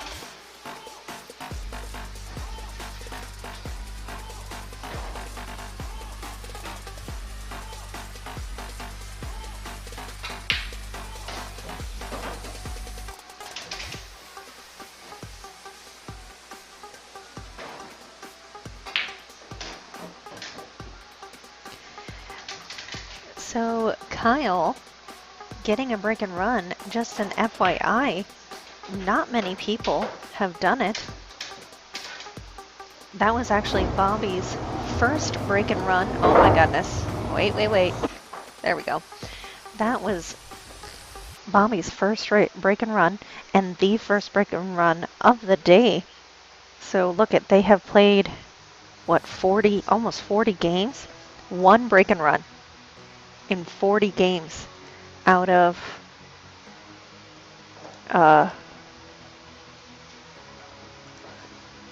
by 600 Fargos. So Mr. Lowly, what are you, 4 something? And I only make the joke because these are 600s. I don't actually think you're lowly. I just mean for a underling of the 400, 500 rate to get a break and run that the 600 rated Fargos are struggling with has to make you feel extra good.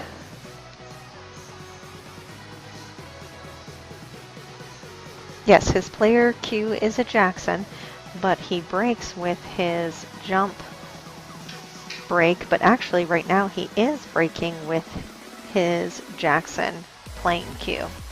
So you are correct.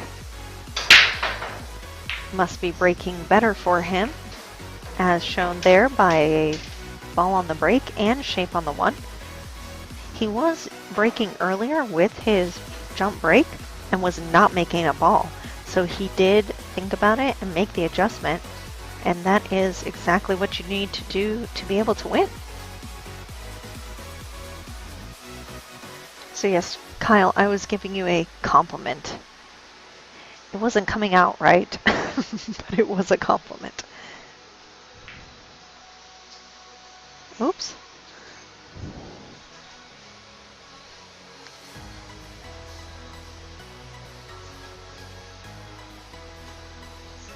Because I would call myself, you know, a low-rated player. And you're much better than me, so... Although we still have the challenge at some point, we have to do it.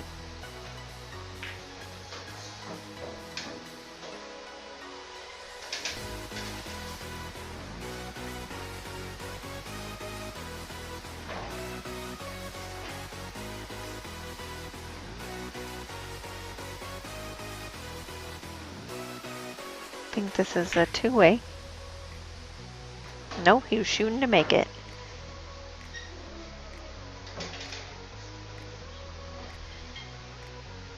He does have a good angle on the 3 to come to the 4.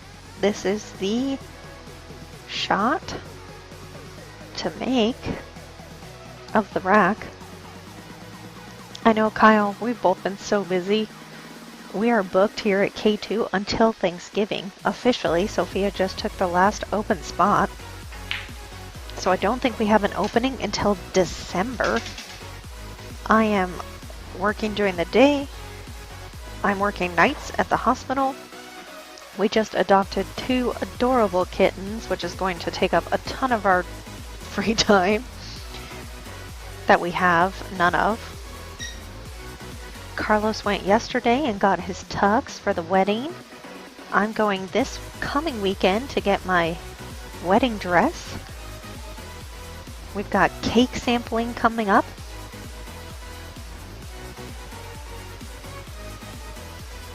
Not to mention all of the tournaments. All the tournaments on the weekends that are now coming around. No, Cindy, we already had food. Carlos is on kitty duty. I had picked them up from the Humane Society after being fixed today. So Carlos gets cuddle time with the kittens. Oh man, he wouldn't have got shape though anyway, so even if the 4 went down, he would have been hooked for the 6. I know he spent a lot of time thinking about that. It's always frustrating to me as a player when you spend a lot of time thinking about a shot and working out in your head and then doesn't even go. And then you're like, what the? So irritating. Oh, he's gonna hook himself? He's gonna hook himself. Kit, I think you're underestimating the percentage of why Carlos wants to get married. I think it's much greater than 10% for the cake. It's the thing he's been excited about since March.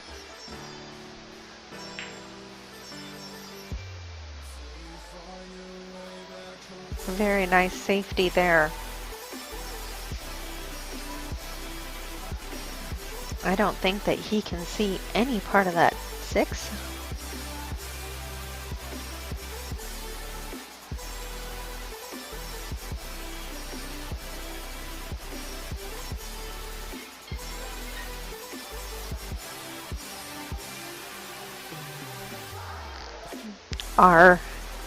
It's one of the cupcake lady. That's how much we like sweets. We have a designated cupcake lady that makes cupcakes for us. And I was like, she's already making our cupcakes for our wedding because we're having a ton of cupcakes at the wedding. I was like, why don't we have our cupcake lady make our wedding cake, and then she can make them in cupcake form. We'll take them home and test them out. So that is exactly what we're doing. We're going to get a couple dozen cupcakes of all different flavors and decide on icings and cake flavors. If we're not fat, we will be. Unfortunate scratch there by Jack. I know what he was trying to do, and unfortunately I think he overspun it just a hair. So he did just barely miss the 6 ball. See Bobby getting shape for that side pocket. He is not afraid of them. Kind of like Ray was saying earlier, once you get comfortable with a side pocket, you do not have to be concerned.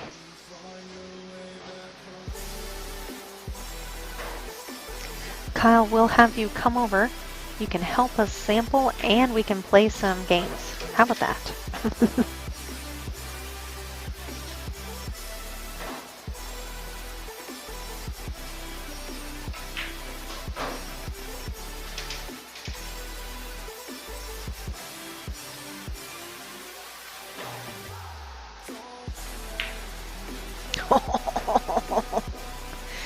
He just wanted to use all of that pocket. Oh, that made me nervous.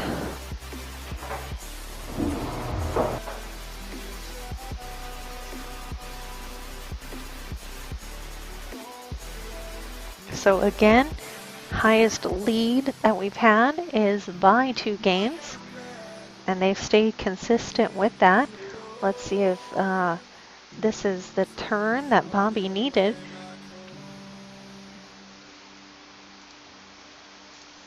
To get more than a 2-game lead.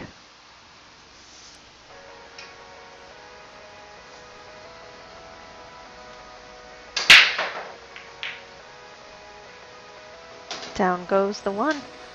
Down goes the 9. Has a bank safe maybe on the 2.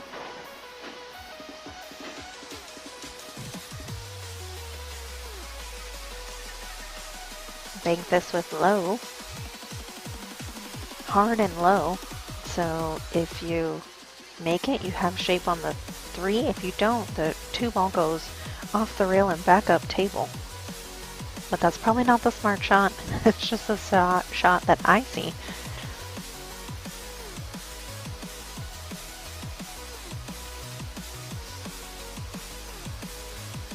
You did not send me a pumpkin oatmeal cookie recipe, Cindy, but it has the word pumpkin in it, and that's yucky. Ah, see, the bank.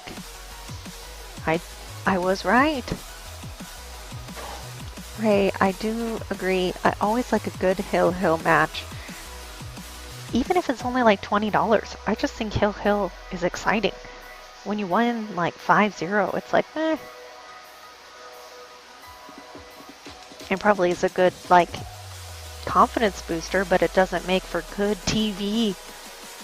Hill makes for much better TV and excitement for all of us. Oopsies. Oopsie doodles. a little bit too aggressive on that 3 ball.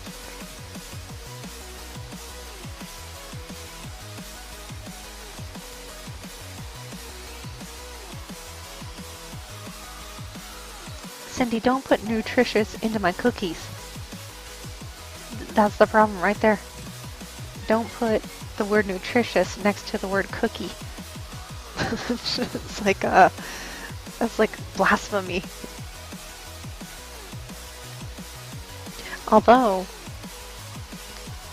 I have made chocolate pudding, vegan chocolate pudding, using dark chocolate and avocado, and that sounds nasty. It really does. But my friends who were vegan were coming over, and I was trying to be nice and make something that they could eat, and it was amazing. It was so delicious. All day would I eat avocado chocolate pudding, and it sounds so gross. It really does, but it's so good. You don't taste avocado at all. The avocado just makes it creamy.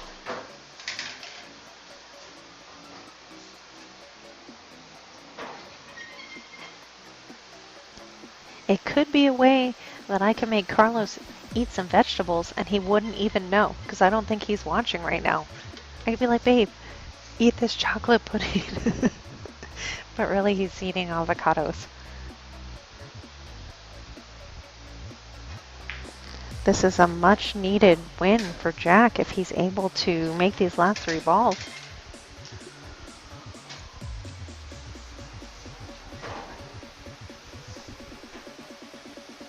I think the key here is not trying too hard, like not trying to do anything super fancy with the cue ball, just making the balls, because the shape will come. And shape is overrated if you don't make the ball.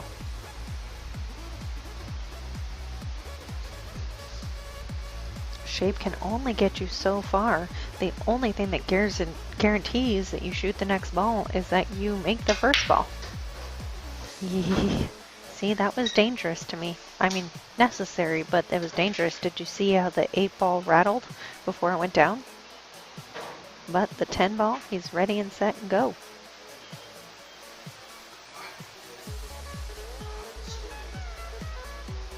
I have 19.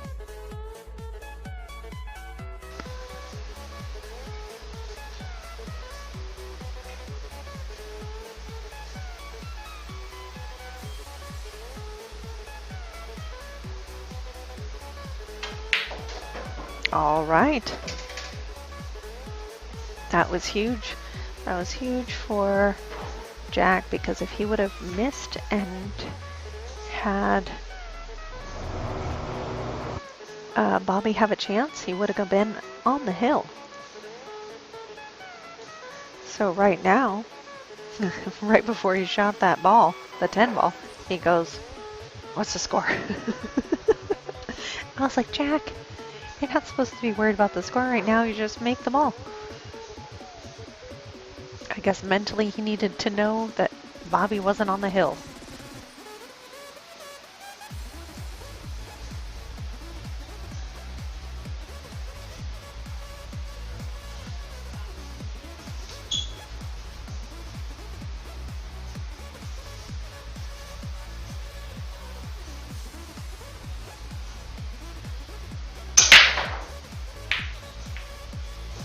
All right, ball down. 2 balls down. I think that Jack was watching Bobby. Smart thing to do. Watching where he's breaking from. Because Bobby made a ball the last couple times he broke. Whereas at the beginning of the set, nobody was making a ball. So very smart by Jack to be watching where Bobby was breaking from to ensure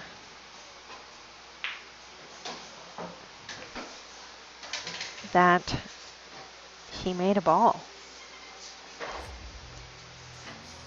I can tell that Bobby's getting a little bit anxious. He's starting to like rock in his seat, pump up his feet, like back and forth, back and forth. Everybody just needs to take a deep breath. Let's do some calming yoga. Dang it, I thought I banned Rick. How did he get on here? I'm just kidding.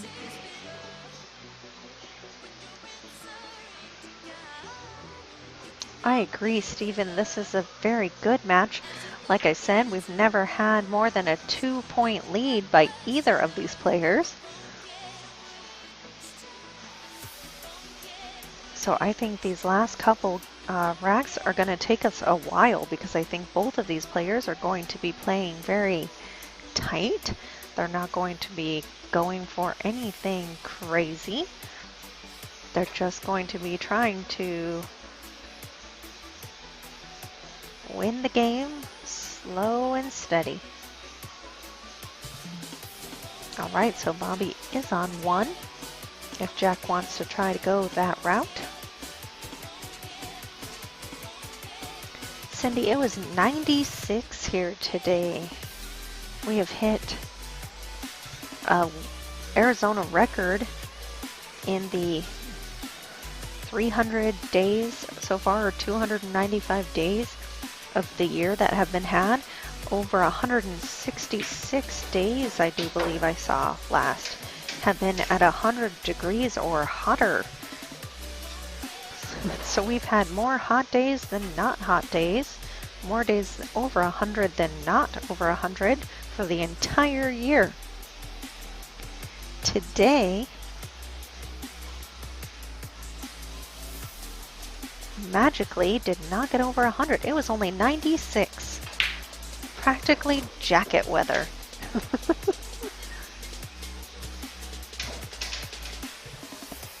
All right. Tic-tac-toe here. He is checking to make sure that that 4 goes past this 5. It does look tight, but it does look like it goes.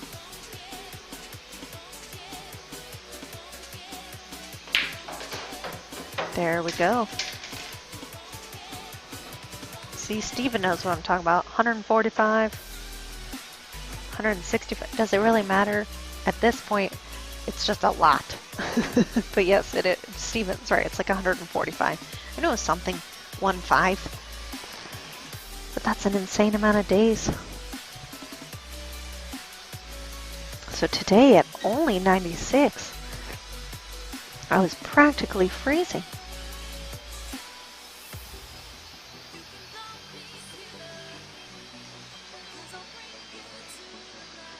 I think last night it actually got down to like 68 as our low, which is still higher than your high. That is so crazy, Cindy. Where is he going? Yikes. I thought that he was going to shoot the 6 in that top right corner. I thought he was just going to shoot the 5 and slide down. Instead, he went all crazy with his draw. He's going to make it in the side, though, and it's going to be a beautiful shot.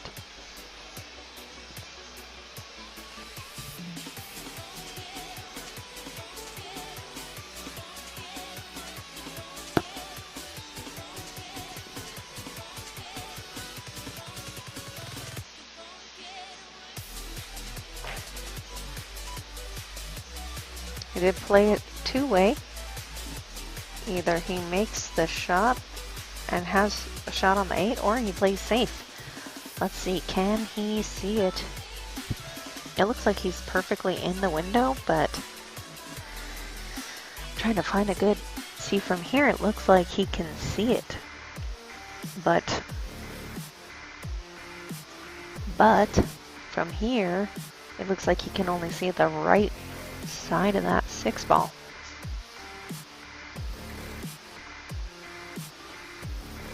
So what do you think about calling the 6 in that bottom left? Withdraw so that you come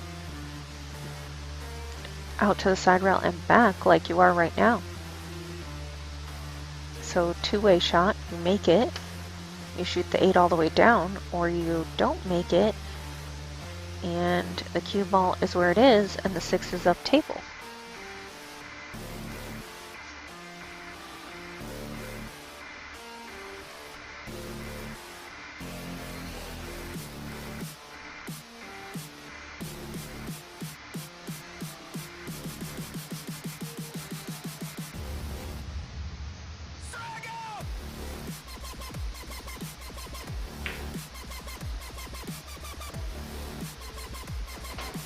Or you just shoot it with confidence and don't mind.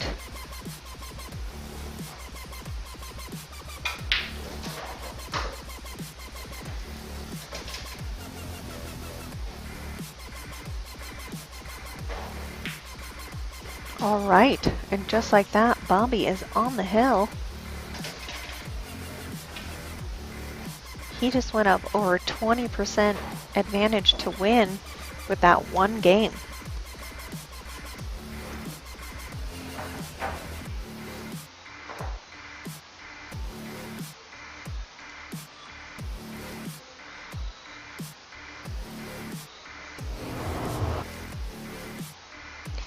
It was the shot that I suggested, but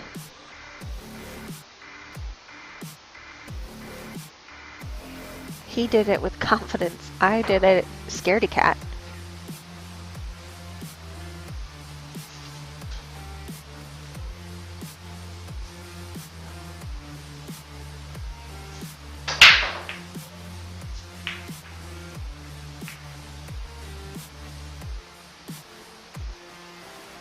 All right, dry break.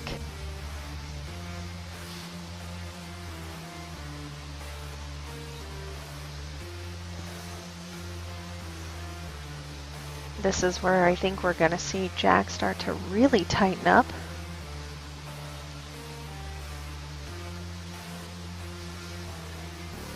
He literally can't afford to miss or to make a mistake at this point, because if he does and Bobby's able to run out, then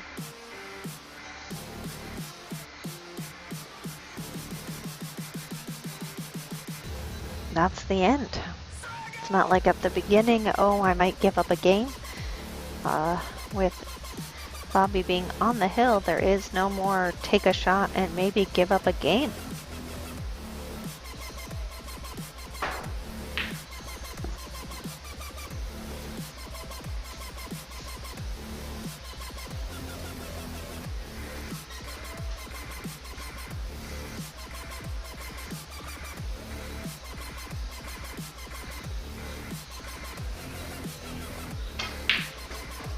Great shot by Jack. Whoa.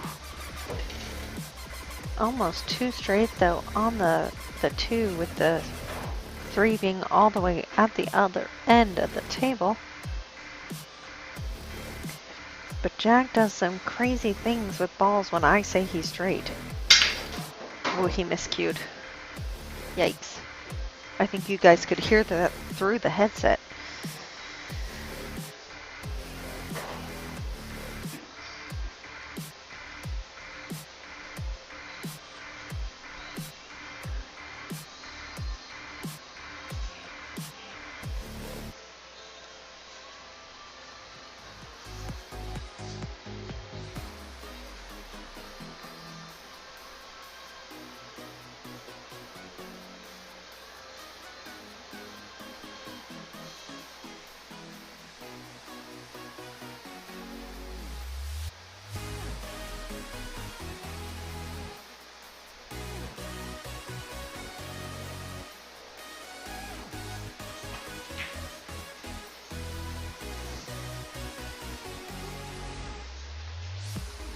Very nice safety. He recovered well.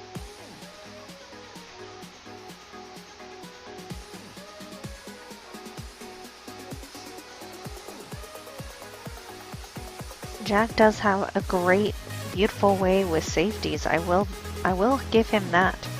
Not that he's not great at a lot of things, but he has really beautiful safeties. You know who else has really nice safeties is Chris Carpenter. I really enjoy watching his safety play. He comes up with some really creative things. Ballsy. Calling the 7. Oh, nice attempt.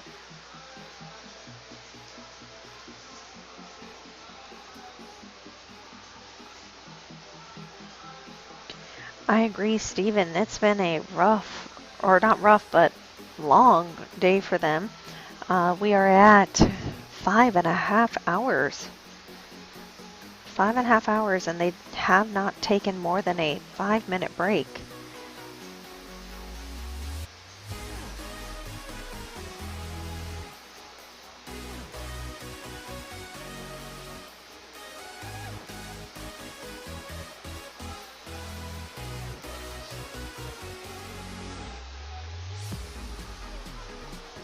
Where's he going? Oh, I see. Oops. That's option. And I do believe he's going to give this back.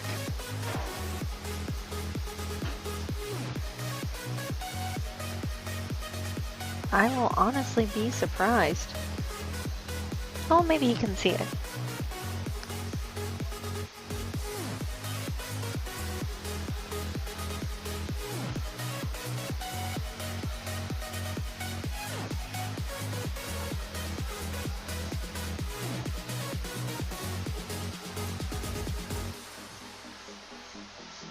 But it is option. He can give this back.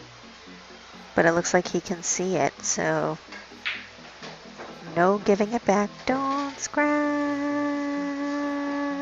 Oh my gosh.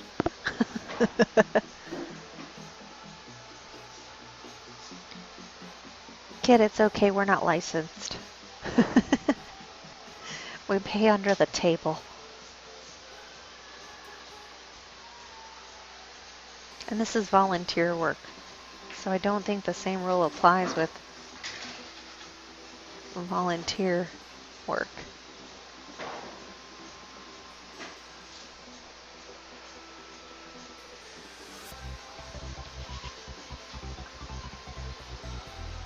We might see a tic-tac-toe here.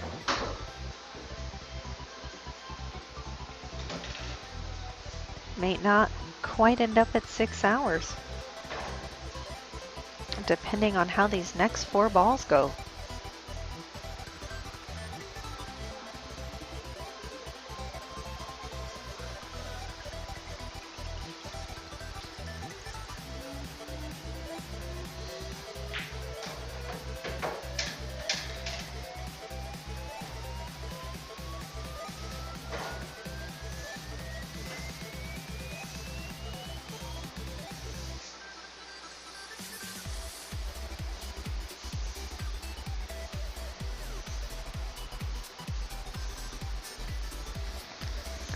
The IRS can watch all they want. We make less than however many thousand we need a year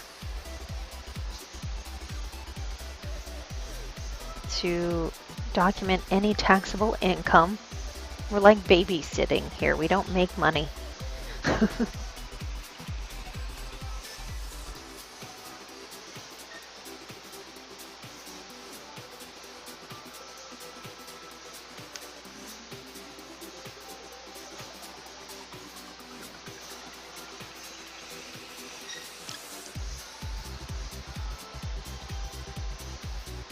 Besides, I think if we were to file taxes, we have invested so much in the pool table, the floor, the insulation, the air conditioning, the 3 cameras, all of the cam cords, the new laptop, the vibrating massaging seats, the telestrator, the switchboard, the mics for all the players.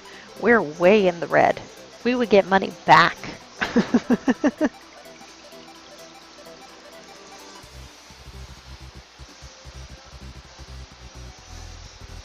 I think that's the cross bank. Come on, Jack. I know he's probably nervous. I know that Bobby's on the hill, but Jack is a banker. He's such a good banker. You have to fall back on your confidence in a shot like this and make the shot. I know he can do it.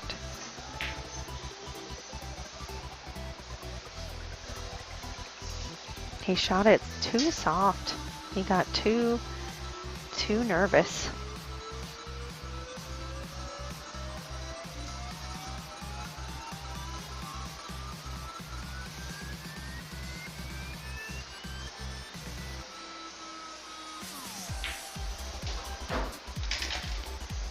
He's on the right side of the 9. This may be it.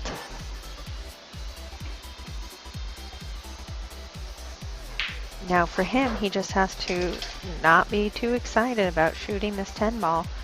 Just take a deep breath and shoot the ball. And that's it.